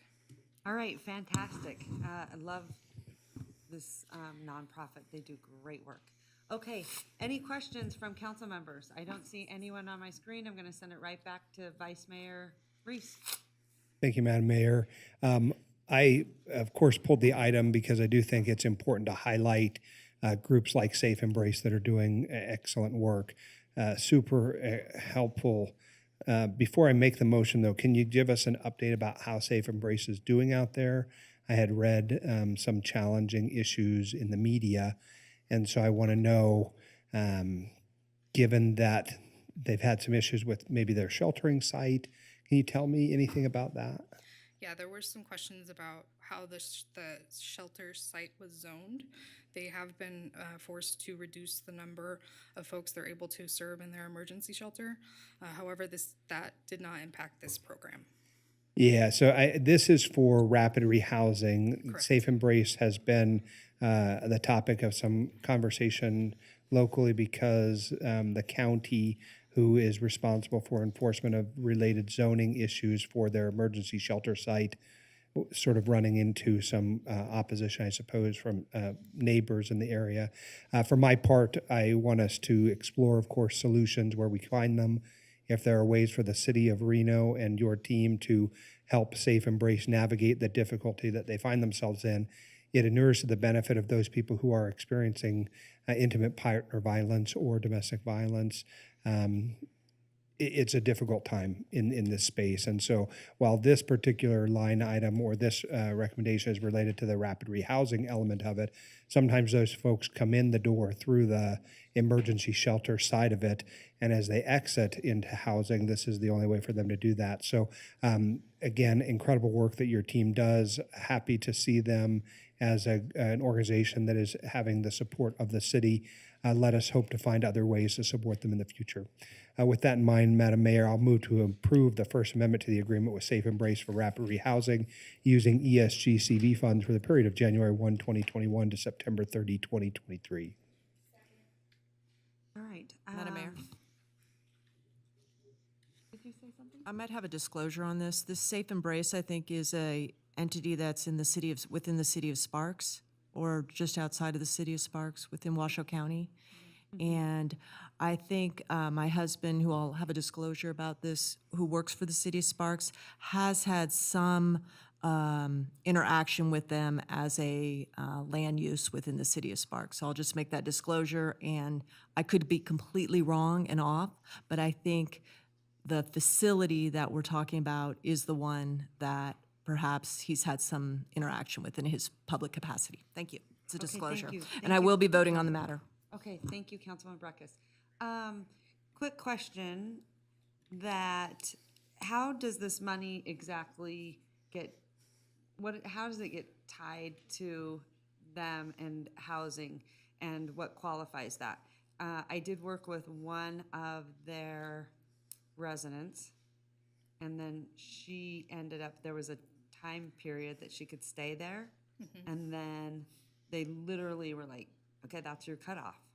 And so I want to make sure that when we are being partners, that we sort of have the same, respect on the other side of making sure that those funds are doing what they should be doing. I mean, I get that they have sort of this program, but I think there needs to be some leeway in how they transition people out of their program. So I'm not sure exactly which program that person may have been a part of. For this agreement, since it was rapid rehousing, people could be funded for up to 24 months. Sometimes there is a difference in the amount of assistance provided based on a client's case plan, but that should definitely be discussed with their case manager and with agency staff. So there's a plan to provide assistance as much as needed, and then get them to a place where they're independent. Okay. All right, that's great. And then do you know who their ED is right now? Offshon West. Okay. All right. Thank you so much. Thank you. Appreciate it. Okay, anything else? Go ahead, Vice Mayor Reese. Oh, I think I made a motion. We have a second somewhere along the way. And then Councilwoman Breckus made a disclosure. So I have a motion, I have a second. All those in favor say aye. Aye. All those opposed? Motion carries. Okay, moving along. This is. Also my matter. Item B10, B10 going. as pulled by Councilmember back Reese to and Councilmember Vice Mayor. Dorr. Thank you, Madam Mayor. This was pulled by both myself and my colleague, Councilmember Dewar, an important project, and so I just want an update on it, and then perhaps Councilmember Dewar can do us the honor of walking through this agenda item. All right, so thank you, everyone. For the record, my name is Alex Wolfson. I am an associate civil engineer with Public Works, and yes, this is also my first presentation. I wasn't going to say anything until later, but I was going to say you look like a new face too. Yeah, definitely a new How are face. you feeling? Are you excited or are you nervous? A little bit of both. Okay, you're fine. You're Yeah. going to be just fine. So, We're rooting you on. So I am here today with an agreement between the City of Reno and Nevada Department of Transportation to provide funding and define responsibilities for the Plumas Urban Sidewalk Project. So as most of you may recall, this project was previously prioritized and approved by the council last September. I've got an overview map on the screen. This project was chosen to be submitted for what's called Federal Transportation Alternative Set-Aside Funding, or TA Set-Aside if I end up saying on an accident. That is a federal program that is meant for projects that improve non-vehicle travel to public infrastructure. This is a great example of it. This project was submitted for that funding. It was successful. It was awarded that funding.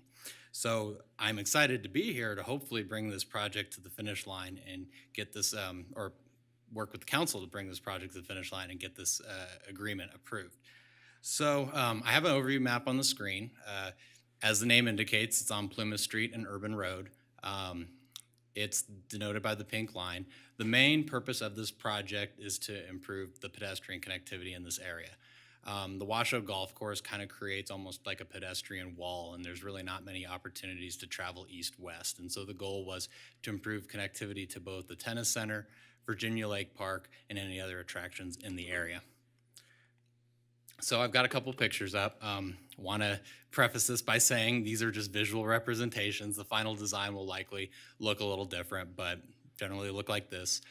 For Urban Road, the proposal is to install sidewalk on the south side of the road. Currently, there is no sidewalk on either side of Urban Road, and to also put in a new bike lane eastbound. There is a westbound bike lane, but no eastbound bike lane. For Plymouth Street, sidewalk is being proposed on the west side from Urban Road to Mountain View Drive, which is the tennis center driveway.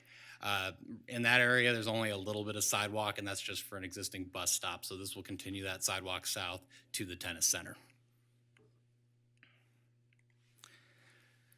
One of the things, before I start on the agreement, one of the things I've noticed too about this project, and I think it's exciting, is that every time I go out here and do a field review, I do see people using the path where the sidewalk will be going. So it's nice to know there is demand for it and it will be used when it gets completed.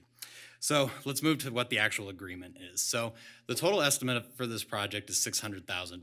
Per the terms of the agreement, the city is required to provide a 5% match, $30,000, and the feds, or the state on behalf of the feds, so NDOT acts as a kind of a proxy for the federal funding, and they obligate it, and so they'll be providing $570,000. So this agreement allows the city to administer a contract for construction. Design has actually already been progressing for a little while in-house with city staff. Some special design considerations for this project. The trees are a big one. There are a lot of nice mature trees in this area. We're making sure we address that through design, and we'll also be working with the urban forester on that. The Washoe County property, it's an interesting project in that we've only got one neighbor that we are adjacent to, and that's Washoe County. We are looking at what the final alignment will be, and if we need to acquire any easements through the county, we will do so. The Reno Tennis Center activities, we'll be making sure they're involved in the discussions, mostly making sure that when construction goes, we limit the disruptions to their activities as much as possible. And then pinch points. There's a couple locations on here where the sidewalk will get a little constrained, and I can't exactly say what all those areas will look like, but the goal will be to make sure we maximize the width of the sidewalk at those locations. Schedule, this, as I said, this project's currently under design. Construction will begin spring of next year and will be complete fall of next year. So with that said, the recommendation is to approve the agreement with the Nevada Department of Transportation and authorize the mayor to sign. I'm available for any questions. All right, congratulations. You did a fantastic job. Really, you did. Okay, I'm gonna send it over to Councilwoman Breckus. It's your word. Well, you know what? Other people pulled this, but I'll just start because I'm glad they didn't. I wasn't going to pull it, but I'm glad they did. About the trees, because it is now across. Well, first of all, a sidewalk's been long needed over there, and you have a lot of gaps, you know, and this is a gap because of the public presence of the sidewalk of the public golf course, but the trees there. I now hear from constituents who are in Ward 1, you know, they've been there a long time, that the trees are in ill health, and they look like they're in the right-of-way from where you show the signal, the sign, you know, the right-of-way seems to extend on the other side of that fence, because otherwise you wouldn't have a speed sign there. Who irrigates those trees, and are they gonna have to get, you know, yanked out? Because someone has told me that they look like they're in ill health. You know, someone who's lived across the street for decades. So I don't know the answers to all those questions. Okay. I do know the trees that are in front of the tennis center on Plumas are irrigated by the city of Reno. The city does have irrigation facilities there. On Urban Road, from what I've seen, those are mostly on the golf course property, and so I can't comment on those. Yeah, I'm only talking about the Plumas side just because that's where I've been hearing from. So those are irrigated by us in association with our tennis center irrigation, and they're going to get yanked, replaced, or you don't know yet? So the plan is, I don't anticipate any trees will need to Okay, be replaced. We're going to design the sidewalk, honestly, to stay as far away from them as we can. In areas where we get Okay. close, we'll utilize the tree protection standards. Okay. And what's the plan further to the south then? Are we then all the way, we still have some gap then, right? That's correct. So the south of that of the tennis center is not a part of this project. However, it'll be a project that can be submitted for future grant Okay. opportunities. How many feet do we have there of lack of sidewalk? Do you know? Do you remember? I don't know the Okay, answer to okay. that yet. I'll look at it. Okay, thanks. Okay, go ahead, Councilwoman Dewar. Yeah, thank you. Yeah, I'm so glad to have an opportunity to speak on this. So when the project was submitted for grant, it was in Ward 2, and I did it in conjunction with Alexis Hill with the county. We asked for a joint proposal because, as you pointed out, the part on urban, I think, is on county land. Or It's city right of way, but adjacent to county land. Right. Well, it was a joint project. Yeah. And I just think that's a great model to talk about, is how we work together. This is her district, was my ward, needed sidewalks forever. We had this great opportunity to get this money. Thank you for addressing the trees. Just knowing that Matt Basil is going to be involved, I know that if there are any impacts to tree roots, you're going to come up with a creative solution, because that is what he does, and that is what our public works staff do on public property. So it really sets a tone for the rest of the city on how to better do these things. The other question was, I had a similar question to Councilman Breckus about the continuing south end, and if we had to apply for a grant, or if there is a way to do it at the same time. I wasn't really sure. So I can't speak on if it can be done at the same time. However, I do know there will be another round of the TA set aside funding, so there will be additional grant opportunities for the city to apply through. It could be through both the RTC or the state directly. Okay. The other question I had was, you note on the sketch of the map, which was I think your second slide, you show at the intersection with Mountain View, which is a very, very difficult street. It is very, very narrow. It is very steep heading down to the lake. There's been challenges. We're doing a whole road and sidewalk rehabilitation project. I don't know if we ended up doing anything on Mountain View or just left it alone or narrowed it. I think narrowed it and added some sidewalk on one side is what I think. But here's the suggestion. Right here it says on your schematic, rapid flashing beacon crosswalk. So I wanted to make sure we're all using, to the mayor's point, similar lingo. What I would hope we're installing is a pedestrian activated crosswalk. And the reason is just south of there, when this was also in my ward, there was a yellow flashing light. And it was very confusing because not many people even used it. And people didn't know, did they really mean it? Is it a fake thing? Are we supposed to slow down? They don't know how to interpret just a always flashing yellow light. So could you just tell me what you have planned here? Yeah, so I believe it's existing, right? So the rapid flashing beacon crosswalk is existing. That was kind of the reason we chose to terminate the sidewalk at this location, because it's kind of the last opportunity to safely get across. But agree, we're trying to become more consistent when it comes to how flashers are put out there. In fact, there's been other conversions from continuously flashing to push button. Right. So that's what I'm hoping. So this was meant to say what is, not what might be. Okay. And what I would like to suggest is that we do the pedestrian activated crosswalk, because those are very meaningful. Oh. What's that? And then to your point about people being confused by flashing, we have a situation down there on Steamboat and Veterans where there's a flashing yellow light turning. There's more accidents right at that spot than almost anything. We're trying to get that taken out. We just got one similar taken out at Steamboat and Rio Wrangler, I think. They terminated a flashing left turn. It was very confusing. And I probably have that wrong because that's actually a stop sign, not a light. But anyway, to your point, yes. I'm going to come back and say one more thing. Okay, let me send it back to Vice Mayor Reese. Thank you, Madam Mayor. Mr. Wolfson, first of all, thank you for the outstanding presentation. I know that coming before us for the first time is always nerving, but I think you just handled it with grace, so thank you for that. This is an exciting project, something that Councilmember Dewar and I and Ms. Koski began talking about maybe a little more than a year ago related to the TA set-aside. And of course, always with the TA set-aside, there are more projects than there is ever money for. So we have to make some choices, and priorities are done, and oftentimes that happens through the process of determining who's going to participate. So I guess my first question is, whatever did become of the county participating or not participating? Is the county in any way providing any of the dollars that are related to any of the costs associated with the project? So they are not. The agreement is just between the city of Reno and the state of Nevada. It happens. I think what I will do then is I'll talk to my colleagues over at the county and see if we can't think about the extension as it wraps around down towards Moana and up towards the Moana Tennis Center, which is on the backside of the Washoe Golf Course. For my part also, since we're here in this area, I'll call out that first of all, the sidewalk on Urban has been needed my whole lifetime. It's crazy. You if you walk along there and cars hit rocks and hit them, they fly up at you. Just a very scary stretch of roadway, and a very beautiful stretch of roadway at that. So it'll be great to have more pedestrian amenities there. Obviously, I hope that our great planning folks and streets and sidewalks are thinking about, complete streets, ones that are safe for bicycles as well as pedestrians. That's important to me. But also, of course, the Plumas Tennis Center is, I think, a jewel of our Parks and Recreation Department.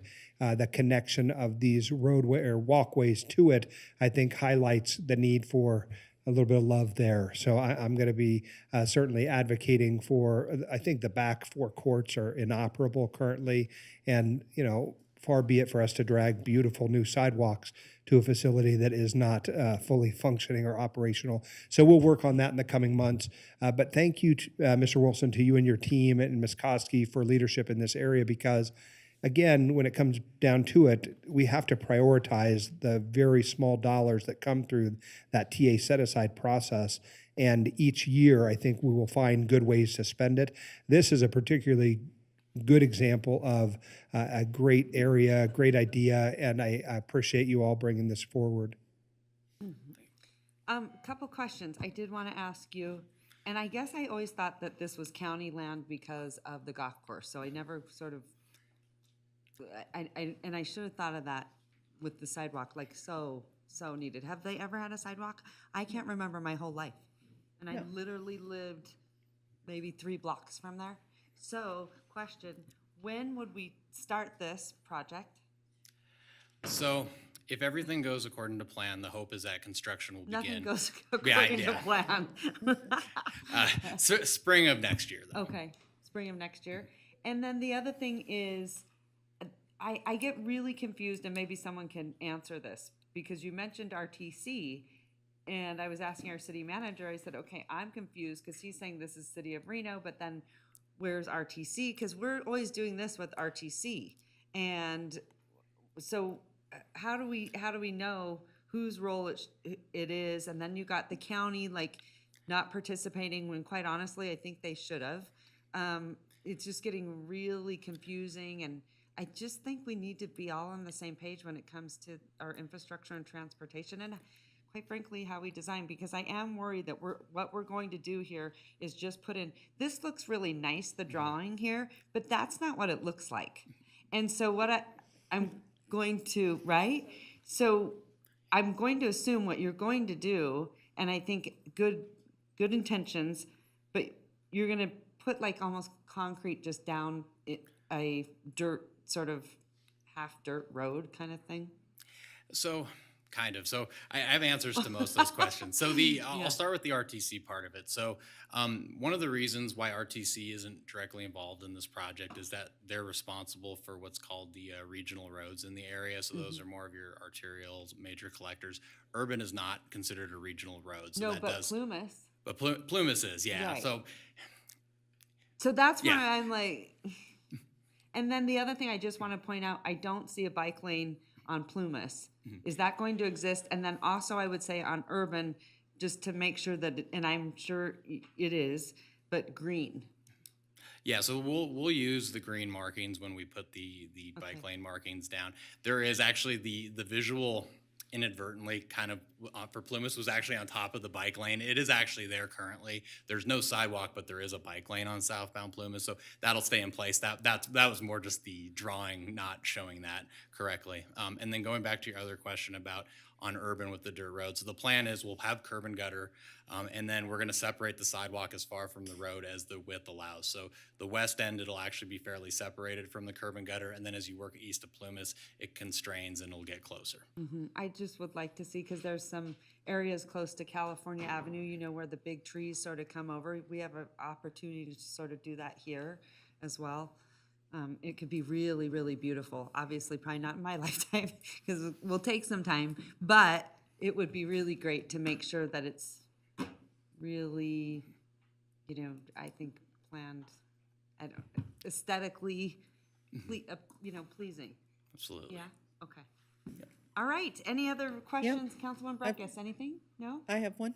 Go ahead, Councilman Dewar. So to just following up on your point, when you look at Urban, we have quite a bit of room to work with there, but we do have some trees. One of the suggestions that I've made in Double Diamond, Demonte Ranch, they have sidewalk right up on the road like this. but the residents feel a lot safer when there's more distance between the road and the sidewalk. And so to the mayor's point, it may be an opportunity to set the sidewalk back a little bit and to potentially, since it's our right of way, put in more trees. And then you're walking through a tree tunnel, and then also the residents, these trees are a little bit scraggly on this side of the golf course. I don't know what's going on with them. Maybe it's because we're not watering them. The golf course people are watering them. But we do have an opportunity to put in what we've been talking about, which is canopy shade trees, even between the road and the sidewalk. Whole different idea. But since we have to be in there, and it's to the mayor's point, it's just kind of left as sort of a gravelly, weird area where it could be really beautiful. Yeah. You know. So from the perspective of the project, what we will try and achieve as much separation as we can from the road. And then the other part, because this federal money is very specific, what it has to be used for. We may not be able to necessarily do this and do that in this project, but we can make sure infrastructure is in place to help facilitate it. Maybe there's opportunities within the city to partner and make something. Well, like we that could happen. do, a tree planting project between the road and the sidewalk. For example, what you see in Longley in the professional office area, Longley north of Peckham, for example. You get this kind of tree-lined canopy thing going, which we could create here while we do this, because we have the room. Yep. So it's just an idea to think about. Oh, definitely, and that's a good point. And I think we'll make sure at a minimum on the sidewalk project, we put in items like irrigation sleeves under the sidewalk, so that way, if something does come to fruition, we wouldn't have to tear out what we just put in. Right. Right. And lighting, I mean, just out of safety, we're hearing that more and more. Lighting, I think we have to really pay attention to lighting, but I don't think they have any lighting. It's pretty dark. It is dark. It's really dark. We'll take a look at that. Okay. Matter of fact, I remember I had a dog that was hit on that road because it was late night and you could not see it. So there was one more thing I wanted to point out, and this is just a shout out to Kurt. Right around the corner from here, and I don't know if we can see on this map, but we've been doing other improvements. So right where Arlington and Skyline are, at that curve, that's been a very dangerous area because people are going straight and suddenly have to take this sharp right turn. And you guys came in, I believe, and put in some what is the right term, Kurt? Barriers? The barriers along barriers? Arlington and Skyline. Where you and I and John Flansburgh went out. Could you just say something about that? Well, I'm just saying we put a lot of attention in this area. Absolutely. For the record, Kurt Dietrich, traffic engineer.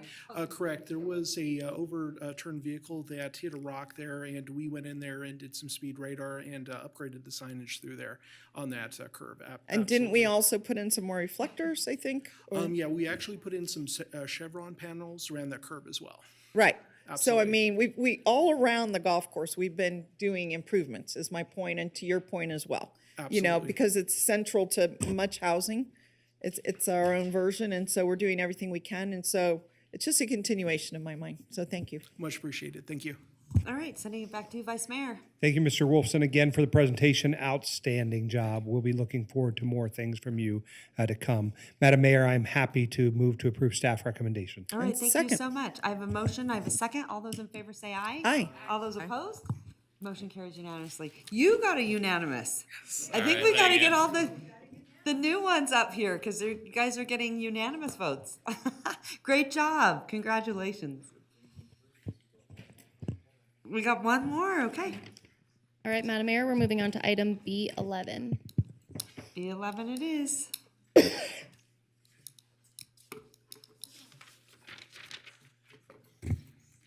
We still have these RTC people? Right, love it. Hi, Hello, you ready? I am. No pressure here. You got to get, you have two unanimous in front of you, so he's all, no pressure. All right. Madam Mayor, council members, Mr. Manager, my name is Roy Flores. I'm a senior civil engineer with the Utility Services Department. Item before you today is item B11, consulting agreement with VNA Consulting for flow monitoring services in the amount of $622,000 coming from the sewer fund. I have a brief overview of our project here. We're going to be installing 60 temporary flow meters throughout our collection system. The idea behind this is to collect wet weather data. So that's essentially when there's rain events and the rain that enters the collection system. Once we collect that wet weather data, we will be removing the meters, and that's why they're temporary. Also, you'll see up there on the map, there is 6 yellow dots. Those are permanent flow meters. We'll also be pulling that information as well, or obtaining that information. Those permanent flow meters are what the city has in measuring the flow that's going to the Truckee Meadows treatment plant and has to do with billing purposes. So total this project will have 60 temporary meters, 6 permanent meters, 66 total meters, and we'll also be installing rain gauges to collect the rain when it comes down, and it gives us an idea of how much has been a fall at the various times. There's 3 main goals as part of this project. We're going to identify areas of high inflow and infiltration. The common language we use in my world is I&I.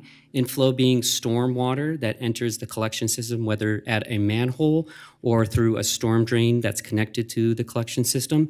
And infiltration is kind of it's like to call the silent kill of our system. It's the groundwater that enters the collection system, whether at a joint in a manhole or a joint at a pipe.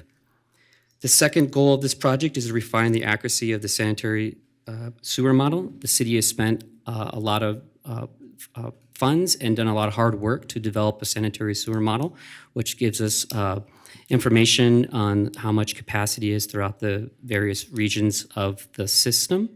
And with this project, we'll be collecting wet weather data, which will allow us to update our model as well and kind of tell us how our collection system behaves in rainwater events. And it's also important to point out that, we don't want rainwater entering our collection system. That's rainwater that ends up at the treatment plant, and that's more funds that we have to spend to treat that. And also, if there is areas of town where there's a lift station, that's more times that the pumps are turning on during a rain event, and that's more electricity. So with this, we're trying to identify those areas.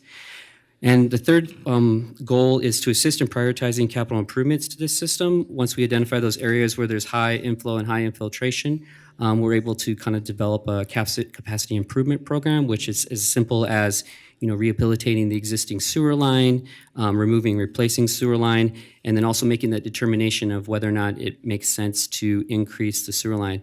A common theme we've heard today is that projects are kind of getting more expensive, and so we want to make sure that we identify areas where there are challenges and we come up with solutions, cost-effective solutions to the ratepayers and the citizens of the community. This consultant agreement is year 1 of a 3-year flow monitoring plan that was developed by our consultant. This year 1 will focus on a large area of the collection system, and then subsequent years 2 and 3 will pinpoint other areas of the collection system where we see high inflow and infiltration. This project was included as a part of the approved fiscal year 23 capital improvement program. And the consultant was selected from the 2022-2024 unranked consultant list from the Sanitary Sewer Capacity Analysis Services category. And with that, I'd be happy to answer any questions. All right. I think you did fantastic. Great job. Okay. How'd you feel? Fine. You could not tell at all. You seemed so calm. Yeah, I only had 1 cup of coffee instead of my normal 4, so... All right. Great job. I'm going to send it. Councilwoman Breckus, any questions? No? All right. No. Councilwoman Taylor, any questions? Vice Mayor Reese. Thank you, Madam Mayor. I pulled this item for 2 reasons. One, I wasn't sure why all these engineers were dressing better than me. I mean, here I am in like a red panda sweatshirt, so I was trying to see what that was all about. But Mr. Flores, thank you for the presentation. The second thing I was really thinking about was I had not seen V&A consulting engineers before in the last number of times that we've done different consulting agreements. And so I was, I guess I was excited to see a new name, not only yours, of course, but also V&A Consulting. So in that regard, this is because, as a body, we want to make sure that we're going out and having transparent processes where we find consultants. We don't want to always stay with the same consultant we know or the consultant who's been in the community the longest, anything like that. And of course, we want to go with consultants who can do the work. So I appreciate your sort of thoughtful process in terms of putting together the staff report to describe the actions. At the end goal, the point of all of these monitorings is to what? Prepare us for an extreme weather event, or to know where flows are more? I mean, what is the goal of knowing where the flow rates, how it happens? Vice Mayor Reese, thank you for that question. So, we're always kind of looking at what the capacity of the system is. Reno is constantly changing. People are moving around, businesses are moving around. So the flow that's coming in the system, it's never the same. And, kind of in an engineering world, we're always kind of designing for kind of worst case scenarios, right? So worst case scenario in my world would be, everyone on a weekdays getting ready to, go to work, go to school, taking showers, doing laundry. And then there's kind of like we had last year where we have a atmospheric river that comes through. And so, we're kind of looking to make sure that, is our collection system responding appropriately, and do we need to make any alterations? We don't really know until we do this flow monitoring. As I mentioned, we have 6 permanent meters, but those are kind of just for kind of billing purposes. The collection system itself is over 800 miles, so there's areas of the region where we don't necessarily know how it's behaving unless we put a meter in there. So that's what we're going to get. We're going forward right now because this is kind of the rainy season, I guess, or the wet weather season. So, we're going to be looking to collect this wet weather event, but also at the same time, we're also going to be gathering data and how our collection system responds is in necessary, which is considered the dry wet weather event, which is, like I said, your normal getting ready for work, everyone's taking a shower, doing laundry. So, we want to see what the capacity is. And, also if, we need to make any sort of improvements for, future developments or, alterations. And would it detect if we had like a line collapse and then there were, the flows were going in a different direction or something? I mean, again, you've given an excellent indication of why we need it. I'm happy with that. But what happens if one of these monitors goes down and then the pipe collapses around it? Would we be able to know from what we're watching in real time? Vice Mayor Reese, so these monitors themselves, if I'm going to scroll back to the beginning, we're actually going to be inserting these in the manhole themselves. So if you look at the picture on your left, that's as if you open the lid of a manhole and you look down. And so then if you look to the picture to your right, that's the flow meter that we're going to be installing in there. And so, this is kind of real-time data. Our consultant would be looking at this. And, they would kind of see irregularities. And, we selected this consultant because they have the expertise in providing these kind of services. And, that's why it's important that we do a baseline. So where, if you to simplify it, if you're seeing a unit of 100 come through during your normal events and all of a sudden everything spikes up to, let's say, 10,000 units, then it's like, well, hey, wait a minute, there's something going on in the system. And, that's why I kind of mentioned this is a 3-year program. The item before you today is for year 1. And then we would basically, work with our consultant to identify other areas within the collection system to address and do more investigation. Well, thank you for that. Very interesting, an area which I know nothing about, so I was appreciative of your walking through it for me. Appreciate that very much. Madam Mayor, I'm prepared to move to approve staff recommendations. All right, thank you so much. I have a motion from Vice Mayor Reese and a second from Councilwoman Weber. All those in favor say aye. Aye. All those opposed? Motion carries unanimously. Look at you, you did it. Good job. Thank you. Great job. All right, good. Okay, we are at B12, pulled by Councilmember Breckus. This is Councilman Breckus.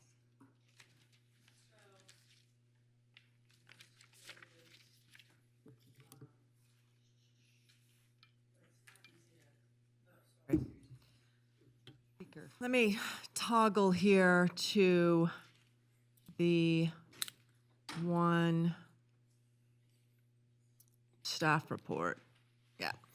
So, in the interest of full transparency on item is this? B12, and this is for the record, I am disclosing the fact that my husband, Armando Ornelas, is the Community Service Director for the City of Sparks. Item B12 is a proposed professional services agreement between the City of Reno and Sparks and Brown and Caldwell for the Truckee Meadows Water Reclamation Facility fluidized bed reactor and nitrification pump station evaluation pre-design services.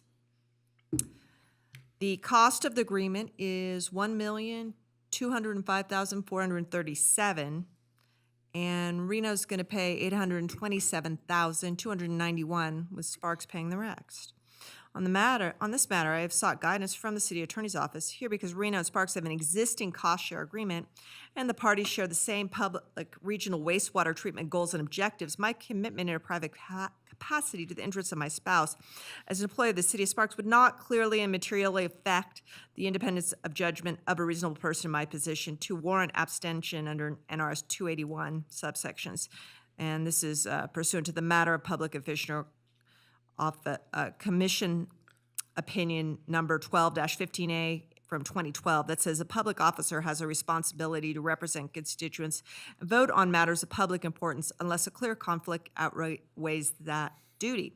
Madam Clerk, please accept this disclosure spoken verbally for the record and lodge it on the record for this meeting and subsequent meetings pertaining to this agenda item. Thank you. Madam Mayor, Reno City Council, my name is Matt Smith. I have a presentation if you'd like. Yeah. What is a fluidized bed reactor? That's a great question. Thank you. Yeah. I am. It is. Yes. Oh, Yes. Great. So I'm Matt Smith with Utility Services, and today I will be talking about item B12, which is the Tumwater Fluidized Bed Reactor and Nitrification Pump Station Evaluation and Pre-Design Services Agreement. Wow. Wow, that's a mouthful. Hopefully by the end of this presentation, we will know what a fluidized bed reactor and a nitrification pump station is. So this project will happen at Tumwharf. It's on the northern side of the plant, so this is the blue water side of the plant. So a brief overview, Tumwharf is a very unique plant. It's very old. We have nutrients that we remove from the water. Our permit stipulates that we do that. We use biological nutrient removal to do that, which is a fancy word for saying we use microbiology that naturally occurs in nature. We cultivate and foster an environment for them to thrive, and they pull out these nutrients, namely phosphorus, nitrogen. So phosphorus is removed in secondary treatment, nitrogen is removed in tertiary. So what is a nitrification pump station? Well, that's outlined in blue here on this slide. That's where the blue, green, yellow, and red lines all converge. We take this water after the phosphorus has been removed. We pump it to our nitrification towers where it removes the ammonia, and then we pump it from there into our fluidized beds where the rest of the nitrogen is removed. What is a fluidized bed reactor? So it sounds pretty scary. It's just a concrete box with sand and water in it. We pump water into this, beneath the sand to fluidize it. It's a fluidized sand bed. And the sand is a substrate for that biomass to live on. So we're giving it a home, but they don't work for free. So we inject methanol into this process, and they party inside this reactor and remove the nitrogen from the water. It's very similar to a snow globe. That's the best way that I could describe it. So why it's recommended? Capacity. On the right here, you can see these are fluidized beds under a high flow condition. That should never happen where water is coming out of the reactor and overflowing. It's important to note though, during this situation, we did not violate, which was awesome. But we don't like the biomass to be coming out of the reactor. They don't like it, we don't like it. It's a safety concern. So capacity is a big one. Redundancy, we're running 3 of our 4 reactors right now, but we're getting close to turning on that 4th. So once we do turn on that 4th, we won't have a spare, which is the industry standard. It's critical infrastructure, both the nitrification pump station and the fluidized beds. Without that, we cannot remove nitrogen at the plant, and we will violate. Safety, I mentioned. Permit, as I mentioned at the beginning, our permit stipulates that we remove nitrogen from our water. We do a very good job at it. We want to continue to provide that type of service without having these capacity issues. And it's a facility plan recommended project. The facility plan is available on the City of Sparks website, and it is part of that plan. It's on our CIP list, and it's old infrastructure.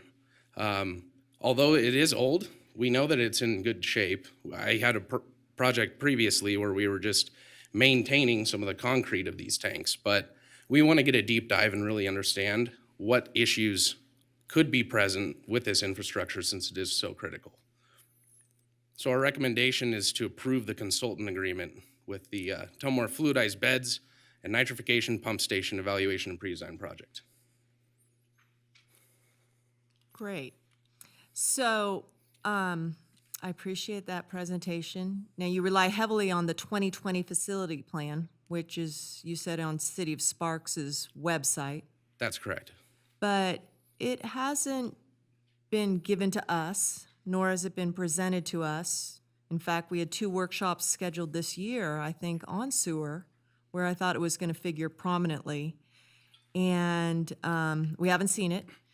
And so, you know, I'm going to continue to bring these up, but I really feel very isolated because the plant is a system. So, you know, design for this, where does it go to this, where does it go to that? Don't have the big picture here. Haven't had the big picture here. Finding it problematic. I've been supportive of a lot of wear and tear sort of things, but when I hear the capacity, part of the new, you know, expansion, you know, whether or not it's design capacity or in capacity, I am very troubled by, you know, 1.2 million on design, because 1.2 million on design is going to mean a $10-30 million project. Is this, what do you think the ultimate, you know, design project will look like in terms of dollar amounts? Well, it's a good question. This is why we are pursuing this evaluation and pre-design project. Is as a part of this, we will get cost estimates, and we will get a scope of work determining what our actions should be. I know what a fluidized bed reactor is because I work at Tumwater, but I'm not the guy who's seen the ones at every other plant, and I can't diagnose why our capacity is or what appropriate action should be taken. That we're leaving that to the professionals, and it could mean that maybe the pipes are just size too small, but it's speculation to determine that. But we have like 3 or 4 of these design consultant bids out right now. And we don't have the big picture. We're the money people, you know, ultimately. And what's the big nut we're looking at? When I was on the JCC a long time ago, we were looking at reverse osmosis at like $65 million or so. Are we still in the RO world? Are we thinking we're going to have to move into that direction? The facility plan does have a path forward. However, I would consider my career to be a success if we never build reverse osmosis out there, and so that is definitely way far out, if anything. RO is not in the immediate future. It's not on the horizon. It is in the facility plan because a facility plan is a path to get to the permitted capacity. But it's our job to make sure that we get there in the most cost-effective and conscientious way forward. Okay, thank you. Go ahead. Councilwoman Taylor. Taylor. Just say you. Just give it me. Thank you, Madam Mayor. First of all, thank you for the presentation. You could absolutely be a teacher. You're so good with this. But I have a overall question on the timeline. And so you say pre-design services. What does that actually mean? What comes next? And what is the schedule for something like this estimated? Certainly. So we're planning on wrapping up this project, full completion, with this stage of the project by August of next year. With that, there's evaluation, which means we're going to make entry into these reactors, see, touch, feel what's wrong with them.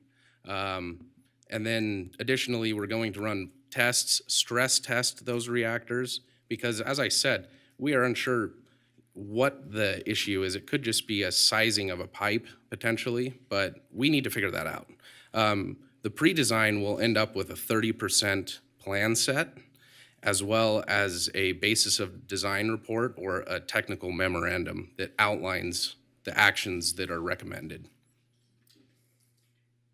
So then based on that, what you get at 30%, you'll decide what needs to happen between that and any time of construction and improvements or actual design. That's correct, yes. Okay. Thank you so much. All right, any further questions from the body? How about back to you, Councilwoman Breckes? Yeah, I'm just not going to support. I am not going to support until, the technical folks come forward, but the financial picture is not clear on this plan increasingly to me. And when you marry it up to what's going on up at Stead, and we've had 2 chances to have workshops this year and they've got canceled, and we continue to forge ahead with, commitments of design, based upon need and to get to a permitted capacity. And, the stumbling of those workshops and moving forward with policy, which is fiscal, is highly problematic to me. I mean, let's remember, and it's a great week to have this discussion because the sewer bills probably go out this week. They're jumping up. Last time I heard 7.1%. Where are the connection fees for capacity? They're stuck at $2012. So we've lost a whole year of growth in an upcycle to pay for these sort of improvements. I don't think we're going to get there. I think that whatever we need here, when you marry it up with Stead, we're not going to be there. And we've missed a decade of robust growth for connection fees to get there. I'm very troubled. I'm going to continue to vote against these. Sorry to the technical folks, because you guys are, good engineers, good warriors, but the fiscal house is not being done, in my view, and that has to stay at this body. And when this body has workshops that don't get scheduled and canceled, we ain't doing our job, so I'm not supporting. Thank you. Madam Mayor, I'm prepared to make a motion. I'll respond, though, to the Ward 1 members' comments. We don't have a time machine. We can't go back in time and change the rate connection fees for new growth and development. These are not related concepts. So continuing to tie them together, I think, does a disservice to the Ward 1 members who have faced a rate increase, but they aren't, again, they're not related concepts. Those rate increases are tied to CPI. Everybody knows that the world is more expensive. The connection fees for new users, that's coming. We're going to be here in another couple of weeks. It'll be fine. We can get through today's vote while waiting for that for another couple of weeks. So I move to approve staff recommendations. All right, thank you so much. I have a motion. I have a second. All those in favor say aye. Aye. All those opposed? Opposed. Motion carries. I think you did a tremendous job, and I do think we're going to get there. So honestly, you guys should all be proud. Good job. Good win. Thank you. All right, thanks, you guys.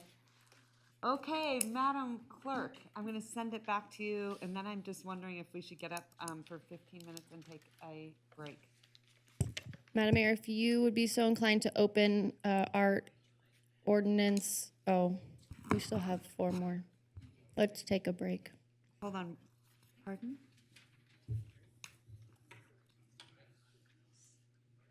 We have 2 ordinance introductions and 2 ordinance adoptions. Okay, so let's do item E1.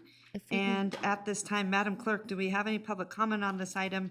And after we take public comment, I am going to send it right back to the ever famous, it says Carl Hall or Brian Sudi, either one.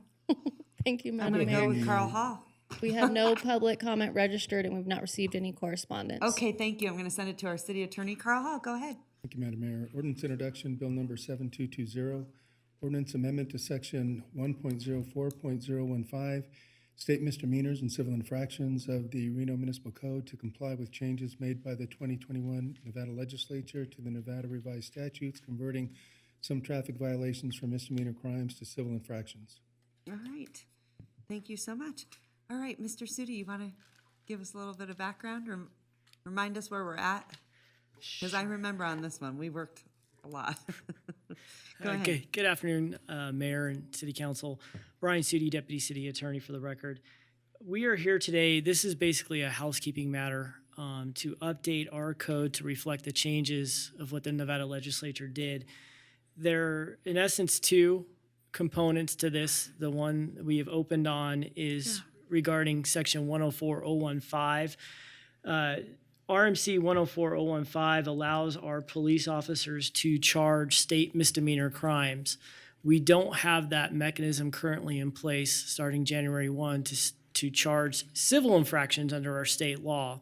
So what this amendment is doing is just adding in that component to allow our officers, if they encounter someone committing a traffic violation under state law, they'll be able to just charge that state violation. So that's reflecting that change. And I'll wait for E2. Okay, that's it. All right, thank you so much. Any questions? Seeing that there are none, I'm going to send it to Vice Mayor Reese. Thank you, Madam Mayor. I'll move to, is it ordinance introduction, Mr. Hall? Yes. Okay. Refer, yeah. Yes. Move to approve. I've got a motion and a second from Councilwoman Weber. All those in favor say aye. Aye. All those opposed? Motion carries unanimously. All right, we are going to head into item E2. So again, this is an ordinance introduction, bill number 7221, creation of new ordinance within Reno Municipal Code, Title 6, Vehicles and Traffic, Chapter 6.04, Definitions, Section 6.04.001, findings for civil infractions, to acknowledge the changes made by the Nevada legislature with AB 116 and clarify that any traffic violation contained within a Reno Municipal Code under Title 6 is a civil infraction unless otherwise stated by the Nevada revised statutes. Okay, thank you so much. Any public comment on this item, Madam Clerk? We have none registered and have not received any correspondence. Okay, thank you so much. Back to you, Mr. Sudi. Brian City, Deputy City Attorney for the record. This is in conjunction with what the Reno Municipal Court received notification from the Nevada Supreme Court. They are working on bringing all those state laws that were once a misdemeanor traffic violation to civil. And in that process, they discovered that many of the localities have their own traffic codes, like the city of Reno does. And they needed clarification that we are conforming to what the Nevada legislature enacted. So this is just acknowledging that our traffic code is also civil infraction unless we have any corresponding Nevada revised statute that is to remain a misdemeanor. Okay, thank you. Any further questions? Seeing there are none, I'm going to send it to you, Vice Mayor. Move to refer. I have a motion. I have a second. All those in favor say aye. Aye. All those opposed? Motion carries unanimously. Great job. Okay, moving right along. This is item F1, I believe. I'm going to send it, Madam Clerk, to ever so famous Carl Hall. But before we do that, do you have any public comment on this item? Madam Mayor, we have no public comment registered and have not received any correspondence. All right, back to you. Thank you, Madam Mayor. Ordinance adoption, ordinance number 6637, case number LDC 22-00048, DP2 Master Plan and Zoning Map Amendment, ordinance to amend Title 18, Chapter 18.02 of the Reno Municipal Code entitled Zoning, Rezoning of plus or minus 8.05 acres site located plus or minus 1,000 feet south of the intersection of Claim Jumper Way and Tellurian Mine Drive, and unincorporated transition 5 acres UT5 to single-family 8 dwelling units per acre SF8, together with matters which pertain to or necessarily connected therewith, Ward 2. All right, thank you so much. I'm going to send it to you, Councilwoman Dewar. Yeah. You want? Madam Mayor, if I may please, I'll interject and move to adopt. All right, thank you so much. I have a motion. Second. I have a second. All those in favor say aye. Aye. All those opposed? Motion carries. Madam Okay. Mayor? Yes. I think this is probably a good time. So we've recently approved a number of projects up in the foothill area above Damani Ranch High School. And I'm probably out of order here, but I'll probably bring it up at the very end of the meeting, but we'll be tired by then. So while we're just on this topic, we really, really need to get, I've asked for a few years to get a plan together for this area. And this is just a request. I can save it to the end or now, but for our manager, I know more developments are going to be coming in. And we can't, doing them one by one, we have an incremental approach. And I'd love to just sort of have a unified approach so we can handle these in a really coordinated way. So just a note for the record, and I can bring it up later if you want. All right, good idea. Thank you. All right. Okay, Madam Clerk, this is item F2. Any public comment? And then I will send it to our city attorney. Thank you, Madam Mayor. We don't have any public comment currently registered. However, we did receive 3 letters of correspondence which have been distributed to the Reno City Council, 1 letter of support and 2 letters of opposition. Okay, thank you so much. I'm going to send it over to you, Carl Hall. Thank you, Madam Mayor. Ordinance adoption, ordinance number 6638, case number TXT 23-00001, Title 18, Cannabis Package Alcohol Live Entertainment Adult Business. Request to amend Reno Municipal Code, Title 18, Annexation and Land Development, specifically in Chapter 18.03, Use Regulations, Section 18.03.206, Table of Allowed Uses, Section 18.03.304, Commercial Uses, Section 18.03.306, Industrial Uses, Section 18.03.405, Standards for Specific Accessory Uses, and Chapter 18.09, Rules of Construction and Definitions, Section 18.09.303, Commercial Uses, Section 18.09.306, Accessory Uses, in order to revise local requirements for cannabis uses, amended regulations for packaged alcohol sales for general retail and accessory uses, to amend standards for daytime and live entertainment uses, and to add the local criteria for adult businesses in the mixed employment zoning district, together with other matters which pertain to or are necessarily connected therewith. Okay, thank you so much. Okay, Angela, is it you? Thank you so. Is it you? It is. Good afternoon. Okay, For the record, good. Angela Thank you. Foos, Assistant Director. So this is a second reading. If there's any specific questions, I can answer those. Otherwise, I'm not going to rehash the presentation. I'm just going to direct it towards specific questions. Okay, any specific questions? Yeah, Go ahead, Thank you, Councilwoman Madam Breckes. Mayor. First of all, at the onset of this meeting, there were a couple commenters in the audience about lounges. And this does not pertain to lounges. There's a cannabis component, but it does not pertain to lounges. Is that correct? That's correct. Okay. Second, with adult uses. I read this as it came out of the Planning Commission, and then other questions were prompted to me about adult uses. How does this impact adult uses? Any existing adult use would be considered conforming, well, non-conforming if they don't conform to this code. Any future adult use would have to comply with this code. Okay, so there's a nonconformance provision. When was that put into place? The nonconformance? Yes, when was that drafted? How's that cleanup from coming out of the zoning ordinance? So our current code allows for existing non-conforming uses to remain. Yes. If they want to expand, they can go through a conditional use permit. Yes, and I don't understand that. So if we have a lot of existing non-conforming uses, whether it's a use that's been in place. But adult uses, how many adult uses do we have in the city of Reno? I couldn't answer that. I don't know. Okay, how many of those are non-conforming? I also couldn't that. I don't know. Is the non-conformance only related to adult uses? No, our non-conforming section of the code is related to all uses. Through this ordinance and the provisions related to non-conformance, do they only apply to adult uses? The only change we're making with this text amendment is related to the mixed employment zoning district, where we allow adult uses.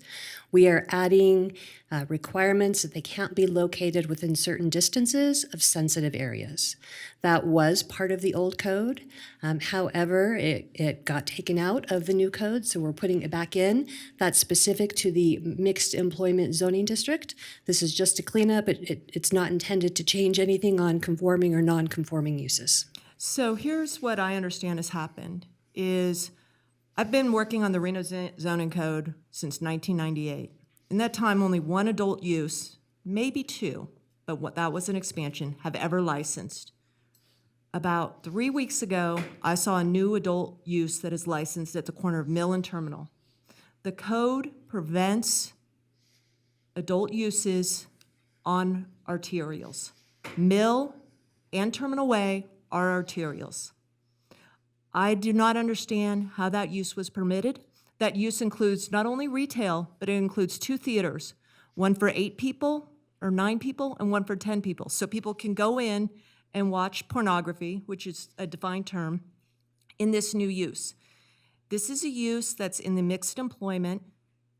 I went down, I did my research. I'm like, I am appealing this. And plus, when you approve an adult use, you must have a written description of the staff, there must be a production of a written document of why this decision was made. That was not produced.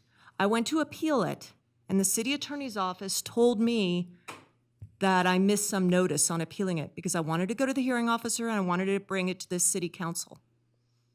Okay, we've got right, from the destination of the airport to, one of our biggest gaming properties, biggest tourist locations, a new adult use. It's around the corner, more on Mill Street, but Terminal is the massage parlor. I don't know if they have a door in between, and then you have the adult theater.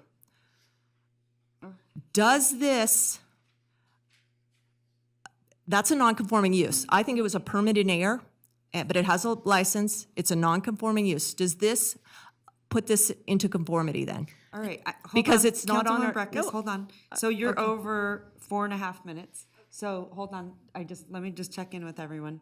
Anyone have any comments?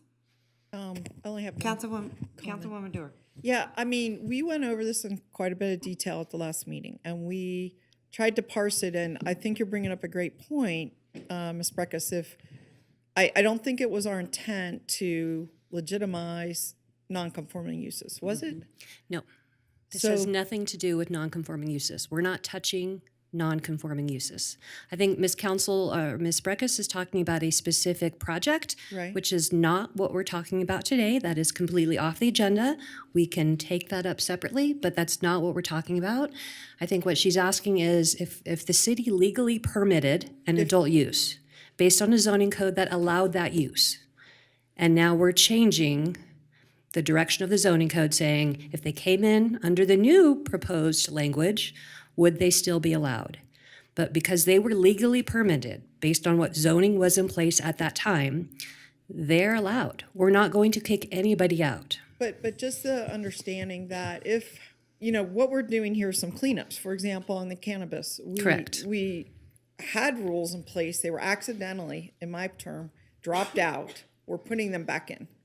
There could have been a use come in the intervening time that would have gone against our policy. Correct. And it would have been let's call it a Scribner's error, really, because it was not our intent. We never said it was our intent on cannabis to delete the distance requirements, for example. That was never part of our intent.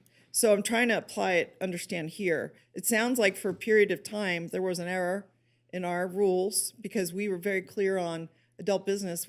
Most of us lived through the experience of setting up these zones. So I want to make sure I do understand.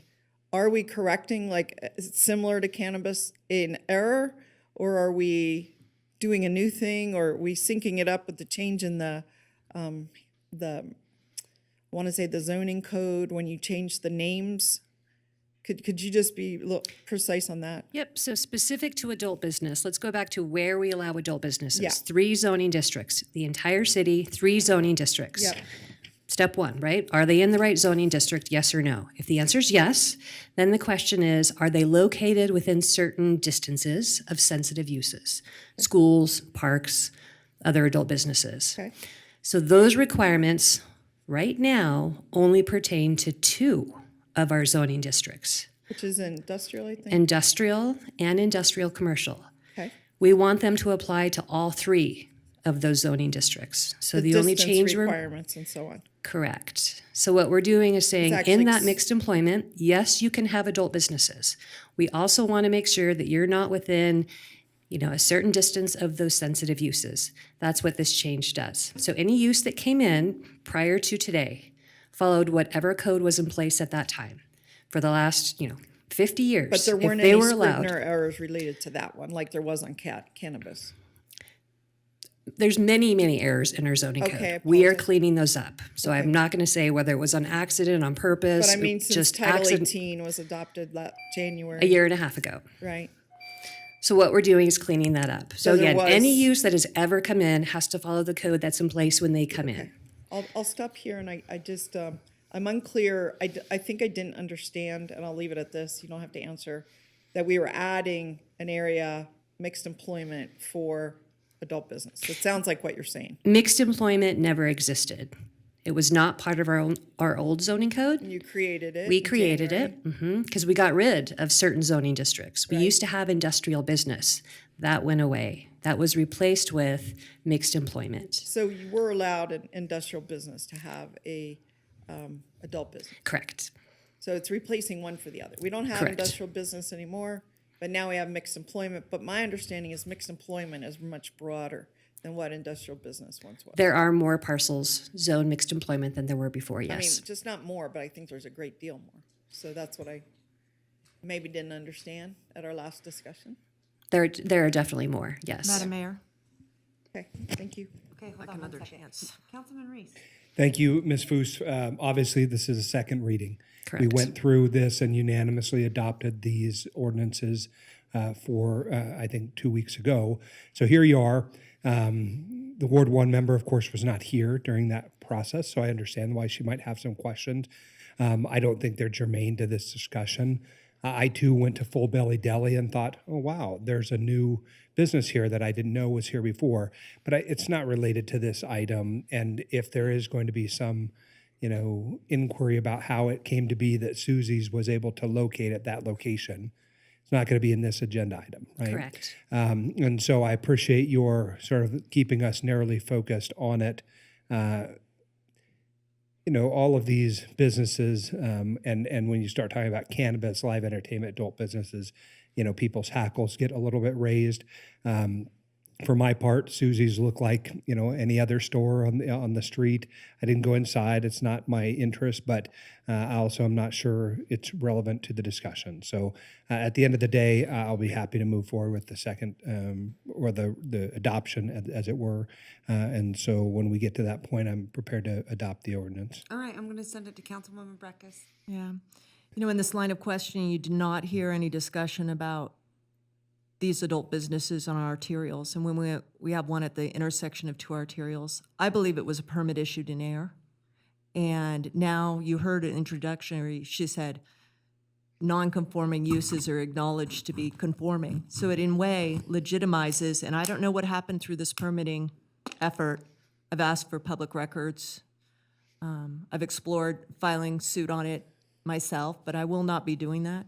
But I want to let the council know that you have made a complete and tremendous shift in adult business regulations with this action. And we've already seen one pop up where we have not. And we are in a whole new landscape. And not only that, when I went and saw this, I thought, well, it's just the retail component.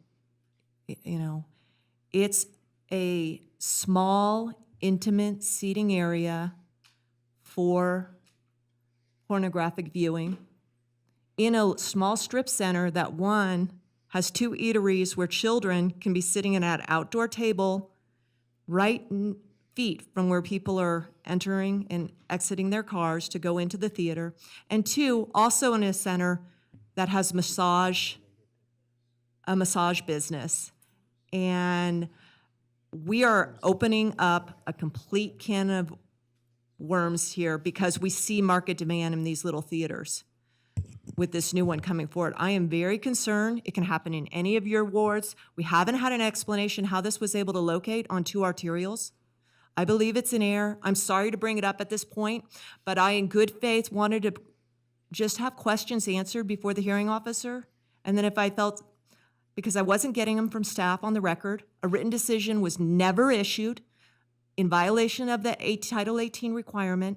I just wanted to go into the hearing officer and see that and find that it was legitimately permitted. I was kicked out on procedural grounds because I didn't have notice. Can't have notice when something is not, a report isn't written. This legitimizes this, and it opens it up in your wards right now. I would urge you to either ask them to kick out the Title 18 stuff related to adult uses and nonconformances, or to table this second reading. Okay, I think you have a valid point. Yeah. Can we do that with the motion here?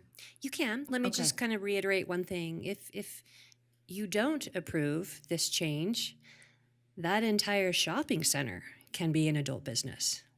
We have no limitation based on today's zoning code. If we approve this proposed change, no more adult businesses can go there. because we can't allow them within so many feet of each other. We also can't allow them on an arterial. That's what this does. If we do nothing today, that entire shopping center can become multiple adult businesses.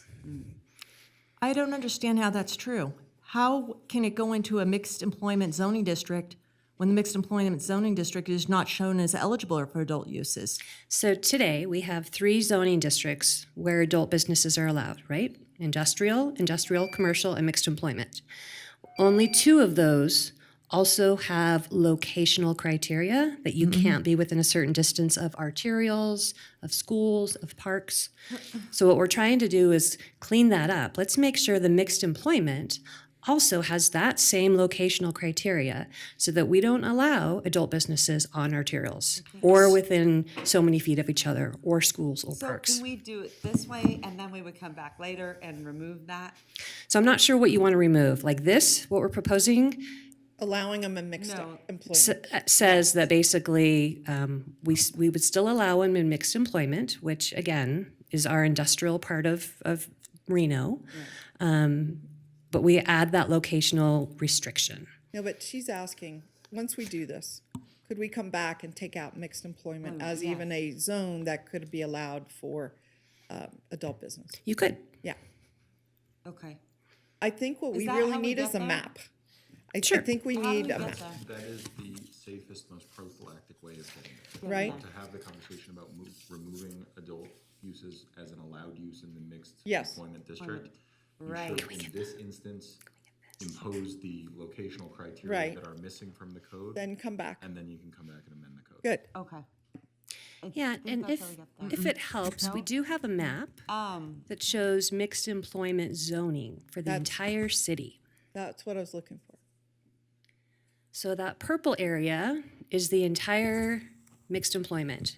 This general area here was what used to be industrial business and is now called mixed employment. So we have a couple kind of hodgepodge areas up here near TMCC. This is the TMCC Dandini campus. So no adult business would be allowed because that whole thing is a school. Right? So that locational criteria that we're talking about would limit adult businesses from going up there. Okay. And generally here, again, that's by the university, so that would kick adult businesses generally outside of that area. And we also have areas down here next to residential, so they would likely be kicked out as well. And then kind of a hodgepodge down here.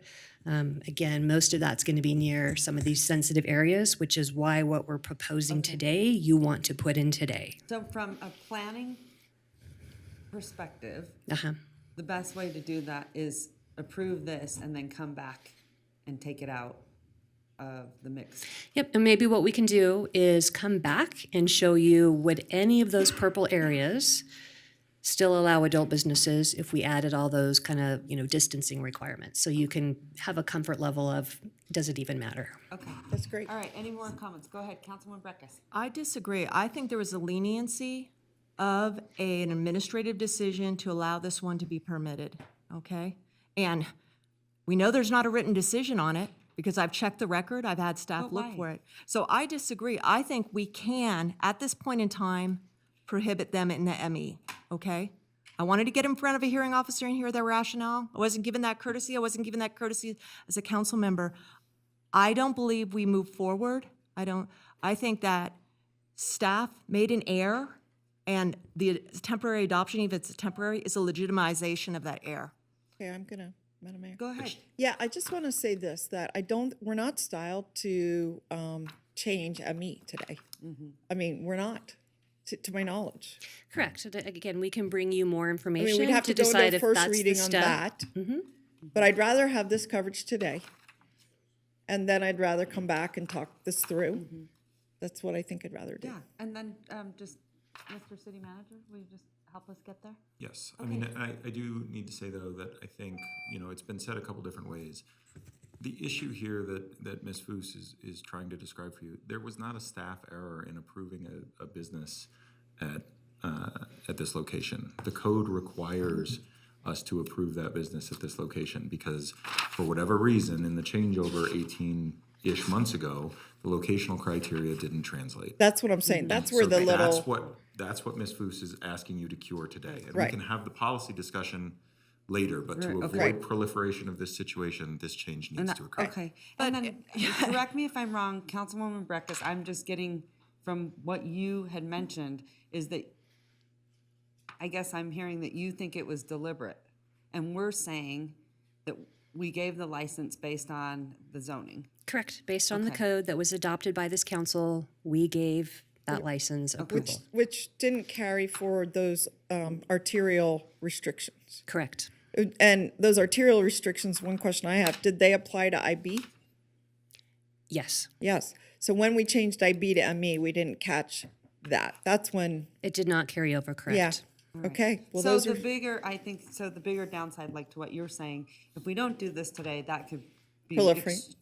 extremely problematic. Correct. Okay, so, all right, so I'm gonna send it to you, Vice Mayor Reese, go ahead. Move to adopt. Second. I have a motion, I have a second. I won't. Go ahead, Councilwoman Breckus. Yeah, I won't be voting, but I would like to encourage, because we don't have a written decision, we have a permit of one of our most sensitive land uses issued without following the ordinance, number one.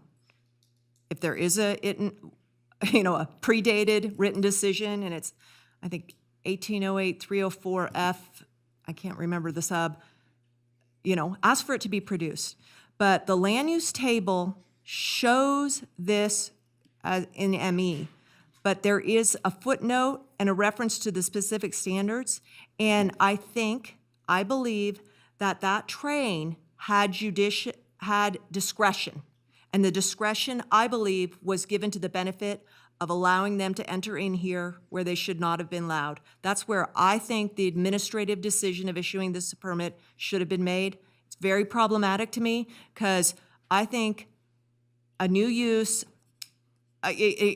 adult uses are very sensitive because of secondary effects. Right. And secondary effects can be prostitution and trafficking.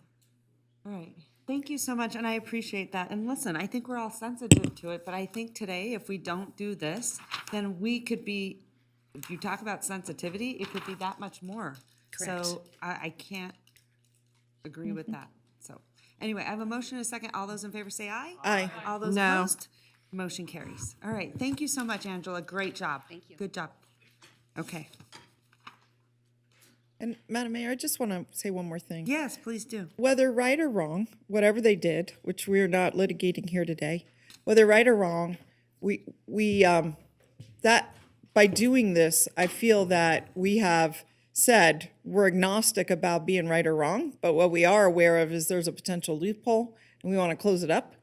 And I don't think we're either giving better standing to anybody or worse by closing up what appears to be in a loophole. May not be a loophole, but appears to be.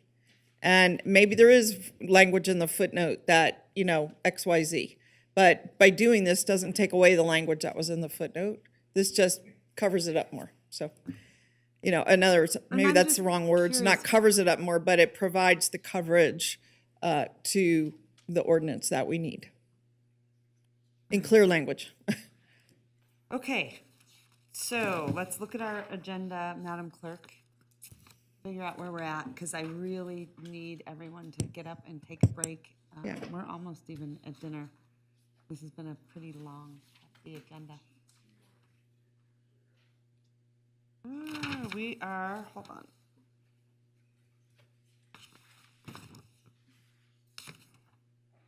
G1. Madam Mayor, if you would like, we could take a motion on item G2, take a brief break, and then come back and move into our interview portion of this meeting. Okay, let's do that. Let's go into about, let's see, it's 5 o'clock now. What are you guys thinking, 20 minutes, 30 minutes? Could we hold? I mean, could we just do it now? Like, take the break? Yeah, Is that that's what we're possible? doing. Oh, How I long mean, of a before break? we take any more items, or do we? Yeah, no, we're not gonna take any more Oh, right now. okay. We're just figuring out how My long. suggestion was opening item G2, which is a city council appointment. And then that way, the only item we have remaining on our agenda today is council announcements and the interviews. Take a break. Madam Mayor, I would make a motion. We're gonna take a break. Oh, Go ahead. never mind. No, go ahead, make a motion. Oh, I would, on G2, if we're gonna open it. Oh, we were gonna do that after. Yeah. So I'm just gonna, I would rather we just like get up, take a Yeah. break, then we'll come back and we'll do this Okay, and, and then go into the interview. talk about that. Okay, so it's 5 o'clock. Why don't we come back here, at 5:15? Okay, we'll reconvene at 5:15. All right, Madam, if you want to unmute us. All right, Madam Mayor, if you are ready, we can reconvene this meeting at 5:26. All members present.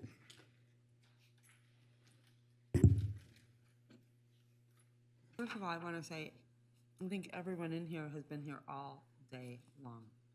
How are you holding up? Carly, you've been here all day? Yeah. God bless your heart. Do any of you guys want water?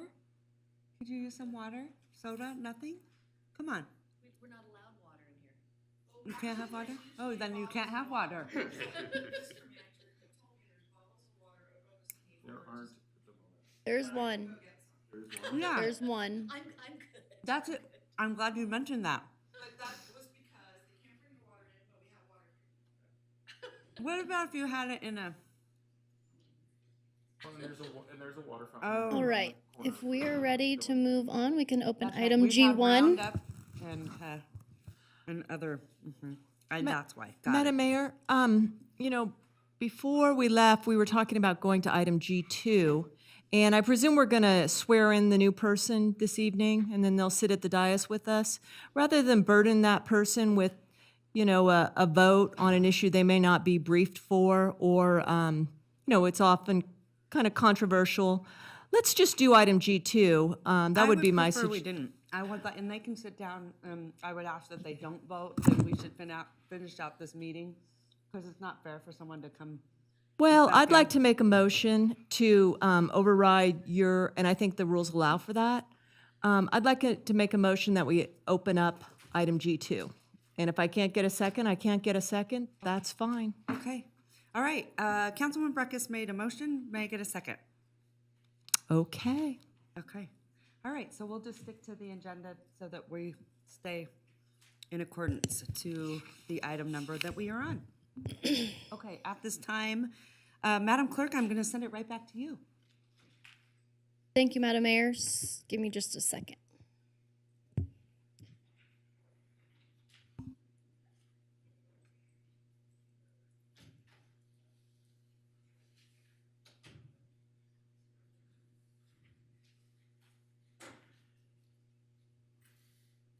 Sure.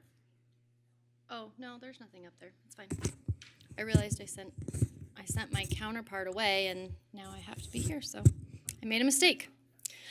Good evening, Mayor and Council. Thank you for having me, Nikki Huntsman, City Clerk for the City of Reno, for the record.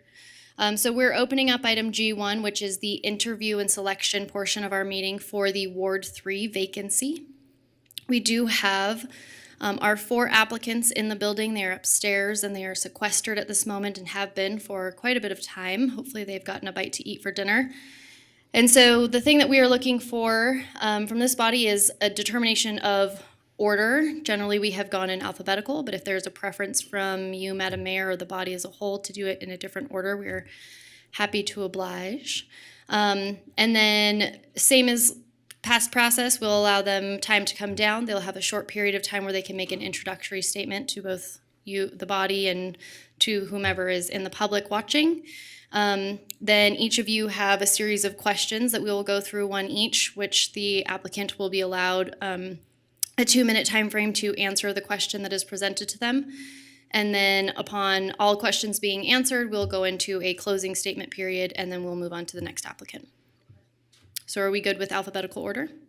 Yes, I want to follow normal process. Exactly what we did Perfect. for 5. Okay. Just to stay consistent. Absolutely. Okay, so we will get our, if Ashley would get our first applicant down here, we will go ahead and start in just a moment. Okay, thank you so much.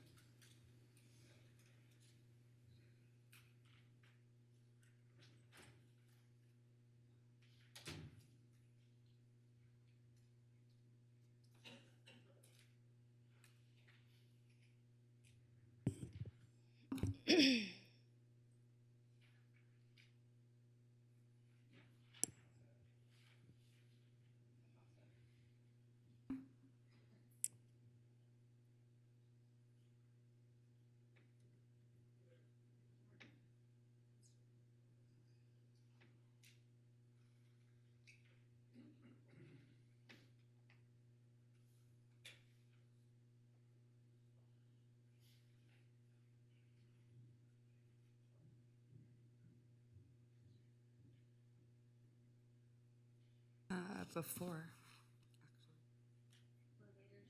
Hey, taking public comment on that? I'm gonna.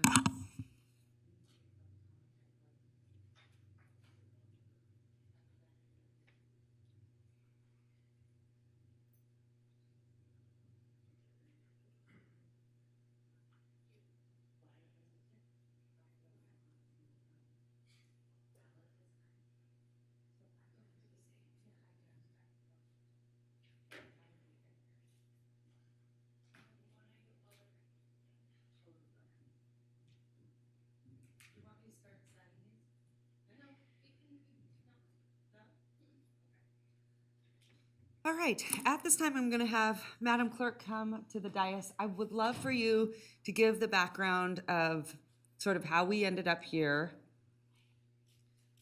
because I think there has been a lot of conversation about why we didn't do a special election and an appointment. Talk a little bit about that because we have the Register of Voters here, correct? There was something else that I thought we should put on the record. So if we wanted to start from the beginning, Councilmember Delgado resigned from his position in the Ward 3 as the Ward 3 elected member of this body on September 29th. We did move forward with a special meeting where there was two options presented to the body.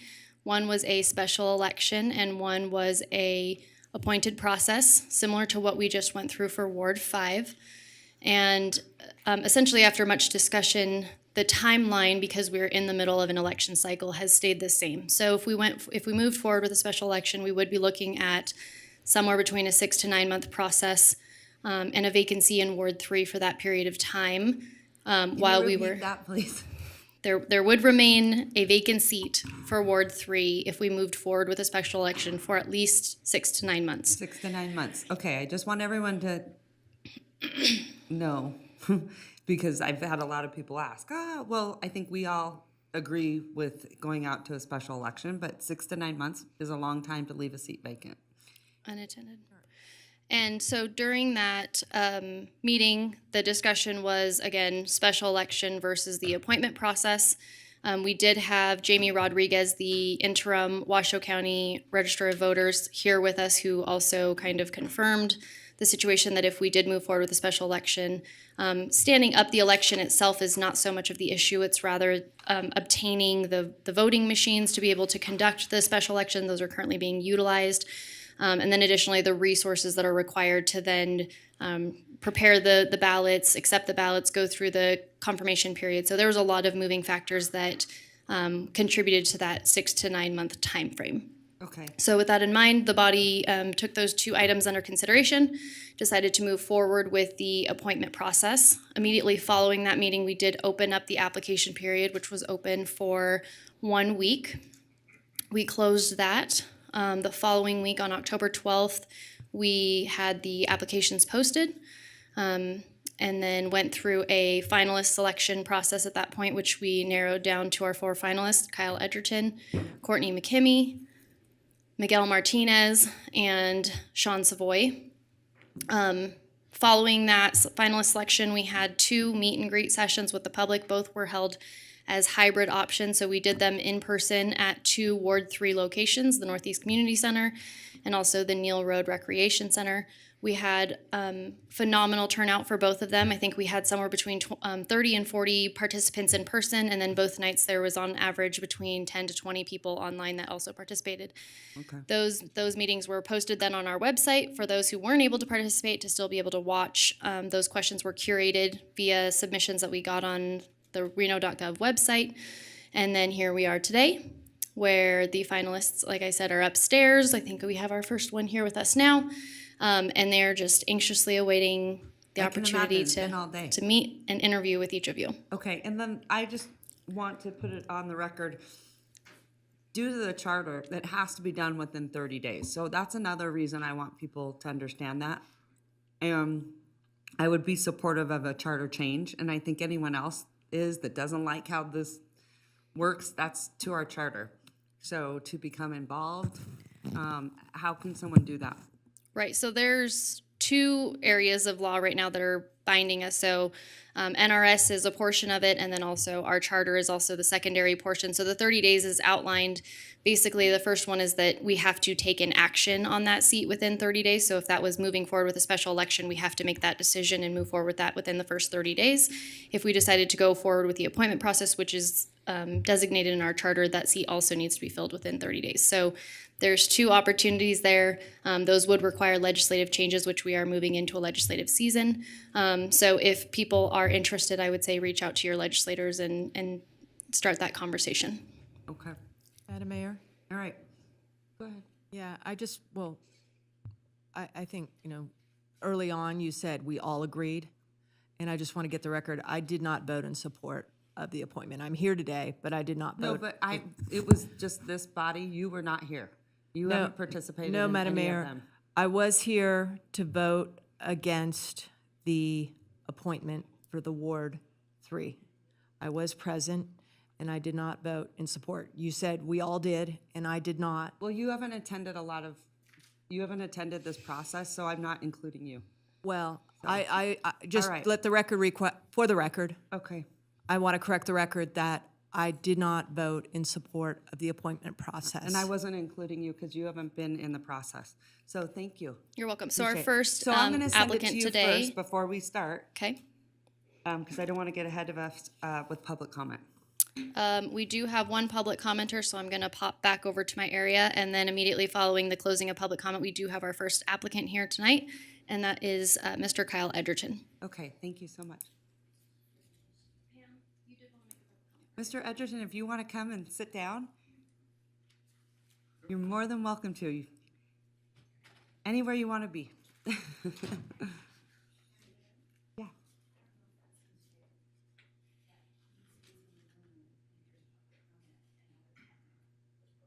Yeah, I guess Ashley, is that okay? Sorry. Well, I guess my point is, what would they learn during public comment that no one else would learn? Whatever you. Okay, so our first public commenter today is Pam McNeil. Good evening. It's always nice to be here, and I learned a lot today. It's always good to come to the meetings and learn different things about sewer and and adult entertainment. But thank you for having me. I feel funny being the sole public commenter. But I did want to say we appreciated going through the Ward 5 selection and that you appreciated what we did. So we thought it was such fun, we're going to do it again for Ward 3. We do think that although the Ward 3 person needs to represent Ward 3, he also represents the city. And we really enjoyed getting to know each one of the applicants.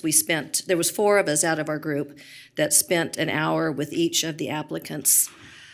And since you appreciated what we did, it was great. One of the things, it was kind of like doing the findings on a project. One of the criteria that we chose to rate the people on was their knowledge and experience.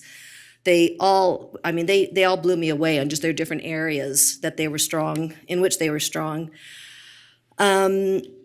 Courtney was, she was just very dynamic, and with her experience with the state, she knew a lot and she taught me a lot of stuff that I didn't know. I shouldn't say Miguel. Mr. Martinez and Ms. McKinney. Mr. Martinez was definitely qualified to be with the Hispanic community. He has his knowledge at the school and where he's got his education, and it's been great. And Mr. Savoy has been so involved with the city in so many different areas, and I learned a lot from him also. Ultimately, we went with Kyle Edgerton, that we all agreed that he would be the best to hit the ground running. He had all the qualities that we were looking for as far as knowledge and experience. He has knowledge of the city's master plan. He knows that you can take things in baby steps. You don't accomplish things all at one time. And he is very knowledgeable of his ward, lives in the ward, rides his bicycle, and gets acquainted with people, and he provides pro bono work and discounted legal services. So although we do support Kyle Edgerton for this position, we also really enjoyed working with everybody and would appreciate getting to know whoever you guys decide to choose. Thank you. I think it was so helpful in 5. So I just want to commend you, and I think maybe was Cecil here with you? Yes. I thought I saw him. Will you tell him thank you so much? Of course. I don't think we realized it would go this late, so it's easy to see how at the end you sort of get tongue-tied, right? Because I do. Thank you so much. Okay, back at you, Madam Clerk. All right, Madam Mayor. So for the record, we don't have any additional public comment registered in the audience. We would like to note that we did receive various comments in support of several different individuals. There were 10 letters of support, 1 letter of opposition. We did have 2 members of the public earlier today that did sign in for public comment but do not wish to speak, who are also in favor of Mr. Martinez. And we have 2 voicemails which will transition to now. Okay.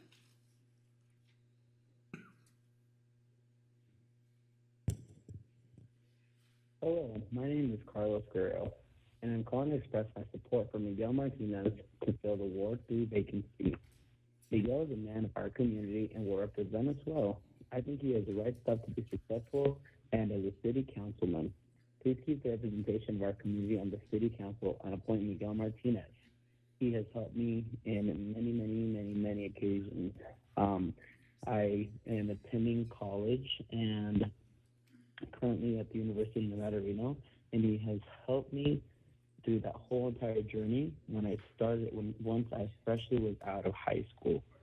He has become more than a mentor and a great friend and someone that I look up to.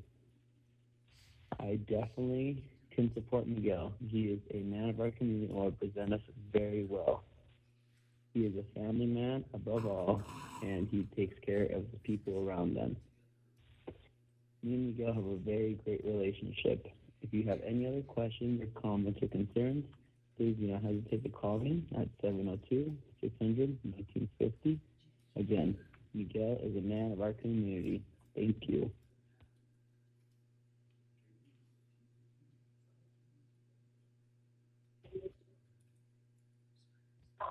Hello, good afternoon. My name is Vincent Nava, and the reason I'm calling is because I wanted to call to express my support for Miguel Martinez to fill the vacancy of Ward 3 for the City Council of Reno.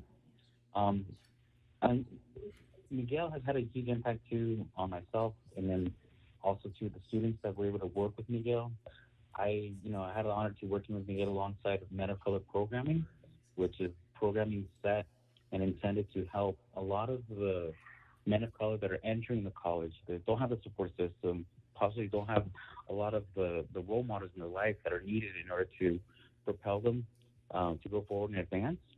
And it really does make a difference too.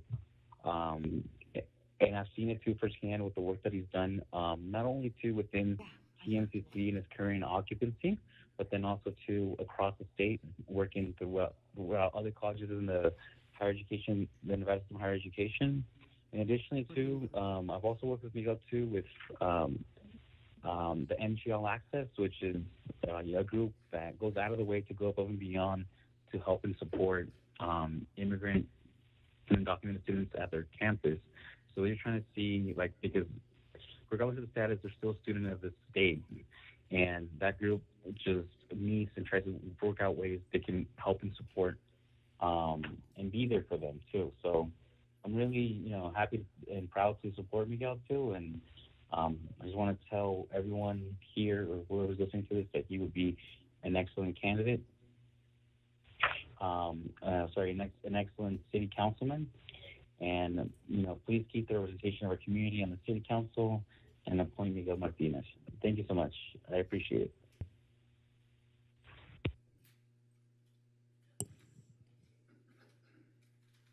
And with that, Madam Mayor, we have no additional public comment. All right, thank you so much. Miss Ashley, where are you? I think she's out there. Yeah. Okay, we're ready. Did you see us signaling?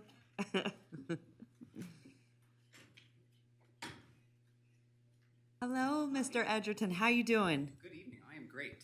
How you feeling? Just relax a little bit. Yeah, that's You're the gonna- hope. My you're biggest gonna be concern is I great. think that Sean's going to complain I got extra time. Right. Because of the delay. So all right. he's on to me. Yeah. Okay, so this is how the process works. Let's see. We're going to give you 3 minutes for an opening statement, and then we're going to go around and ask you questions. And then I think if we have enough time, don't we try to always like fit some others in if we have enough time? Typically, I don't remember. No. One round. Okay. All right. Well, then we're going to just try to stick to the process that we used last time. So just take your time and whenever you're ready. All right. Well, good evening. For the record, my name is Kyle Edgerton, Mayor Sheevy, council members, Manager Thornley. I had Mr. Hall in here. Oh, he's still here. Hi. Still hanging in. I'm glad to be here, nearly at the end of this process. It has had all the speed and thrills and I guess lines and kind of stomach in your throat anxiety of a roller coaster, but it's been a good one. It's been a really positive experience, as I've said before in other comments, and I've connected with almost everyone up there behind the dais and many other folks throughout the city. This process has been positive because it spurred me to have conversations that I don't think I otherwise would have started. If you'd asked me 3 weeks ago why I was having all these conversations, I would have said it was to I guess, get people to like me and give me a job. In other words, that I was going to be the one convincing others. And the uncanny thing about these conversations is they've had a different effect. They have really strengthened my belief that I am a great fit for this role at this moment, and that I can be an asset to the city, to the council, and to Ward 3. 3 weeks ago, I was focused on what I didn't know. I was trying to learn as much as I could about the various issues. And it wasn't because I wasn't already well informed. It wasn't because I wasn't already paying attention. It was just because if you're going to be the one making these decisions, shouldn't you have a platform or a 20-point plan or something like that? And I think what I've learned through this process is that the easy issues are already on the consent agenda. It's the hard stuff that actually takes a bit more of effort. That's the leftover stuff. And when it comes to the hard stuff, there's not always going to be an easy solution or a right answer. In statistics or econometrics, you sometimes take a big cloud of data and you try to find a best fit line. And I suppose, in the absence of clairvoyance, which I don't think anyone on the council has, that's maybe the best we can aim for is just kind of a best fit when it comes to policy choices. So how do we make those best fit decisions? I think the answer is easy to recite and it's hard to implement. It's outreaching aggressively into the community, finding those stakeholders who won't come forward on their own. We probably need to be creative to draw people's attention away from breaking news and TikTok and gas prices and the cost of milk. And you need to facilitate a conversation that's about needs, identifying needs, trying to work together to solve a shared problem, and moving away from headline numbers or bottom line results or immovable red line kind of priorities. And then you just grind it out. You try to have the best conversation you can, have it be a complete and honest conversation out in the open, and try to find that best fit for all the data that you're gathering through that process. I have a number of abilities to bring to this role. For half a decade, I ran an immigration program serving some of our most vulnerable neighbors. I have experience reaching out to folks who don't have ordinary 9-to-5 jobs. And as an attorney, my job essentially boils down to those 3 functions of listening to people, identifying problems and trying to find solutions for them, and then bringing people together to have some common ground there. So again, easy to say, hard to do. I hope that it's come through my application, comments submitted on my behalf, the conversations that we've had, and hopefully the conversation we'll have this evening, that I have those skills, and I'm looking forward to the opportunity. All right, great job. Okay, I want to start with Councilwoman Breathless. I have no questions for Mr. Edgerton, but I will disclose that after Mr. Delgado's resignation, he and I, at his request, did have a telephone conversation, and that's what we did. We had a talk. Thank you. You had a conversation with Mr. Delgado? No, I cannot remember when he and I spoke, Mr. Edgerton and I, by telephone. Okay. I think it was prior to the council, me excluded, wanting to do an appointment. I think people were reaching out. It might have been right after, but I had a telephone conversation with him, and I'm just making that disclosure. Okay, I thought you said Councilman Delgado. Okay, all right. Councilwoman Taylor, go ahead. Thank you, Madam Mayor. Thank you for being here. I think I know how you might feel. It's been a long day. You talked about this a little bit in your opening statement, and one of the things that are important to me is, or two things, are character and open-mindedness. So my question is, how do you make decisions with competing priorities? So sometimes we have person A on one side and person B on another side of an issue. How do you go, what's your process to get to a decision? Thank you. And when it comes to, the character piece of your question, maybe I'll set aside for the moment, but generally in these kind of decision making, when you have two people who are at antipodes on an issue, I've said this in a previous comment, it's not necessarily that the answer is the 50%, the average between those two positions. When there's a dispute, I try to approach them from a standpoint of, again, identifying needs and trying to work together to solve a shared problem. And what that means beyond just kind of the cliche bumper sticker side of it, right, is that sometimes folks have gotten into their trenches and they think that they know exactly what they want and what they're fighting for. But if you can have a broader conversation, you can identify opportunities for overlap. There might be some creative solutions that no one had thought of before because, again, if you're kind of coming at each other like old rivals, that tends to be the approach. And I did speak about this in my opening in terms of, again, the hard stuff, the hard issues don't necessarily have obvious answers. You might just have a big cloud of data and a lot of different, this is good in XYZ dimensions and this is good in PQR dimensions, and you're trying to kind of reconcile those. I do have strong principles, right, in terms of kind of how I view the world and what I think are the right ways to implement policy and implement public will.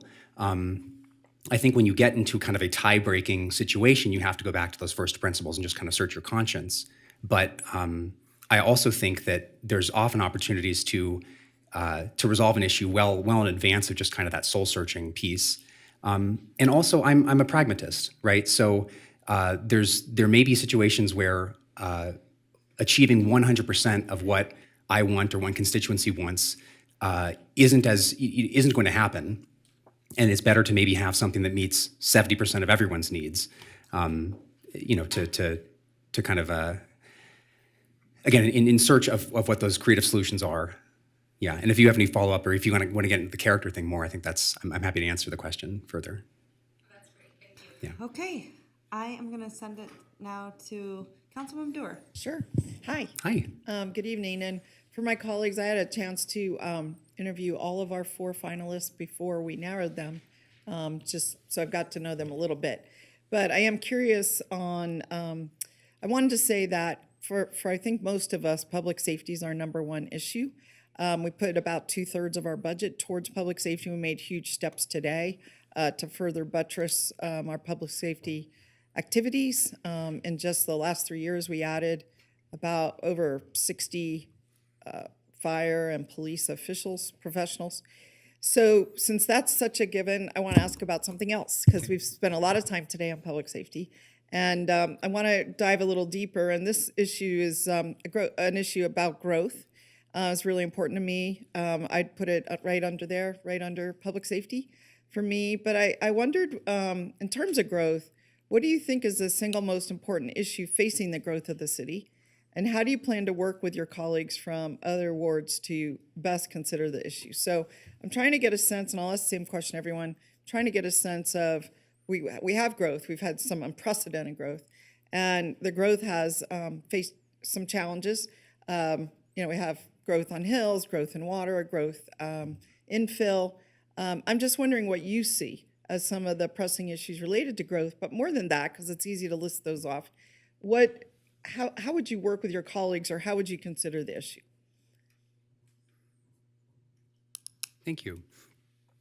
Well, the first part of your question is I had a lot of the same thoughts, right? I think other members of the council, or maybe you in particular, have said that the easy land is gone, right, when it comes to growth and development. I think, for obvious reasons, a lot of the growth has been in the hinterlands, right? It's been on the outside of the community. That's where the available land is. That's where some of the marketable land is. But those obviously present challenges. It presents challenges to our open spaces, to kind of the historic look and nature and feel of our community. They're also much harder areas to service with our infrastructure, whether that's physical infrastructure, public safety, as you mentioned at the outset of your question. There's natural resource concerns. And so that is, I think the biggest challenge growth-wise is probably just the situs, right? Where we're actually going to put growth, because the logical, easy place is, in the places we've been building, far north, far south, but those also have some externalities. And the flip side of that, or the corollary, is that infill is a very enticing solution. I think it begins to solve a lot of our concerns. It helps with the density. It helps us with getting away from single occupancy vehicles. It helps us with revitalizing, having a thriving downtown and in vibrant neighborhoods. It's also really hard. You run into just the physical limitations of actually getting a project done in a safe way. Maybe you're dealing with historic buildings where there might be asbestos or chemicals or other concerns there in a densely populated area. You're trying to reverse engineer things as opposed to just build it fresh. You're dealing with more of an issue with displacement of historic communities. And then I think just from I've had some conversations that have enlightened me as to the challenges just from a permitting standpoint, right, and code. If you're taking a former casino building that you're trying to turn into condos, or you're taking some other historic structure, you're going to run into those issues of, okay, these doorways aren't wide enough, or this kind of pipe is outdated. What are we going to do about that? And then the city's faced with, do we create variances to our own codes that we think are in the best interest of public health and safety and earthquake preparedness, or do we massage those a little bit in order to meet our urgent housing and growth needs? And so again, to kind of go back to my overall platform, right? It's gathering data from informed folks, from as many stakeholders as possible, including who I hope would be my council members, my fellow members of the council, to just have those honest conversations about those trade-offs and try to make a best fit decision. Okay. Yeah. All right. Thank you very much. All right, Councilwoman Weber. Thank you, Madam Mayor. Great to see you here. Likewise.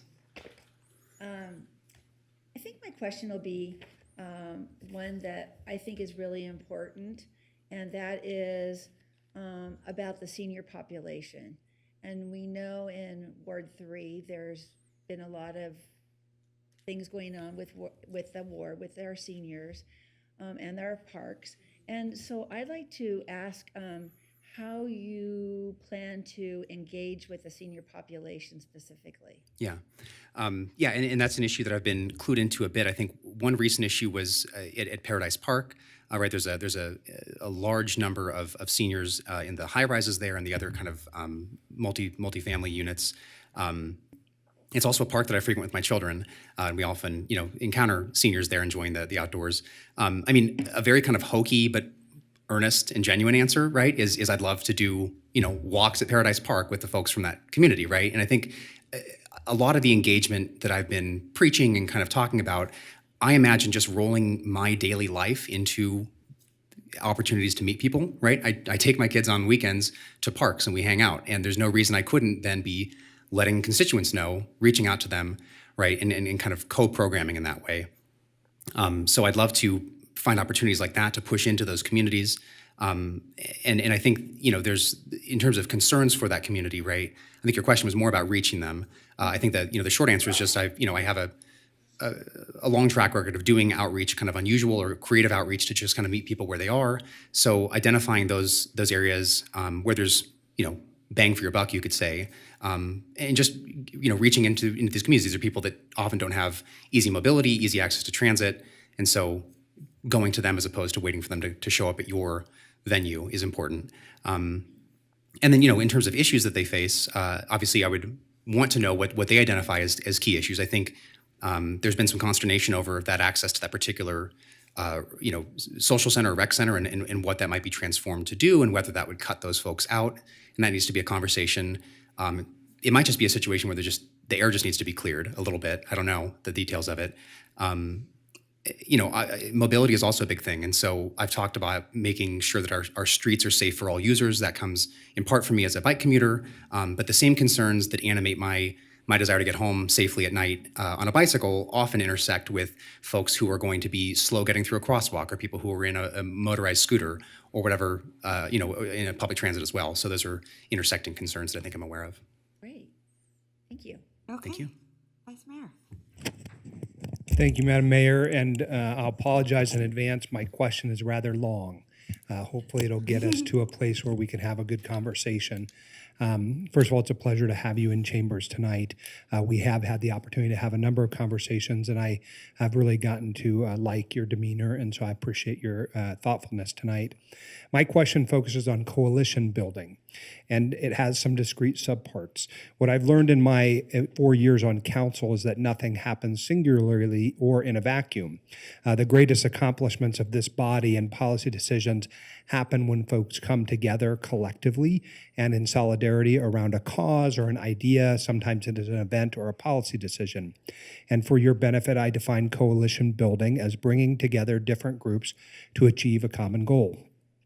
City Council is nonpartisan, and for good reason, one of which is because it forces us to create coalitions across various groups of people, whether that's racial and ethnic groups, political affiliations, gender, sexuality, economic experience, builders and conservationists. Those are just some examples. There are also different subgroups that shape our coalitional efforts. Constituents, I think there are stakeholder groups, colleagues, and city employees. And I want you to focus on two of these subgroups in particular, because your answers today and your previous examples indicate that you understand how to build coalitions within your ward and with constituents. So taking them out of the equation for the purposes of your answer. How will you seek to first build coalitions with your colleagues? And I'll give you some examples. What would you do if, for example, you learn that your colleague is an election denier? Right? Or one colleague is not interested in communicating, does not participate in the processes of elected life, or routinely is negative or denigrating to those they encounter. The second part is, how can you build coalitions with different departments and team members? And that really focuses on the other folks in this building. So again, my discrete subparts with the background that I've given you are building coalitions with your colleagues, should you sit on this dais, and then the other one has to do with building coalitions with members of the organization, the team members who really do make the city run. All right. Is there an appendix? I appreciate the question, and it's a thoughtful one. Maybe one way to start, again, maybe kind of a hokey but overly earnest one. Have no Hispanic heritage, but I do speak Spanish, right? I speak English, I speak Spanish, I speak NPR, I speak Fox News, I speak golfer, hiker, sneakerhead, skateboarder, right? I'm not fluent in a lot of those languages, but I speak them, I can communicate in them. Maybe I'm just kind of a hokey guy. I like trying to find common ground with people and connect over their interests. Maybe we have a common interest. Maybe I can just develop an interest in what, I'm just interested in people. So I think just at a person-to-person level, I mean, a team of 6, 7, 8 people, hopefully you can find something there that you can connect over, whether that's an outdoor activity or a cultural interest.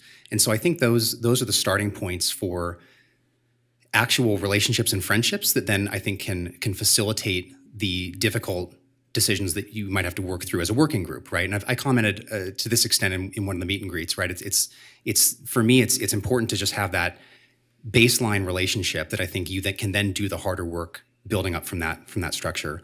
You asked about denigrating or folks holding positions that you really can't connect with.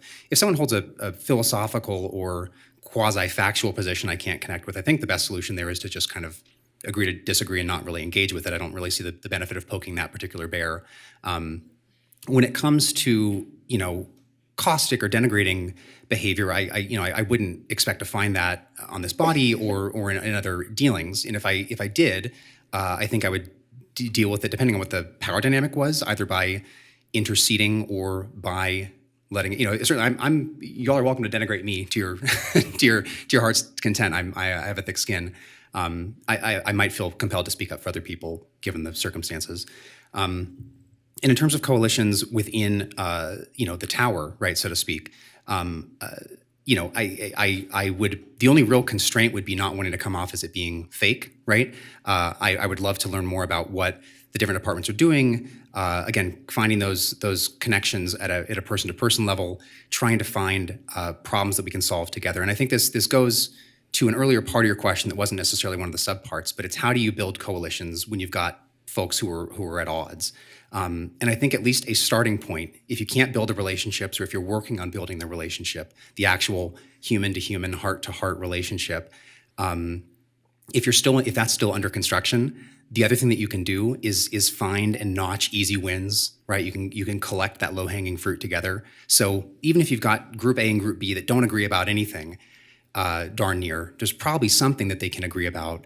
And I think that the process, as I've said in other contexts before, the process of notching that win, finding a way to somehow compromise and reach a shared goal, build a coalition to solve a shared problem, as you said, that can be animating, that can help knock down some barriers that previously existed. That's what the optimist in me says. All right. Mine is much shorter. Really short. So I think you're going to appreciate it. Nothing against Vice Mayor, but so Mr. Edgerton, if you should be selected for Ward 3, can you tell me what your first Ward 3 initiative would be? Oh, that's a great question. Honestly, the first thing that I've been thinking about, excuse me, is reaching out to all the other 18, 19 folks that reached out, right, and put their applications in. I'd love us to come together and have an event or a gathering, right, break bread together. And I was going to pitch it as one good idea, right, where we all kind of come forward with one pet idea, one something that kind of got us going, and then we can kind of workshop that together, and then kind of, for lack of a better term, deputize each of those folks to kind of lead that initiative forward, help identify who in the tower is the right point person for that, connect them, and really kind of give that project legs. Yeah, I love your collaboration. Quickly, we have, I think, 2 or 3 vacancies in Ward 3 on the NAB. Would you be willing to serve on the NAB if you are not selected? I would, yeah. I would look more, I honestly don't know what the, parameters and time commitment are, but yeah, I think, as I said, as I sputtered out during my opening remarks, it's been a really activating process to go through. And so that's been inspiring, and it's been just a good kind of kick in the keister forward. Okay. Yeah. All right, fantastic. So then at this time, do you want to give us your closing remarks? Sure. Well, again, thank you for the And you opportunity. almost made it. I know, yeah. You're doing great. Jeez, and Sean can't complain about the time either. Okay, go ahead. I was somewhat brief. Yeah, thank you again, all of you, for the opportunity, for the time that you gave me to meet with me, to talk with me. They were genuinely wonderful conversations. Again, I can't overstate how positive the process has been, activating me, getting me out there, making these connections. So I appreciate that. I identified what I thought were the things that I brought to the table here, and I think I could contribute in this role. And I hope that has landed with some veracity for you. I hope that you have, looked through my application and the meet and greets and our conversations and comments that you received on my behalf. And I hope that you found someone with, a mind to bring to these problem-solving dynamics that I've described that are tricky and they involve the hard stuff and trying to find those best fit policies. I hope that you have seen a heart that is big and full of love, genuinely, and that really does desire to reach out to folks, especially folks who don't feel enfranchised or folks who don't feel like these doors are necessarily open to them, and trying to find a place for them to come in and communicate and help. And I do hope that my demeanor has come across as, like someone you'd like to go on a mountain bike ride with, or a run, or find some other thing that we share in common, and we might actually get to hang out, build a friendship from which we could build the foundation of a working relationship. So thank you for the opportunity, and that's all I got. All right, thank you so much. Fantastic. Any questions of us? Got to be a two-way street. Yeah, no, I mean, I think I've taken the opportunity to speak with you about questions I had about the challenge of the job and some of the the particulars of it. Now I just get to hang out and watch my good friends sweat through the same thing. Well, good job. You made it. How you feel? Yes, I'm glad to be done. Okay, good. All right. Fantastic. All right. Thank you all.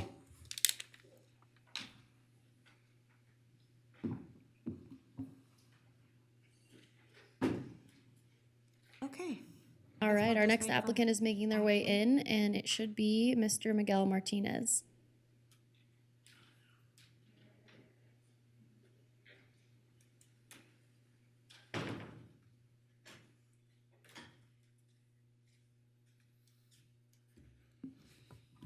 Hello. Hi. Hi. How are you? How are you I am feeling? wonderful. How are you? Feeling good? Heck yes. All Sorry, right. excuse Good. my I know. We're language. finally here, right? Yes, I All feel right, good. Mr. Martinez, it's so nice to see you. Thank you. We are going to start out where we're going to give you 3 minutes for opening remarks, and then we're going to go around once with some questions. Okay. And then we're going to ask you to wrap up your closing remarks, and then we'll see if you have any questions of us. Okay. Okay? Sounds good. All right. So go ahead, just, take your time whenever you're ready. Go ahead. Let's do it. So good afternoon, Mayor Sheevy, Council Members Breckus, Taylor, Reese, Dewar, and Weber, City Manager Thornley, the team here at the City of Reno, and a special thank you and appreciation to the City Clerk Huntsman for all the help in this process. I also want to send a big hello to all the people that are still here present. Thank you all for joining us. And for those of us watching virtually, thank you for still being here today. Before I continue, it is important for me to say thank you to each of you for your commitment to making this a fair and transparent process. Thank you to everyone who shared their time during the community meetings last week, either in person or virtually.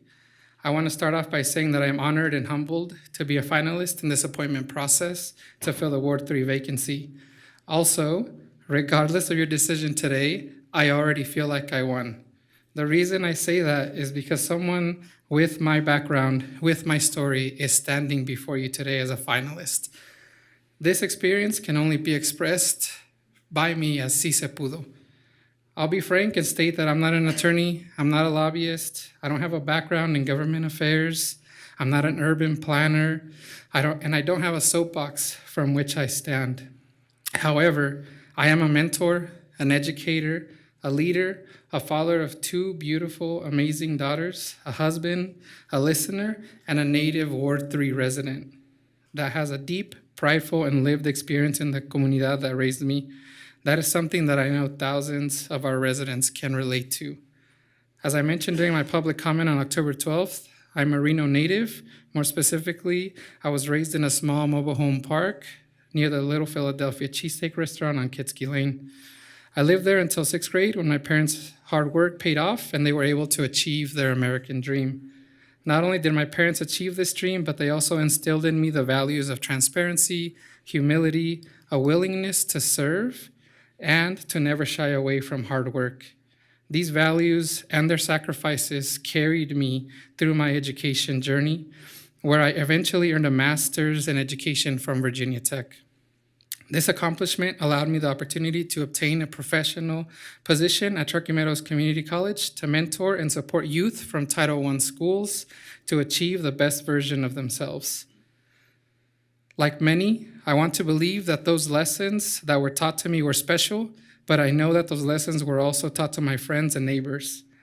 I'm a bit biased, but the residents of Ward 3 are some of the most hardworking, prideful, humble, caring, and diverse people in Nevada. And that understanding can't simply be taught in school or by being bilingual. That's something that is shared by our collective lived experiences. As you know, the services and infrastructure located within Ward 3 are as diverse as its people. The following is a little bit for those present and watching. Ward 3 is home to 3 of the most vibrant business corridors in Northern Nevada: the Wells Avenue Business District, the Brewery District, the east side of Midtown. Additionally, a bunch of other resources to the community like the airport, the CARES campus, the RTC bus station, the RPD Public Safety Center, which was heavily discussed earlier today. And I am out of time, so I will go ahead and stop there with my introduction. great. Great job. Fantastic. Thank you. Okay. I'm going to start with Councilwoman Taylor. Go ahead. Thank you, Madam Mayor. Thank you. Oh, I'm so sorry. So sorry. Councilwoman Breckus, did you want to ask any questions? Okay. Go ahead. Councilwoman Taylor. Okay. Thank you, Ms. Martinez, for being here. I've had the pleasure of talking with you, as I have all the applicants, and I know you've had a long day, so I'm going to get right to the point of my question. Okay. What I'm looking for, what is most important to me, is somebody that I can work with. I'm new to this, and we have very long days, as you can see. Character is important, and also the ability to have an open mind when making decisions. So can you tell me a little bit about your decision-making process when it comes to competing or opposing sides, and how you go about making that decision, that final decision, please? Yeah, thank you so much for the question. And I appreciate the opportunity to be able to discuss a little bit about my own thought process about collaborative work and the collaborative approach that I bring as a leader in the work that I currently do. And obviously, I would bring that here to the council as well.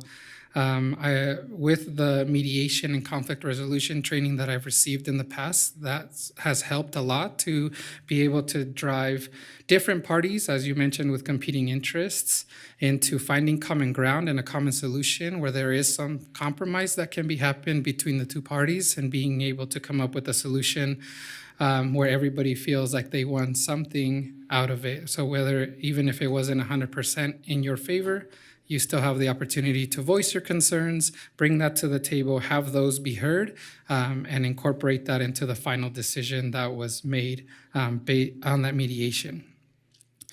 I would also describe the way that I work and as a leader as a transformative leadership style.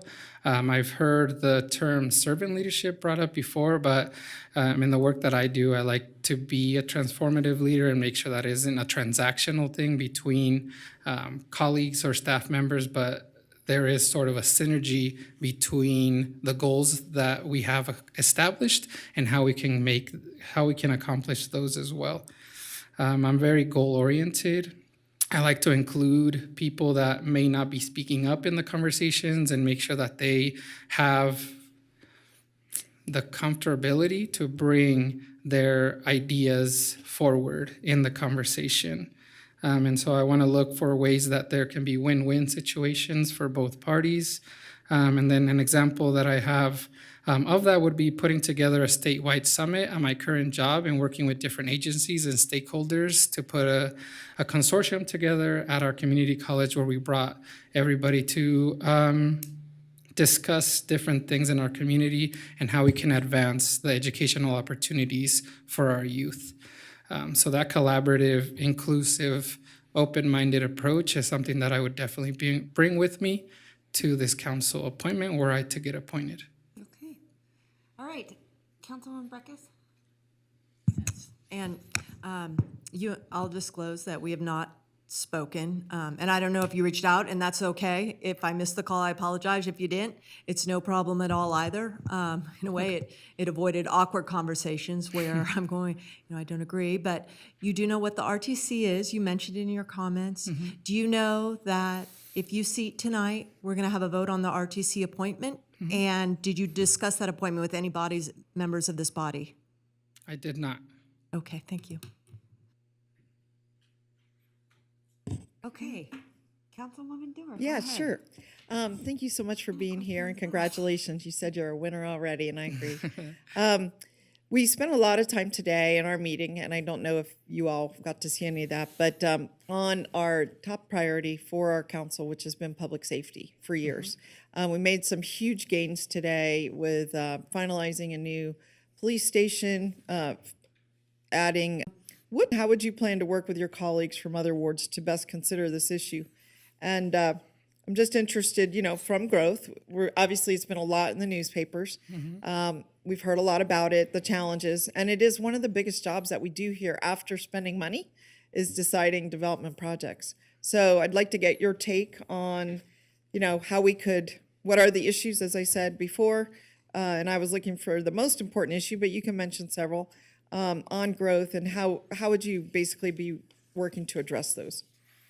That's a great question, and I think it's multifaceted, It and I'm is. able to take that Take in many what different time you need. ways. So I Yeah. appreciate the openness that you're coming to the question with. I will start off by saying that some of the complexities that come with growth and development obviously include making sure we're building something that's sustainable, that will be able to survive, and ways to combat climate change and keep that into consideration when we are thinking about developing and growing our area. I will say that I think growth is a positive thing for our community, that it creates more opportunities and economic development for our communities to thrive, and the possibility to get a future job opportunities. Along with that, sorry, I have a whole bunch of notes that I took just to get ready for this presentation.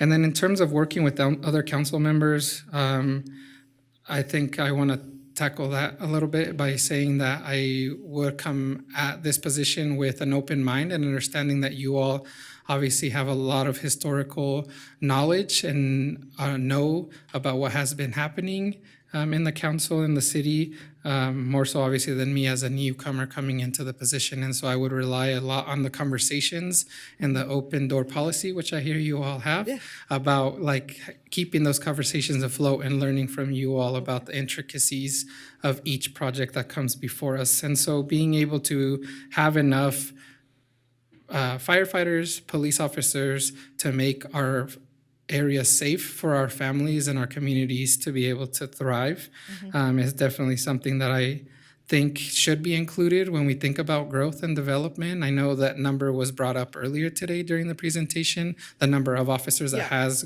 grown, but there still seems to be a gap there. Another thing that I heard in my conversations with community members was the need for a more permanent structure for the fire stations in Ward 3. So that's definitely something else that I would want to look at and explore a little bit more. Driving down, is it Mill Street, where the temporary station is? The roof on that temporary structure is kind of coming off.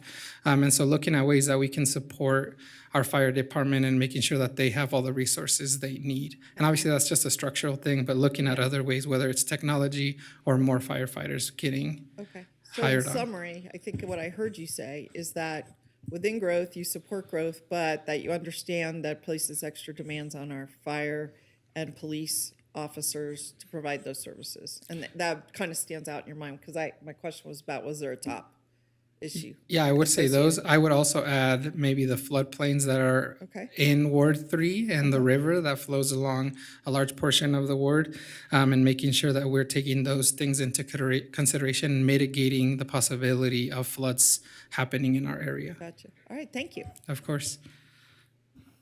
Councilwoman Weber, go ahead. Thank you, Madam Mayor. Thanks for being here. I'm so excited to see each and every one of you. But thank you so much for following through and making it here. Yes. So my question is more about the senior population in the city of Reno, but in your ward, and about their various senior issues impacting the city in Ward 3. So what plans do you have to engage with the senior population specifically to your ward? From my conversations and what I've learned so far, thank you very much for the question. I think there is a lot of programming that's done in our recreation centers, so making sure that I am aware of what's happening there and maybe even participating in badminton or anything like that, of the programming that happens in the recreation centers, to try to connect with the seniors and understand what are the difficulties there. I think another thing that I heard a lot was about people that are on fixed incomes and making sure that we're having some protections there for them, and considering that they are on a fixed income and that there are affordable housing options for the community there. And so I do want to state for the record that I don't want to get rid of any of the senior services that are already available for the community, and making sure that our rec centers continue to be a great place for seniors to gather and take advantage of. Thank you. Of course. Thank you. Okay, Vice Mayor Reese, go ahead. Thank you, Madam Mayor. And Mr. Martinez, thank you for being here. What a pleasure it has been to get to know you a bit better over the last several weeks. I'm so proud of your work ethic, and your commitment to this community is very nice to see. It's not every day that we meet someone we haven't encountered and then come to like them very much. Thank So you. thank you for that. My question is rather long, so please bear with me. It has some subparts, and there will be a point at which there is a question in there. So I apologize in got my advance for pen that, but ready. gives you a chance to kind of situate yourself, take a deep breath, and think about what I'm trying to get at. Thank you. So my question focuses on coalition building and does contain some discrete subparts. What I have learned in my 4 years on this body is that nothing happens singularly or in a vacuum. The greatest accomplishments and policy decisions that we make are when folks come together collectively and in solidarity around a cause or an event, an idea, or a policy decision. I define coalition building for your benefit as bringing together different groups to achieve a common goal. City Council, of course, is a nonpartisan office, and for good reason, one of which is because it forces us to create coalitions across various groups of people, whether it's racial and ethnic groups, political affiliations, gender, sexual orientation or identity expression, economic experience, sometimes builders and conservationists. There are also different subgroups which shape our coalitional efforts, and I will identify a couple of them as constituents and stakeholder groups, both of which I think you've done a very good job of addressing in the various public forums that you've been engaged in. And so I want to focus on two of the other ones, which are colleagues and city employees. So how would you seek to build coalitions with your colleagues? And for example, what would you do if you learned that one of your colleagues was an election denier, or a colleague is not interested in communicating with you or does not participate in the processes of elected life and is routinely negative or denigrating to our employees? So that's the first subpart. It's really focused on colleagues, right? The second part is how can you build coalitions with different departments and team members? So that really focuses on our city employees, our staff, the people who really make the magic happen. So again, I'm really focusing on the coalition building aspect, both with colleagues, that's those of us on the dais, and then secondarily with our employees, those folks who actually do the work. Thank you very much for the question, Councilman Reese. I think I would start off by saying that in order to engage anybody in these sorts of conversations, there has to be some sort of personal rapport that is created with the individual. It's difficult for anybody to take constructive criticism from somebody who they don't have a relationship with. And so starting off from that point, from a point of empathy, from a point of caring and love, and knowing that being positive myself can really lay the groundwork for that sort of relationship to flourish. And so that's the approach that I would take both with the colleagues and the city employees. And going back to your point specifically about maybe somebody who treats other individuals wrong, I guess I would start off, like I said, with the relationship. And once that is built, maybe acknowledging the behavior and asking if my perspective of what I'm witnessing is the same as the individual's perspective. And if there's some disconnect there, trying to figure out why the behavior keeps occurring or what's the reasoning or the why behind what is happening. And so understanding that maybe at a deeper level might give me a better understanding of how I am able to build that coalition and that collaboration that you've been discussing in your questions. And so I go back to some of the responses I gave a little bit earlier in terms of working with the city employees, making sure that I am a synergistic supervisor, I guess. Now it's not technically a supervisor, but having synergy between the work that they want to accomplish or the goals that the city has, along with what I would have as a council member as well. And so keeping that goal-oriented mentality in the back of our minds and starting off the conversation from there. I will also say that even though we may not always agree on every single topic that we discuss, we're always a team, and we need to make sure that we behave in that way in our actions mirror or reflect that as well. And so having a team mentality and understanding that it takes a village to complete anything, whether it's raising a child or accomplishing a certain goal, it will probably be a similar approach for me in this council appointment, again, if I were to get it. So that's kind of like where I would be coming from as an individual, and that's the practice that I do every day at my job, and incorporating those individuals, building rapport with people, and making sure that they understand that I care about them on a human level, and then we're here to get stuff done. And so having both of those facets present and acknowledged by both parties, I think it's going to be crucial to that relationship building that I would do. Okay. All right. Let's see. If selected, what would be the first Ward 3 initiative that you might implement? Yeah, great question. During the community forums, there was a lot of talk from the community members there that were present about infrastructure issues.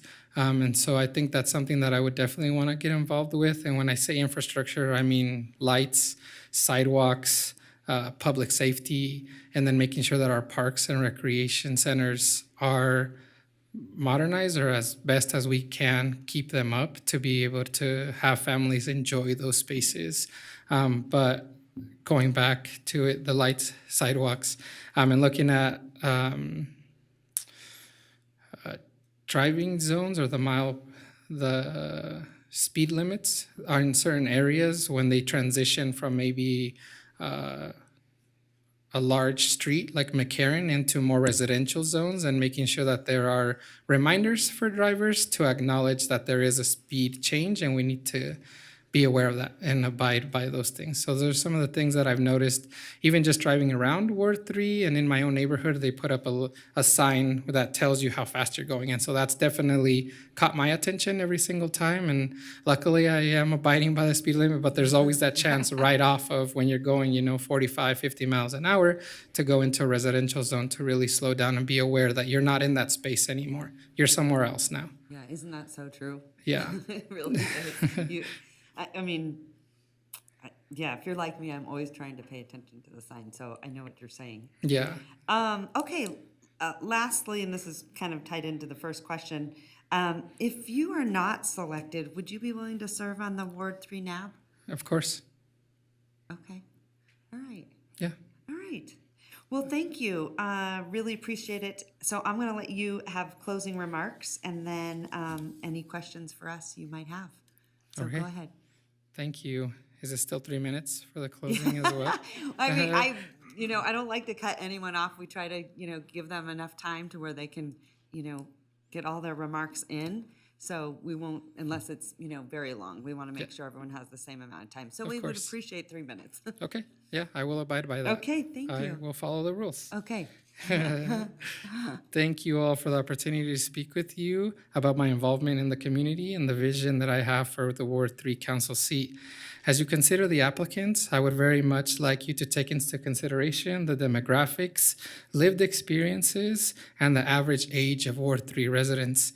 My suggestions come from an understanding of our community because I am from that same community. I know I have grown a lot in this short amount of time, and I appreciate Councilmember Reese acknowledging some of that growth. And you can call me ambitious, but I want to outline some of the things that I would like to champion for Ward 3 in case I didn't expressly say them earlier. So first, I'd like to work with City Manager Thornley and his team on making sure that the neighborhood renewal program continues to get funded. Second, I would work with the Parks and Recreation team on how we can better serve our youth and seniors, both in programming and infrastructure. Third, I would work with our fire and police to make sure that they have the tools and personnel to continue to keep us safe. Fourth, to continuously work on outreach to make sure that constituents are being heard. Fifth, work on ways to provide more support for code enforcement. Sixth, and finally, to continue working towards regionalization in order to achieve efficiencies. Muchas gracias por la oportunidad.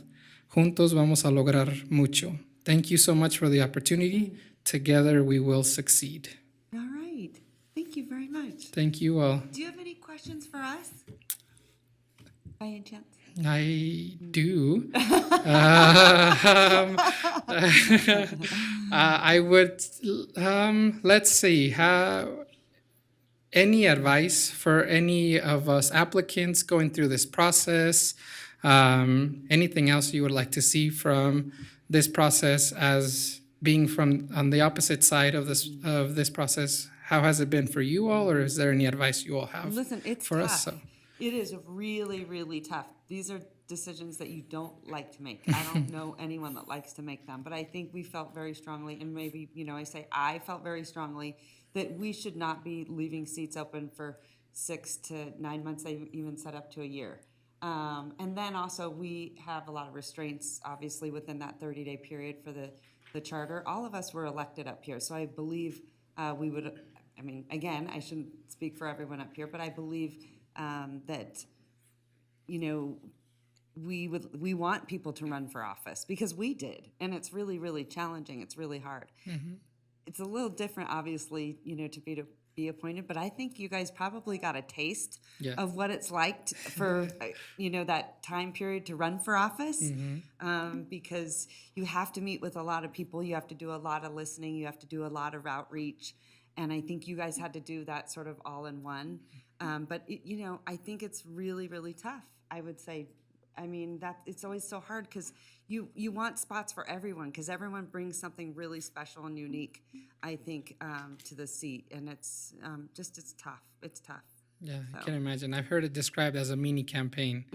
Maybe that's last what it's few like. weeks. Yeah. Right. Yeah. But good job. Is there any advice or anything you'd like to say to Mr. Martinez? Nothing? Okay. All right.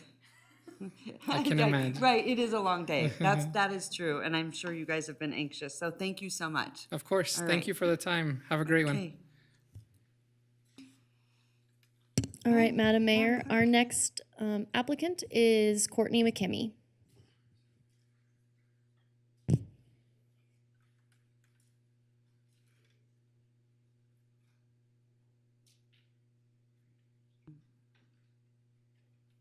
How you doing? I'm doing well. You doing okay? You had to wait all day long, so I am so sorry. I apologize. We're excited. I'm excited to be here with you all this evening. Okay. All right, good. All right. Okay, so we're just going to dive in. So take your time. Don't be nervous. We are going to give you 3 minutes of opening remarks, and then we're going to do one round of questioning, and then we're going to give you another 3 minutes for closing remarks, and then you can ask us some questions. So relatively easy. Wonderful. All right? Okay, Relatively so easy. Take it away whenever you're ready. Sounds great. Thank you, Madam Mayor. For the record, my name is Courtney McKimmey. Madam Mayor, council members, Mr. Manager, good evening, and thank you for having me here tonight. I want to first start by saying congratulations to my fellow finalists and to everyone who put their name forward for this process. Our city is very fortunate to have so many folks interested in serving our community. It's also been wonderful getting to know you all a bit better during the course of this process and getting to know much more about our community as well. One thing that is clear about the City of Reno and this council is your deep commitment to building a thriving city, and I would be honored to join you all in that pursuit as your colleague. I not only share that same commitment to ensuring our city of Reno is a place where everyone can thrive, but I bring a track record of public service and experience as well. From serving as a member of the city's Access Advisory Committee, where we advocated for the expansion of accessible infrastructure from auditory crosswalks to adaptive playground equipment for our children, to working as a senior policy advisor in state government, diving into a variety of public policy issues from economic development, tourism, transportation, outdoor recreation, and small businesses. I'm proud to say that despite my relatively young age, I've been in the room where it happens many times. Through this process, I've also been fortunate to speak with residents, small business owners, some of our region's largest employers, advocates, city employees, community leaders, and despite their perceived differences, they all share a similar vision for the place we call home. They want accessible, well-maintained community spaces and recreational programming.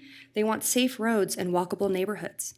And they want living here to be attainable and affordable for families, young professionals, senior citizens, veterans, and for everyone.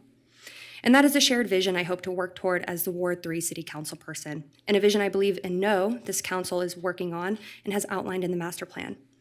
I believe it's also important to note the incredible diversity in Ward 3, not only in its residents, but in its commerce, community spaces, and services. Ward 3 is home to our center, the VA hospital, Aces Stadium, the Eddy House, the airport, and incredible neighborhoods such as Donner Springs to Wells Avenue. I think it's very likely that many of our city's residents spend at least a portion of their week in Ward 3, and I would look forward to supporting the uniqueness of Ward 3 and the entire city as a member of this council. Of course, it's always easier said than done, but the National Guard has taught me time and time again what you can accomplish when you aren't afraid to try. That's why when Lieutenant Governor Kate Marshall called me on a Friday afternoon to ask me to figure out how to deliver food to our most at-risk residents and their families during the pandemic, I didn't hesitate. Within 10 days, the help of our business community, local officials, such as many of you on this body, our restaurant owners, nonprofit organizations, and our incredible food hero volunteers, we launched Delivering with Dignity Reno Sparks, serving over 70,000 meals and retaining 11 restaurant jobs through the course of the pandemic. It was that experience that showed me what we can accomplish when we all come together toward a common goal. And it was that experience that inspired me to put my name forward for this process. I know as a member of this council, I will be able to bring folks together to continue building the Reno we all love and bring the experience needed to dive into topics such as sewer rate studies, the budget process, and so much more that this body does. So thank you again, and I'm looking forward to your questions. Okay, great job. Thanks. Okay, I'm going to start with Councilwoman Breckus. I don't have any questions for Ms. McKinney. I will disclose that early in the process, about the time I spoke with Mr. Edgerton, she and I also had a telephone conversation. Thank you. All right, Councilwoman Taylor, go ahead. Thank you for being here. I know it's been a long day, and thank you very much for your service, too. Very much appreciated. There are two things that are super important to me, and I'm looking for somebody that has fantastic character that I can work with and that has an open mind, because we face some tough decisions up here that I'm learning recently too. So can you tell me a little bit about how you come to make a decision when you're faced with challenging and competing interests from different sides? Yes, great question. Thank you, council member. I pride myself on being someone that I think is approachable. And I mentioned this in the community forums that I first would like the residents of Ward 3 in the city to see me as their neighbor, as someone that they can come to speak with. And maybe if they don't feel comfortable coming to council directly, that they feel comfortable enough to come to me. And that's the kind of relationship I would like to build with all stakeholders across our city. And so first, I like to elicit the information from all sides and perspectives, do my own research, and understand and also have the humility sometimes when I am not when I'm not the subject matter expert on a certain thing, and seek out those subject matter experts. And at the end of the day, it's also important for me to always make the assumption and start from a place of people coming to me with good intentions. And also understanding what some of their intentions may be on the back end. And so I think when faced with a difficult decision, I like to have the information. I don't like to make willy-nilly decisions. I like to be well-educated, feel that I have fully grasped the question at hand, and that at the end of the day, I can go to bed knowing that I made the best possible decision on behalf of the city of Reno. And I think that's what you all aspire to do as well. Thanks. All right, Councilwoman Dewar. Yeah, thank you. Thank you so much. We spent a lot of time today talking about our number one priority, public safety. We talked about we took motions to complete the new public safety headquarters. We added $11.9 million in software and hardware. We took a lot of actions to say we really care about it. And just for your information, it does take up almost 2/3 of our budget. Mm-hmm. So, and I mentioned today earlier that a lot of our agendas are about spending money. But the second most probably challenging, difficult, controversial, I will say, things on our agendas have to do with development and growth. And so I was wondering about, what do you believe is the single most important issue facing the growth in the city of Reno? And how would you plan to work with your colleagues from other wards to best consider this issue. So growth is many faceted. I'm just kind of interested in what facets you're interested in or you might be concerned about or pay special attention to as we get into those discussions. Well, I think as you alluded to in the lead up to your question, I do think public safety is one of the leading issues when we talk about growth. And I was encouraged by this morning's discussion and the budget approvals to help RPD fight rise in online crimes and update our public safety center. But I'm also very encouraged by the regionalization conversation. And I think that is an enormous component to addressing the recent growth that we've experienced, not only in the city of Reno, but across our region, as you mentioned. And so I'm very focused on, as a member of this council, I'd be very focused on helping further those conversations with our regional partners and making sure those discussions and deliberations are successful. I think that's an important thing when we're talking about number one issue facing us as a region when it comes to growth. I see. Okay. And any other thing you'd like to add in terms of, I think part two was, how would you work with your colleagues to best consider this issue? But you may have addressed it in other questions, I'm not sure. Yeah, similar to, coming to the table with good intentions. I think that's a place where I always like to start when I'm having stakeholder conversations, no matter what the topic is. But also understanding, I think when we're talking about the regionalization conversation specifically, when we're talking about fire and EMS services, coming to the table with knowledge of what the city of Sparks and Washoe County also value, and also knowing as a city of Reno representative the important things that we value and finding that common ground. So I always like to have knowledge of what the folks I'm going to be working with care about and how we can bridge those maybe possible differences. Okay, thank you. Thank you. All right, Councilwoman Weber, go ahead. Thank you, Madam Mayor. So glad to see you here. And just as I said with the others, I am so excited for the folks that are here tonight. And I do have a question, and it's based on seniors. So, we have a huge senior population, and they have many issues impacting the city and Ward 3. What plans do you have to engage with the senior population in your area?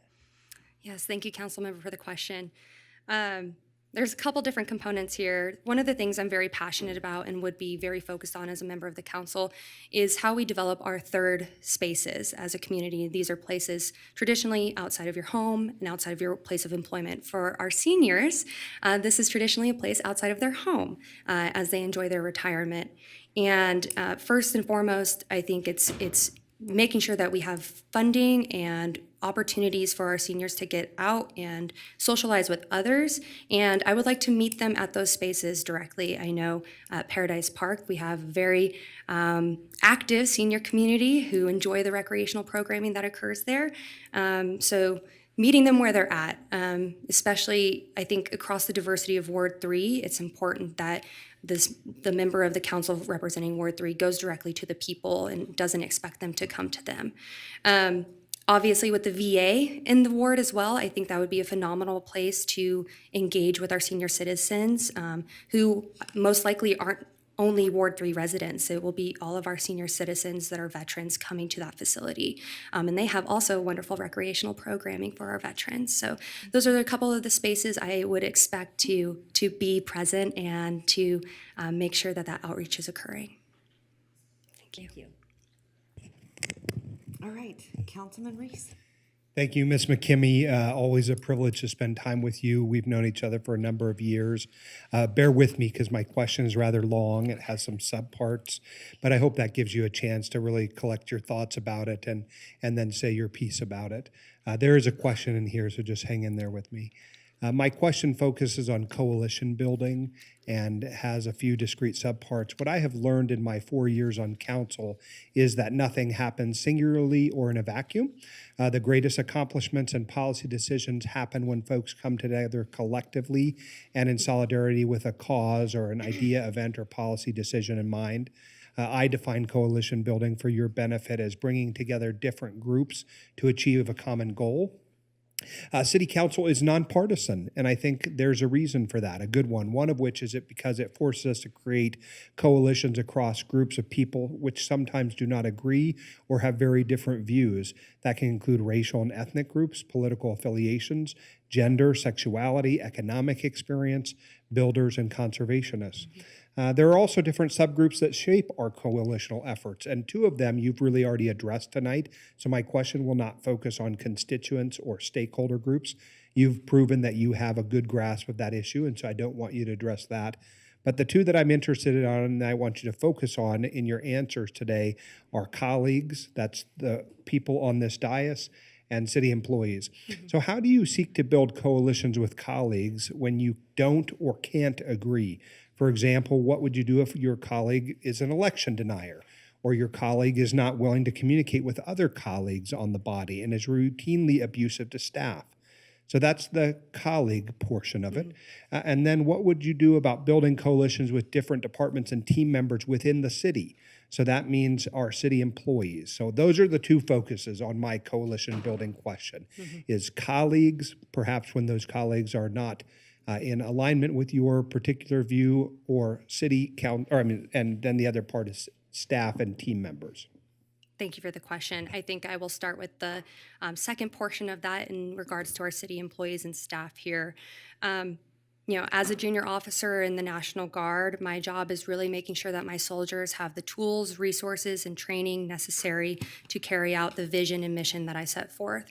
And if I am unable to provide that on the front end, then I have failed as a leader.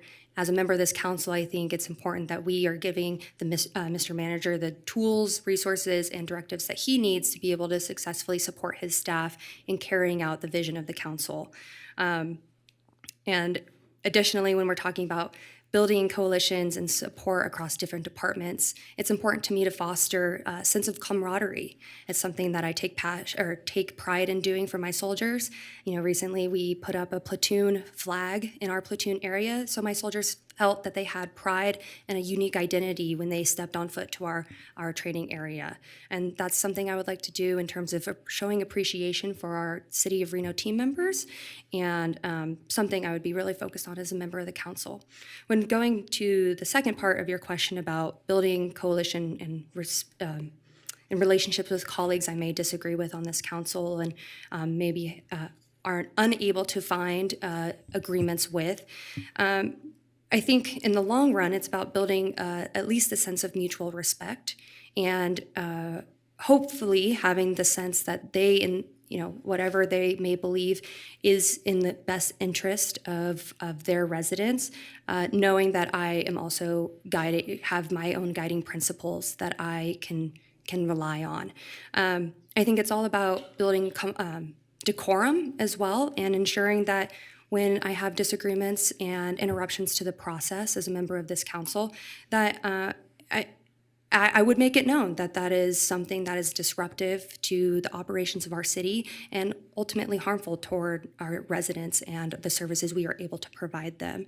And I think it's about having that direct honesty, though. It's not about saying things behind people's backs. It's not about posting on social media a certain way. If you are not able to give the common courtesy to a person that you may disagree with, that you let them know how you feel and the impact that they may be having. I think you also have to recognize that there is some burden on you to facilitate that relationship, whether it's a good one, a strong one, or a neutral one, or a weak one.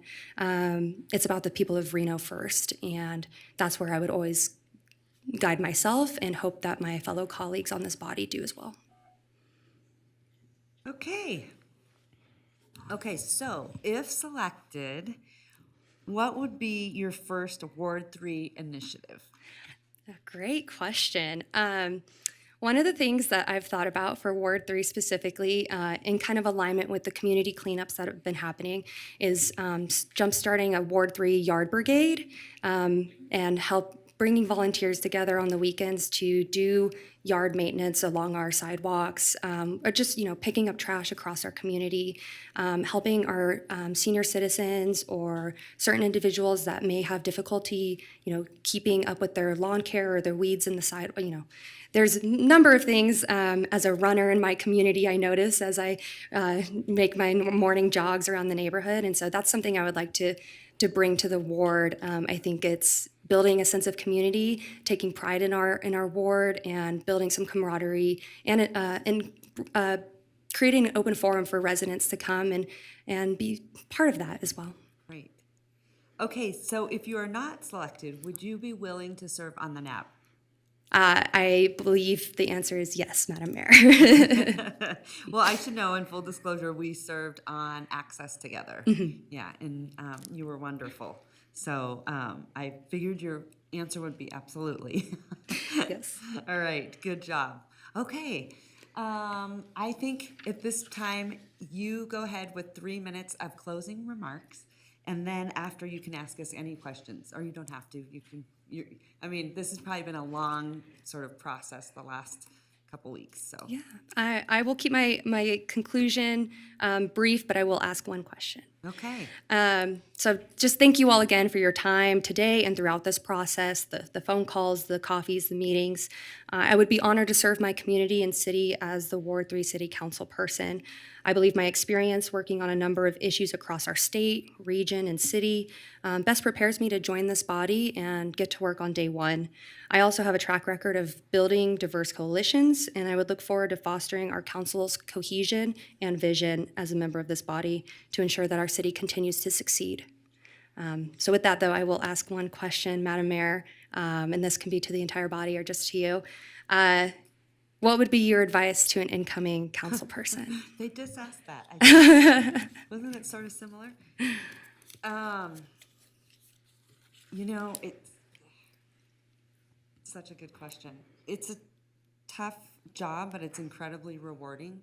But I would say now with social media, you mentioned third spaces, and that just reminded me of the viral TikTok video that was going around with third spaces, which was really good. But I would just say you have to be really prepared that you're going to take a lot of criticism. You're going to be told you're corrupt. You're going to be told you're a horrible person. You're going to be told some really disturbing things, and you have to, I think, be really grounded in what your surroundings look like and the people that matter most. And that was what I had sort of said when we did this process in the beginning. It really doesn't matter what we think. It matters what the people that you are around who love you and support you. Mm-hmm. Because at the end of the day, when we breathe our last breath, none of us up here matter. The person that's holding your hand matters.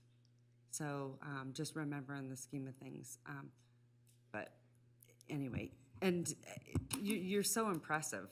You are so impressive, and it's hard. I think you're like an old soul because you're really, I don't know, I think, are you 26? I am 26, yes. 26. Yeah, you're so young, and you are everything about you, it says like old soul in such a great way. So impressive. Thank you. Anyway, how are you feeling? You made it. Good. Yeah, it's great. It's anytime I get to talk about our city, it's a good day. Yeah. So yeah. No, but thank you all for being here and obviously for this process. It's been great. Okay, good. Okay. All right. Thank you. Madam Clerk, one more. Our final applicant today is Sean Savoy.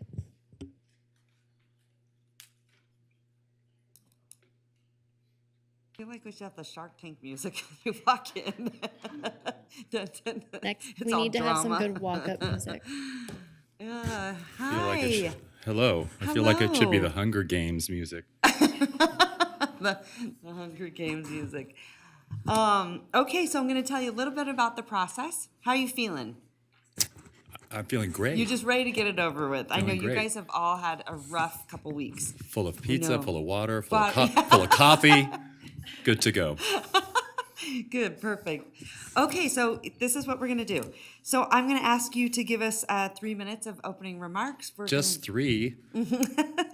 Just three, and then mine's we're set for all 5. going to go around and ask you, each of us are going to ask you a question, and then we're going to give you another 3 minutes for your closing remarks, and then you can ask us a question if you have any. So, okay, at this time, go ahead, take it away. The floor is yours. Thank you so much, Madam Mayor. My name is Sean Savoy for the record, and I'd like to greet you all. I had planned to say good afternoon. I will say good evening to you, Mayor, to the council members, city manager, staff, and community members present and those online. And in Spanish, that would be buenas noches, not buenas tardes. Señora alcaldesa, we say, miembros del consejo, señor gerente, el personal del gobierno de la ciudad, y miembros de la comunidad presentes y en línea. So I want to just say, I'll sum it up by saying this. Estoy muy entusiasmado. That means I'm very excited. I'm going to say, simply put, I'm fired up. And I kind of feel right now like the Reno Arch all lit up inside me. That's how I feel. I've always said that all roads lead to Reno, and that's true. No matter where I go in the world, I hear from someone who's been through Reno, lived in Reno, has family in Reno, ancestors in Reno, or plans to visit Reno. And I make no joke about that. From beautiful Lake Tahoe to the Sierra Nevada, the Black Rock, or the beauty of the high desert and Pyramid Lake, Reno and the Truckee Meadows is the gateway to beauty and adventure. We are a historical city, whether you consider us a jewel in the desert or the West's best kept secret. The truth of the matter is progress is inevitable, and with progress becomes responsibility. We are the biggest little city, but we are no longer the biggest little secret. Due in great part to this mayor and the city council efforts, we are on the map, which means we have to rise to the occasion of meeting the demands of a city that is in demand. A common term these days is non-binary. Some of you may know what that means, but in this context, I refer it back to the idea that Reno does not have to have a black and white approach to progress and growth. I believe we can see the arts thrive, the outdoors cared for, the environment respected, and our resources survive. We can see sustainable growth, we can see responsible development, but we can also encourage businesses to come here, small businesses to operate, and to promote technology to inform our decisions. We can see dwellings made available for those who can afford sprawling ranch homes and for those who need affordable housing, urban, suburban, or rural. There is a way for us to all work together. So in light of this, what I bring to the table is a spirit of collaboration, engagement, and experience. My passion is communication, and my motto is action. It is possible for us to create what we envision. We are a pioneering people and a freedom-loving people in Northern Nevada, and we have the gumption, the drive, and the ingenuity to move forward progressively. And if we don't have the answers, I know that we have the humility to seek them out. And that takes my 3 minutes. All right. Okay, at this time, I'm going to send it to Councilman Breckus. My pleasure. Mr. Savoy and I had a phone conversation a week ago. It was last Friday, and I don't have any questions for him. Thank you. All right, Councilwoman Taylor. Thank you for being here tonight. Thank you for putting in the effort. And I know the last couple of weeks have been busy with coffee and pizza and everything else. Yes, they have. So in your opening statement, you mentioned a little bit about collaboration. My question is, when you are faced with a decision and there are two competing priorities on opposite sides, how do you go about making your decision? Well, and I usually bring up some kind of astrological commentary because I find it fascinating. Being the Libra that I am, I'm always weighing two sides of things. Sometimes I do overthink, but I find that if I can put each issue or each priority in the same light, and I can write my pros and my cons for each, then I can, through a system of deduction, come to a conclusion that I believe will be the best suited for the occasion. And so I think deliberation is important. I think another way that is very important for decision making, especially on important matters, and when we're dealing in city government and governance, they're all important matters, that we also should seek out the advice of our peers. We should seek out the advice of our community if possible. I'm a kind of person who has an open door policy in the way I administrate and manage. And so for me, I tend to gather input. And with that input, then I feel much more able to make informed decisions. Thank you. Okay, Councilwoman Dewar. So we spent a lot of time today on public safety. Yes. It is, I would say, probably for most of us, all of us, our number one priority.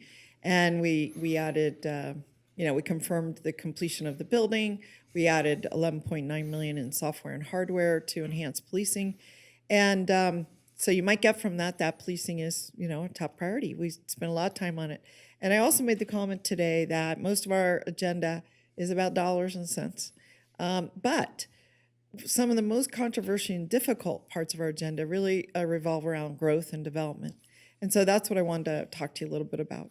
I was wondering, do you believe there is a single most important issue entwined with the growth issue in the city of Reno, or what would be your top one or two? And then how would you plan to work with your colleagues from other wards to best consider it? So I'm just looking for, when you hear growth, what does it mean to you? And what would you be thinking about considering when you evaluate these projects that come before us virtually every meeting? Yes. Often with attendant participants from the public. Absolutely.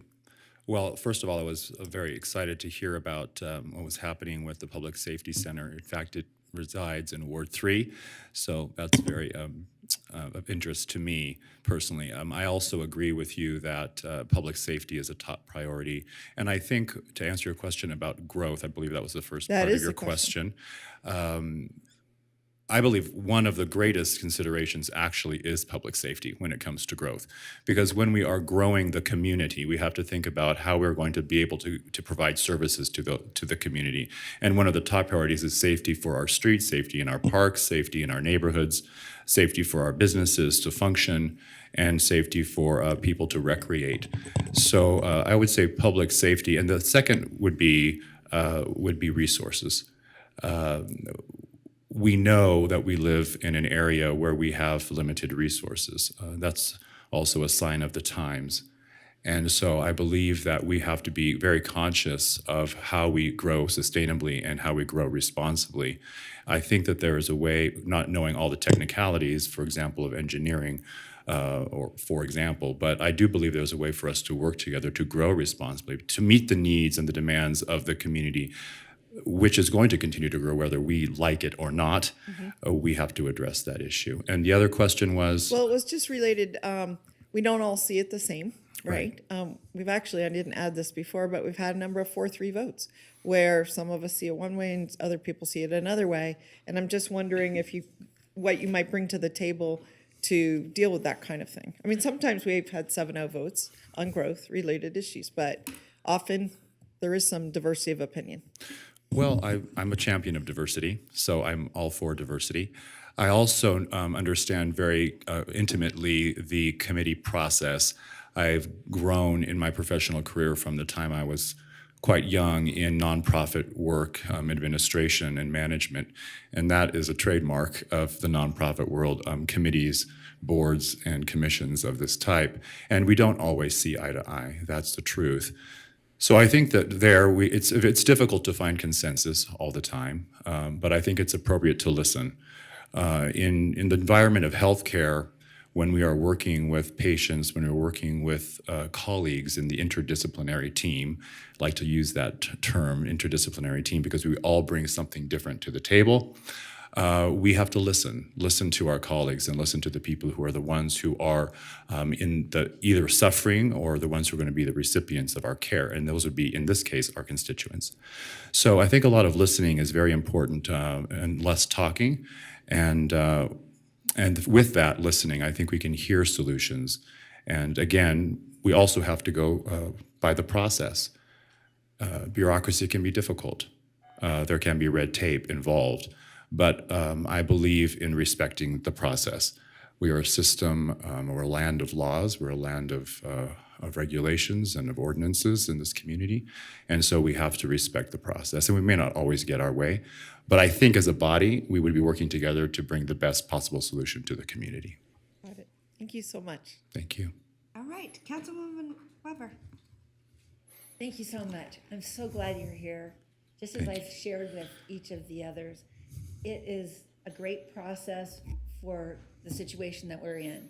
So my question is, seniors are a big deal in Ward 3 as well as in the city of Reno. And there are various senior issues out there in your ward or in Ward 3, and that's your ward where you live. What plans do you have to engage with the senior population specifically?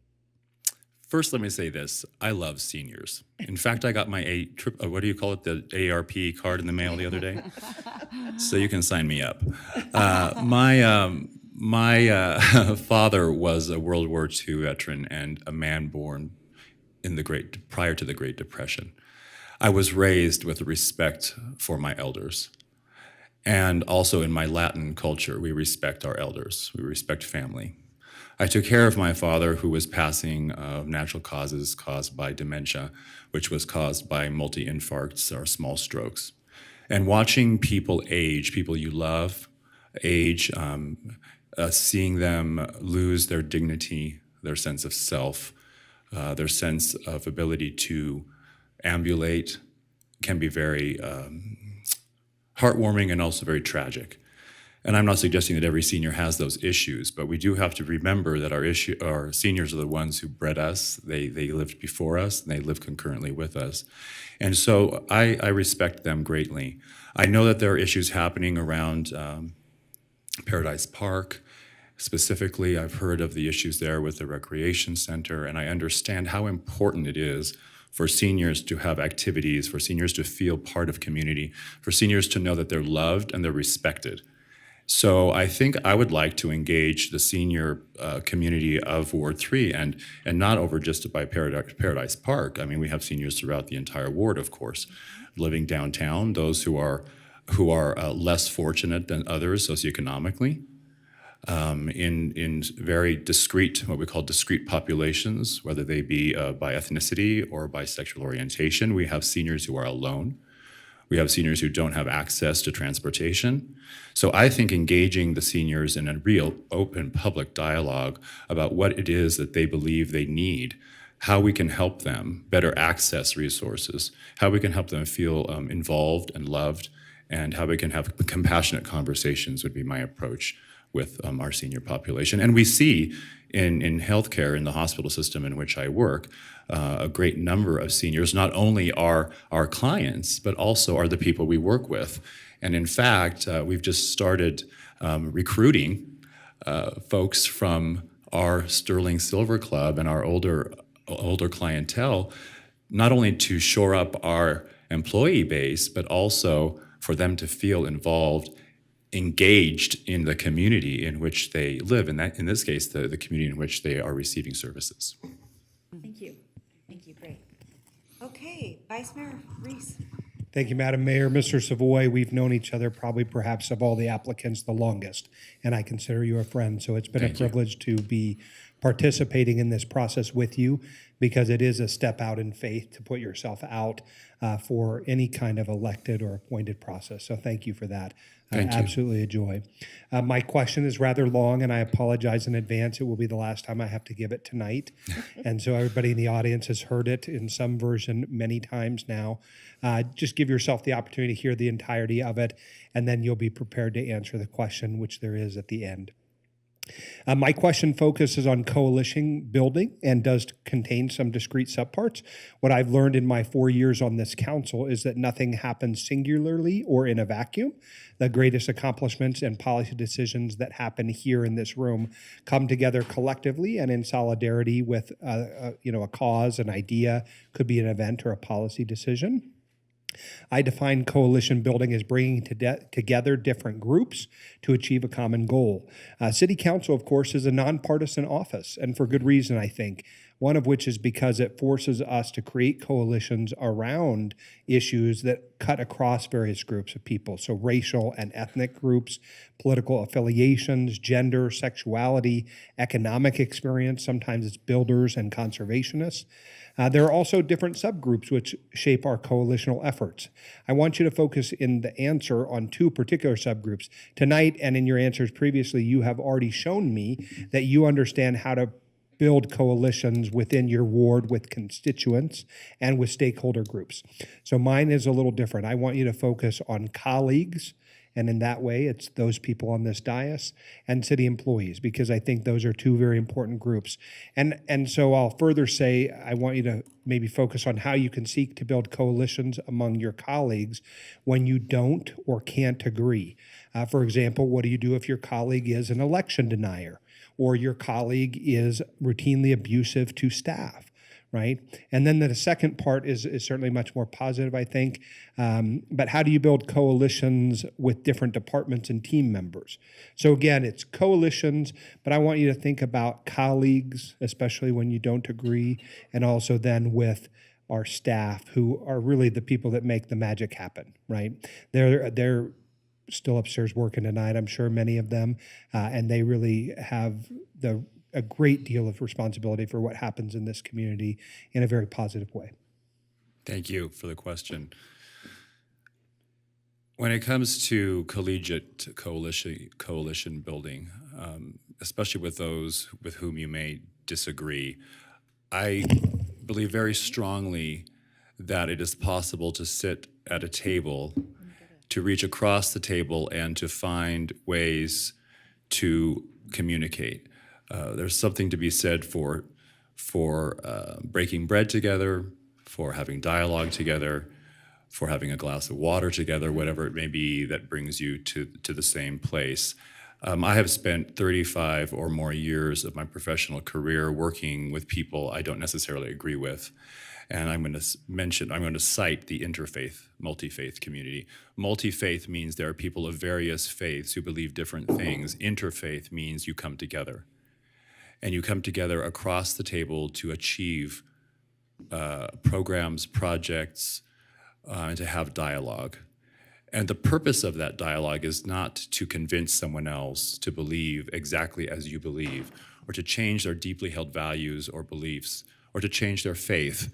What it is about is coming to the table on a point of conversation to better the community. And when you are able to do that, you can achieve great things with respect, with dignity, because it's really all about relationships. When you build relationships, you build trust. And when you build trust, then things can be done with the spirit of goodwill. I believe that 100%. When it comes to staff, I have been very privileged in my recent career to work with people who are so highly trained, it puts me to shame. And I know that I cannot, in my work, achieve what my staff achieves in the clinical setting on my own. But what they require of me is leadership, to put them in places of safety, to advocate for them. I can cite the COVID pandemic as a very good example. Again, I mentioned before an open door policy. I believe in listening to the people who do the work on an everyday basis, on an every hour basis, and also to providing them with a forum for interchange and an exchange of ideas, knowing also that at some point someone's going to have to make a decision. And it may not always be the most popular decision, but hopefully it is one that can bring us together to move ahead with whatever project it is we're working on. And if it's the case of constituents or if the case of clients, then it is always in their best interest. And I think that's what we have to keep first and foremost in mind. So if the staff are being paid, if it is their career, if that is their intention to serve the community, and it is our intention as leaders to help serve the community, then I'm sure that there are ways to work together to achieve results. So I really do think it's a matter of really, first and foremost, approaching people with respect. Okay. Let's see. If selected, what would be your first Ward 3 initiative? Ooh, my first Ward 3 initiative.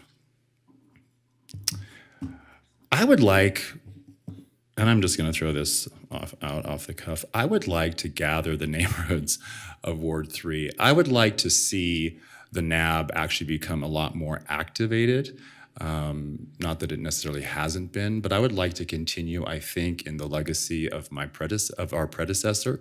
I say our because we don't know who will be selected, but if I were to be selected, my predecessor. And to continue that community engagement. But I would like to gather the different neighborhoods and bring them together in a conversation around what they think are the most pressing issues facing Ward 3. Is it our socioeconomic challenges? It is our infill challenges, affordable housing? Is it public safety?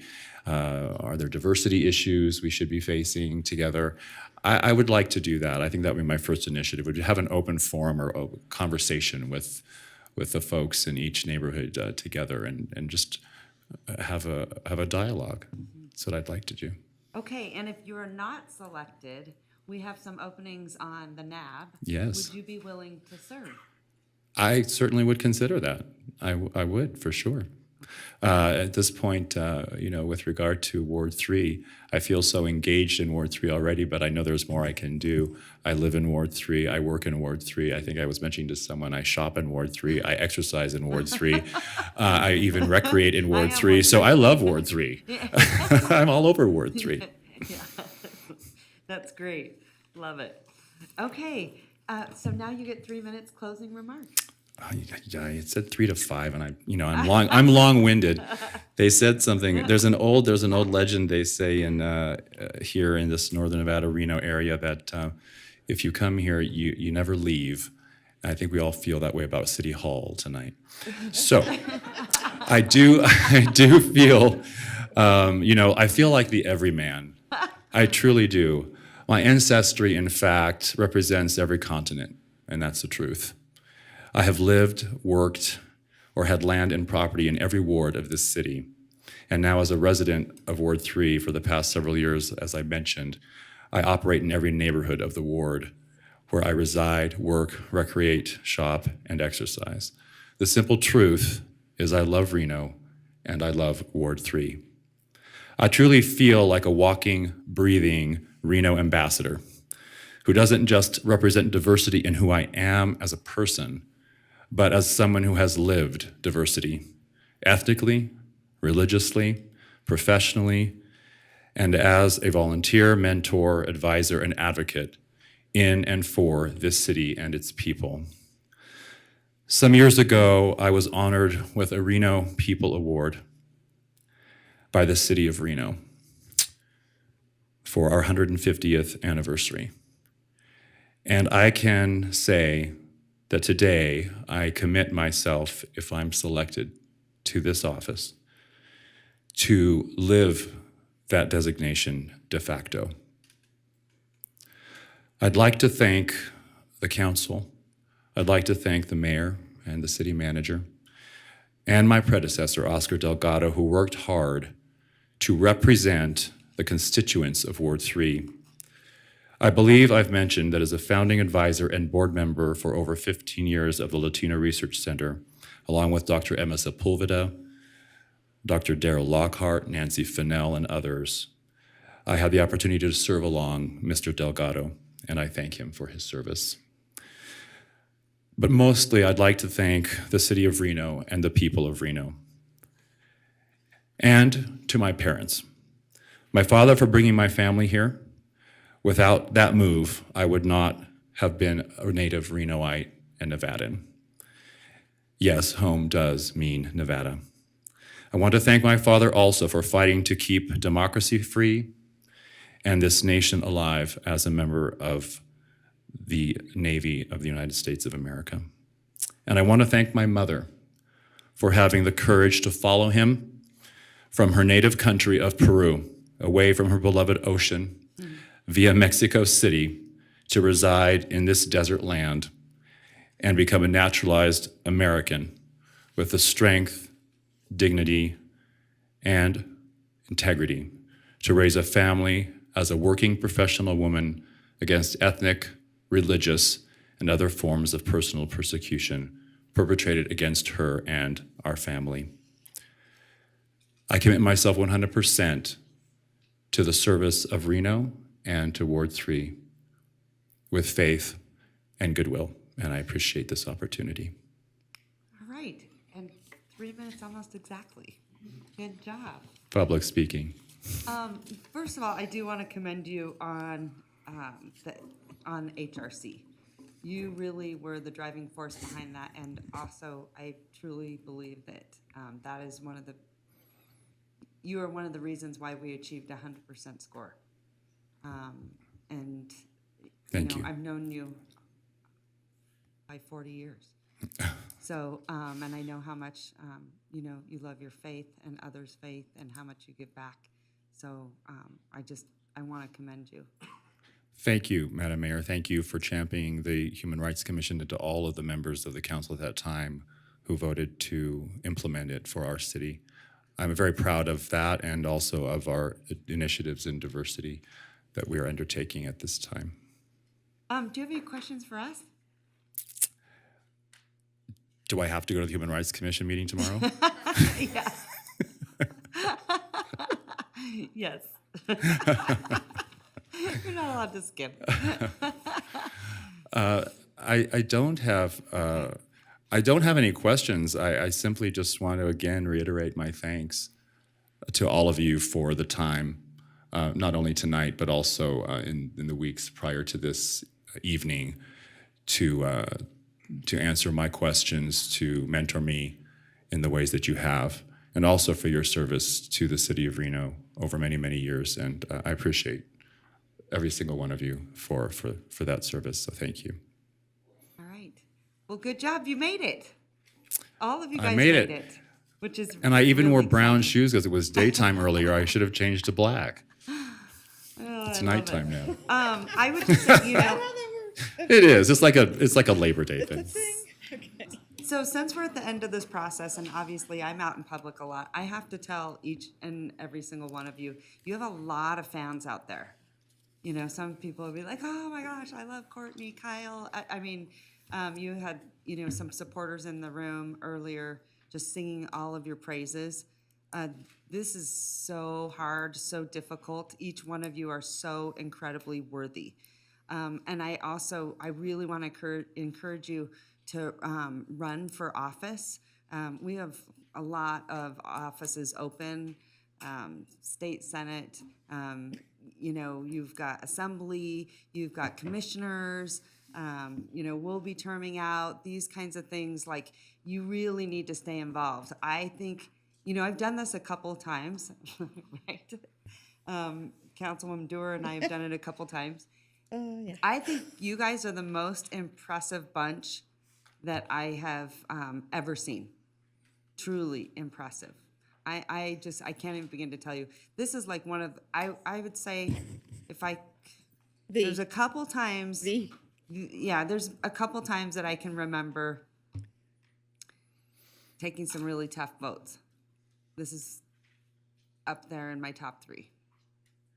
100%. Thank you. 100%. So I just want to say I'm so proud of each and every one of you. You guys all knocked it out of the park. All of you. Ugh. May I join my colleagues? Yes, Thank yes. you. I wish I could buy you guys all drinks. What? Okay. Madam Clerk, how you doing? Okay. No, I don't think it's. It has been a long day. It has been a long It has day. been a long day. I'm just hoping and praying we don't have to do this for a very, very, very long time. Okay. How would you like us to? So we would just move into the deliberation phase of the appointment process. Same as last time, it was out loud in public for each of you. So if you want to set a timer, we can do that. If there wants to be some user, it was just kind of, I think, general discussion and thoughts where you're landing after the interviews. Okay. All right. All right, Councilman, Vice Mayor Reese, go ahead. Thank you, Madam Mayor. Like you, I have many of the same thoughts about the process. Having now gone through 2 of these in the last month, I also, like you, don't want to do this again. It's a hard one because you get to know the applicants. You understand that they're human beings and each one of them has different skill sets. I think this is an exceptionally close call. And I'm interested to know what my colleagues think or if want to deliberate. I mean, I certainly would hazard a motion, but I'd prefer if my colleagues have any questions or comments first. No, if none have any. You Well, want to? No, I just, if I'll make a comment. Yeah. I happen to agree with you, Madam Mayor. This group of people is, I think there's a reason that we ended up with 4 of you, and that is because you are so well matched. You all bring unique strengths and talents to this, and I could see any one of you, frankly, succeeding in the position. And that's what's the hardest thing about today, because it's almost, no matter what we choose, we're not going to be making a bad decision. We're going to be making a good decision. And those of you who are not chosen need to know that I don't even know how to begin to choose, because I thought you all did outstanding in the interviews, frankly. Some of you had very similar answers, so now how do I discriminate, You all were very well spoken. I mean, very articulate. So it gets to be very difficult to put ourselves in the position of making this decision. It's not one that I sought either. I strove mightily to have an election so that we would not be, 5 of us or 6 of us would not be picking from 4 of you, 1 of you. So I'm not loving that, but I am loving the fact that we have such talent depth in Ward 3 and in our community in general. So I think I'll leave it there. I could probably add more as we go on, as everybody else sort of says an opening statement or something, but. Yeah, I would just say I would be proud to serve with any of you, honestly. I can't say that I've done this about 4 times, I think, now. So I can't say that in the whole process of doing this. But I would say this, I think I spoke with all of you briefly before at the initial process.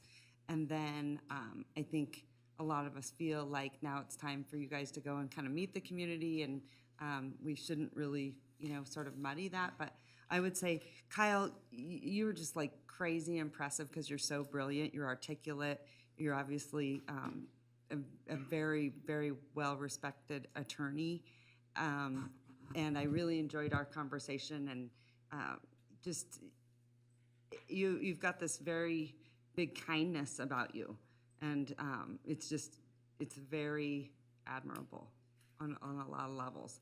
And then Miguel, I love how you love your family. And I think what I'm really impressed with you is you seem to have a pretty large knowledge of Ward 3. It sounds like you have been really, really embedded in the community of Ward 3. But I love how you are a sort of a consensus builder, and you talked about mediation. We need a lot more of that on this council at times. But I love that you mentioned that. And Courtney, I am such a huge fan. I think you're like future senator, future governor. You could easily be our governor one day. No questions asked. And like I said, you're like this incredible old soul, and you're just so impressive. And I have to tell you, lots of people in the community respect you and love you. And it's just so nice to hear. But I mean, like I said, I got to serve with you, so I've been able to see that. But I have to tell you, I hope one day you are our governor. You could be the first female. And then, obviously, Sean, like I said, we've been friends almost my whole entire life. And, so I just love and adore you, and I love your heart, and I know it inside and out. And I love how you spoke about your family, because I know that that's truly who you are, with true values. And I think, I know your father up there would be so incredibly proud, and your mother. But I think what you need to know, Sean, is you've left a massive mark on this city with your work with HRC. That's one of the reasons you received such a high honor of an award in the city of Reno. So I just want to encourage each and every one of you. I don't think we make a bad decision tonight at all, other than, 3 of you unfortunately won't be here, but I have to really encourage you to please don't let this discourage you in any way. You guys are our future, so we need you to be running and staying involved. It's really important. So, super hard. Very, very hard. Okay, I'm gonna go ahead, Councilwoman Weber. Thank you, Madam Mayor.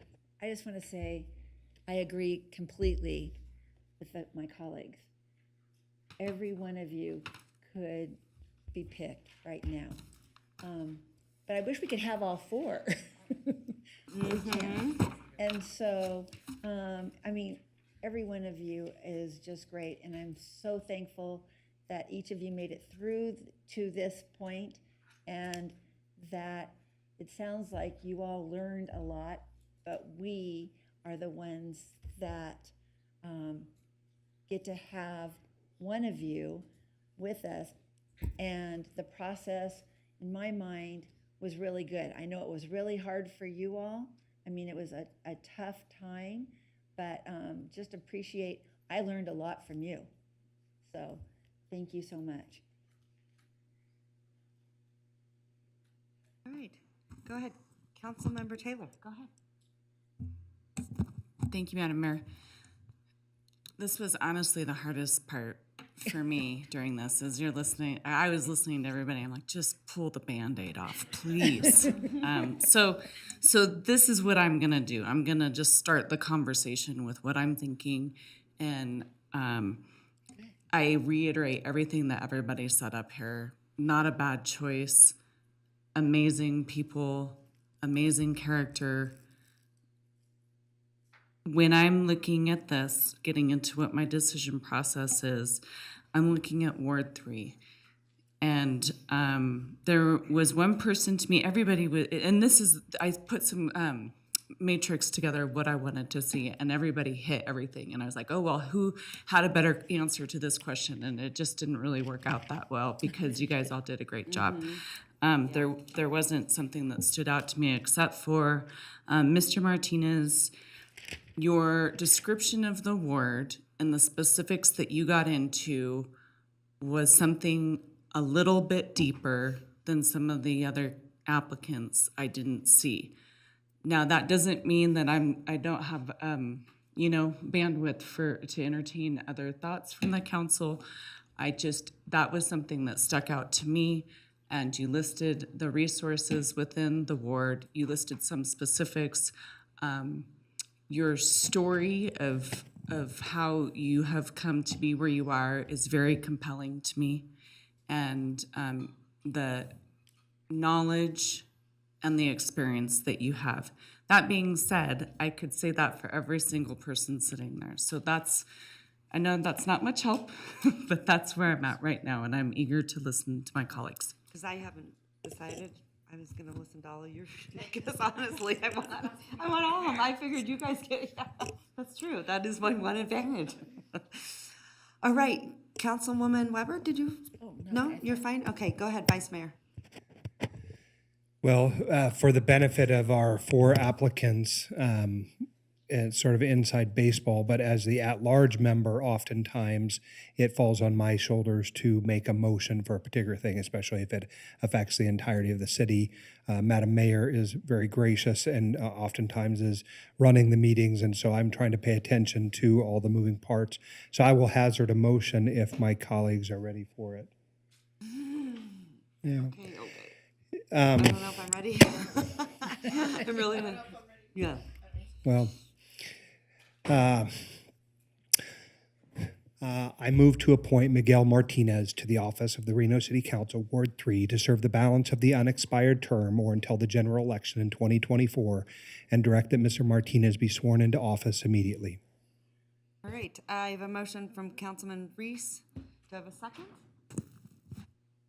I'll second the motion. All right, second, Councilman Weber. Any discussion? I won't be supporting the motion. Okay. I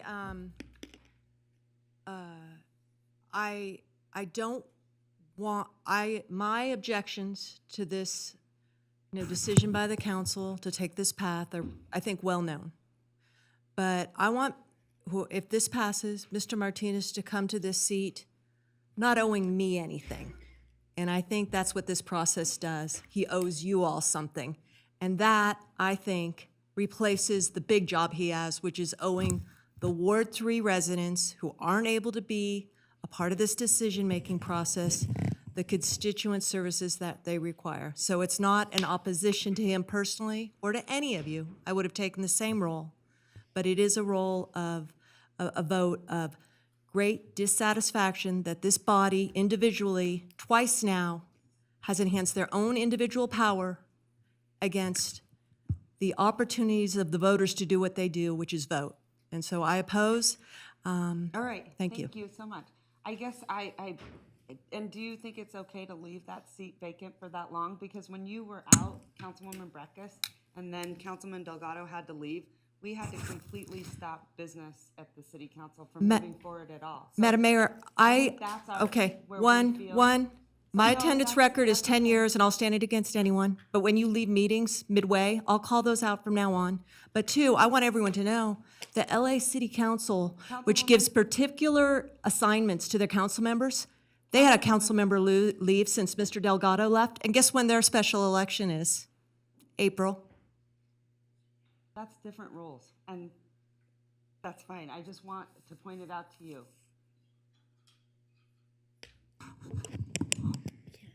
Madam Madam Mayor. Mayor? Oh, sorry, Mr. Vice Mayor. Go ahead. Go right ahead.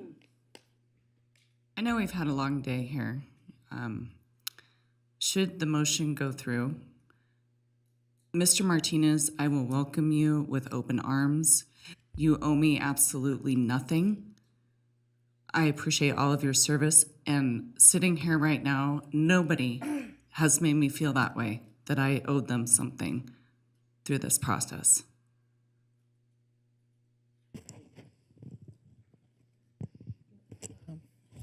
Do you want to elaborate at all or anything, or No, just? but I do want to put on the record that April is, if I'm thinking about it, it's 5 months away. So it's okay to leave seats vacant. And listen, I don't expect anyone up here to owe me anything, ever. I want to make that very, very clear. What I do expect is difference of opinion and great dialogue and respect. Because I do think at times it gets lost up here. How we treat each other does matter. It matters greatly. And how we talk to one another. And I apologize if today there were some moments where it seems like we find each other at odds. And that's okay, you should be. I think that is important to be at odds with each other, but it's how you address it that matters. Sometimes it's not what you say, it's how you say it. And I think at times staff gets really treated poorly. And I want to apologize for that because I saw it today a few times. So anyway, okay. I want to stay positive. I want to have a good mental attitude and keep it positive and high level. Be better, not bitter. Okay, go ahead. Councilman, Vice Mayor. Thank you, Madam Mayor. Since we're in the discussion part, having made the motion and a second, I'd just say to the applicants and their family and the people watching at home, this is about this appointment process and these 4 candidates who are in front of us. These folks are all of them fine individuals. none of them owing anyone anything other than their maker and perhaps their spouse in some cases. It's you can imagine, after having been on the dais now for the last 10 hours, that sometimes nerves get frayed. That is the nature of the work that we do at times. And unfortunately, some theatrics are involved in some of the council processes. And so we'll just leave that for another time and place and just say congratulations once again to each of the four of you. I absolutely look forward to working with all of you, no matter who is ultimately selected to serve on the body. All right. Go ahead, Councilman Dewar. Council. Waiting for the vote. All right, call for the question. Okay, all those in favor say aye. Aye. All those opposed? Opposed. Motion carries. All right, congratulations, Megan.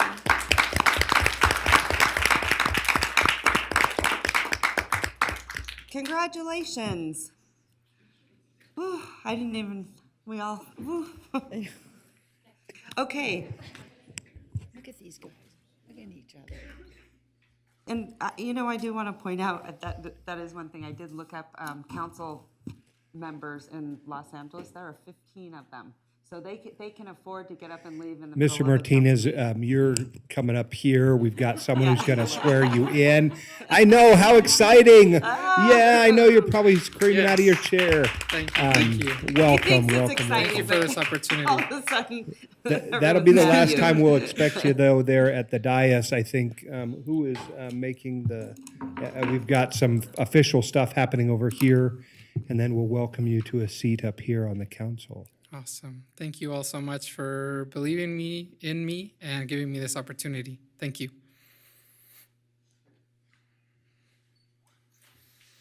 Is this your wife right here? Yes. Well, she should be up there with you, that's for darn sure. Come on. She's a saint. She stayed the entire I know, day. right? She stuck it out. So.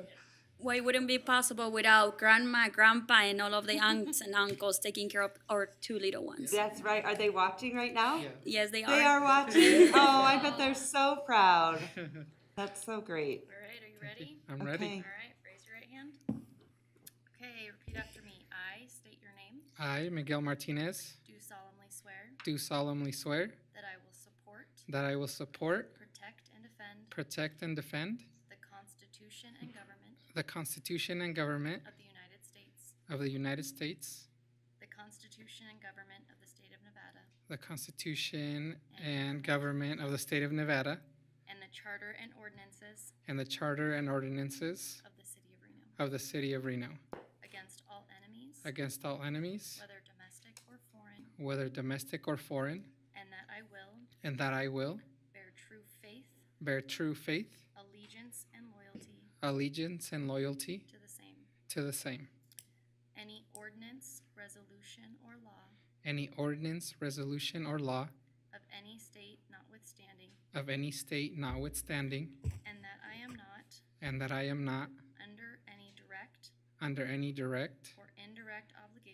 indirect obligation to vote for, appoint, or elect any person to any office, position, or employment in in the City of Reno government, and that I will and that I will well and faithfully perform all the duties of the office of City Council Member Ward 3 of the office of City Council Member Ward 3, on which I am about to enter, so help me God. on which I am about to enter, so help me God. Congratulations. Thank you so much. Thank you.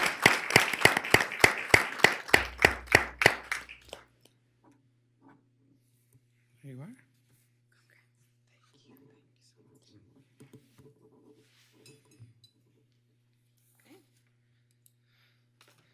And you have two children? Yes, You have little two girls. children? Yeah, two little girls. Two little girls. Yeah, 6-year-old and a 3-year-old. Oh, Yeah. well, they're going to be so Yes. proud of you. It was her birthday And yesterday. they're just the cutest. Yeah, thank you so much. They really great. are. So Mr. Martinez, we would love to have you at the dais. I am going to ask you to refrain from any votes for the rest of this council agenda, since it's brand spanking new for you.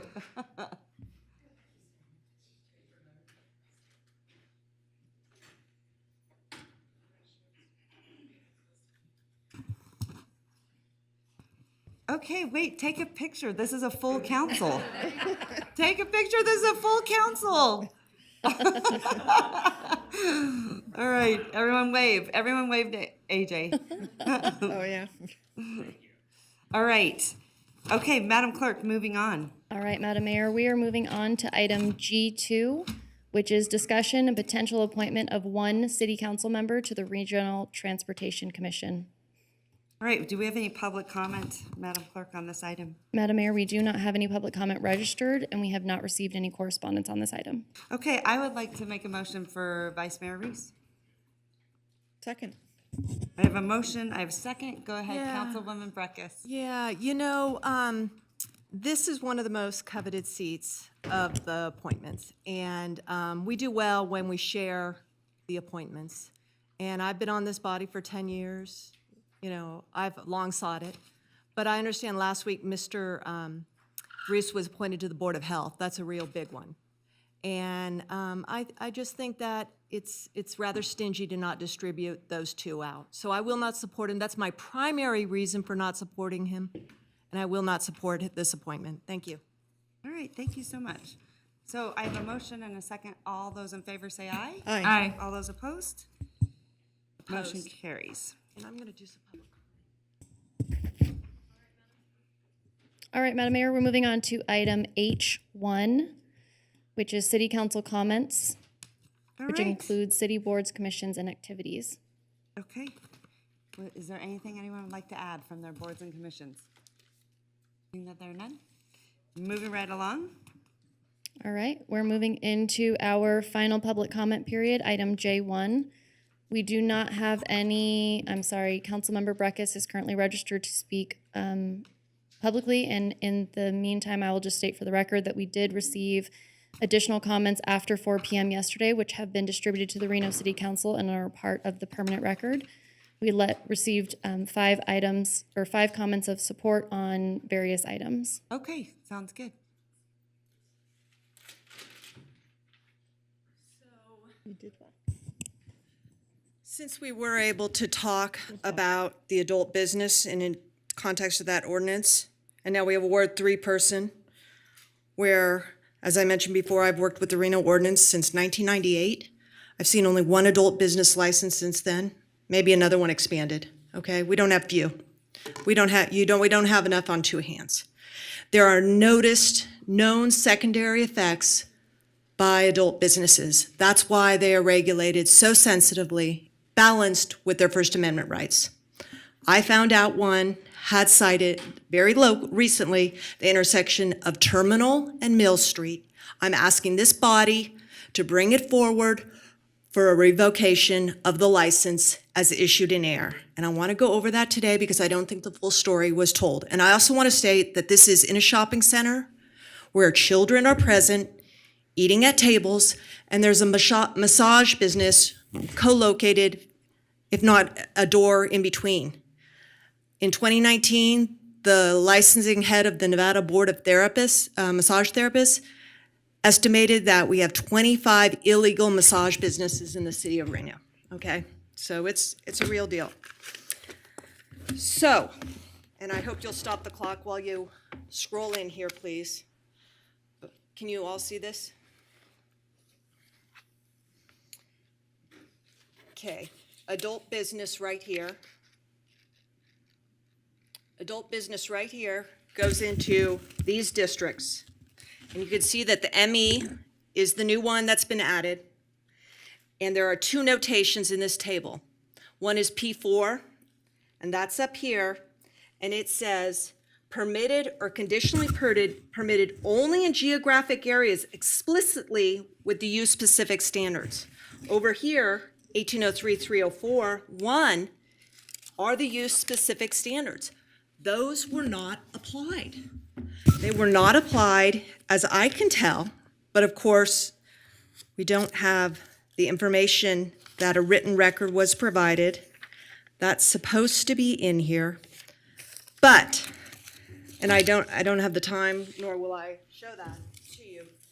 If you can find that written record issued before that business license was recorded, I'd like to see it, because I've asked strenuously and searched the record and I can't find it. But no adult business may be located on a parcel which abuts a freeway, expressway, or more major or minor arterial roadway. What is Mill Street? What is Terminal?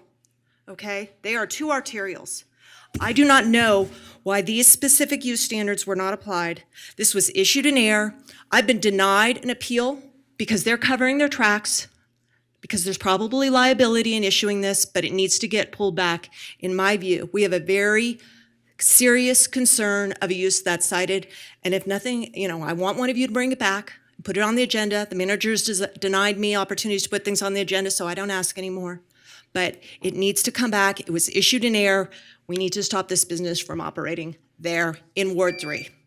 And I want to also know that that is very prominent arterial where two arterials meet, a gateway to the community for airport people going into downtown, flying in, and you've got a XXX theater with a private, intimate theater setting for 9 seats and one for 10 seats to watch pornography. That should not be in that location. Thank you. All right, thank you so much. Courtney McKimmey?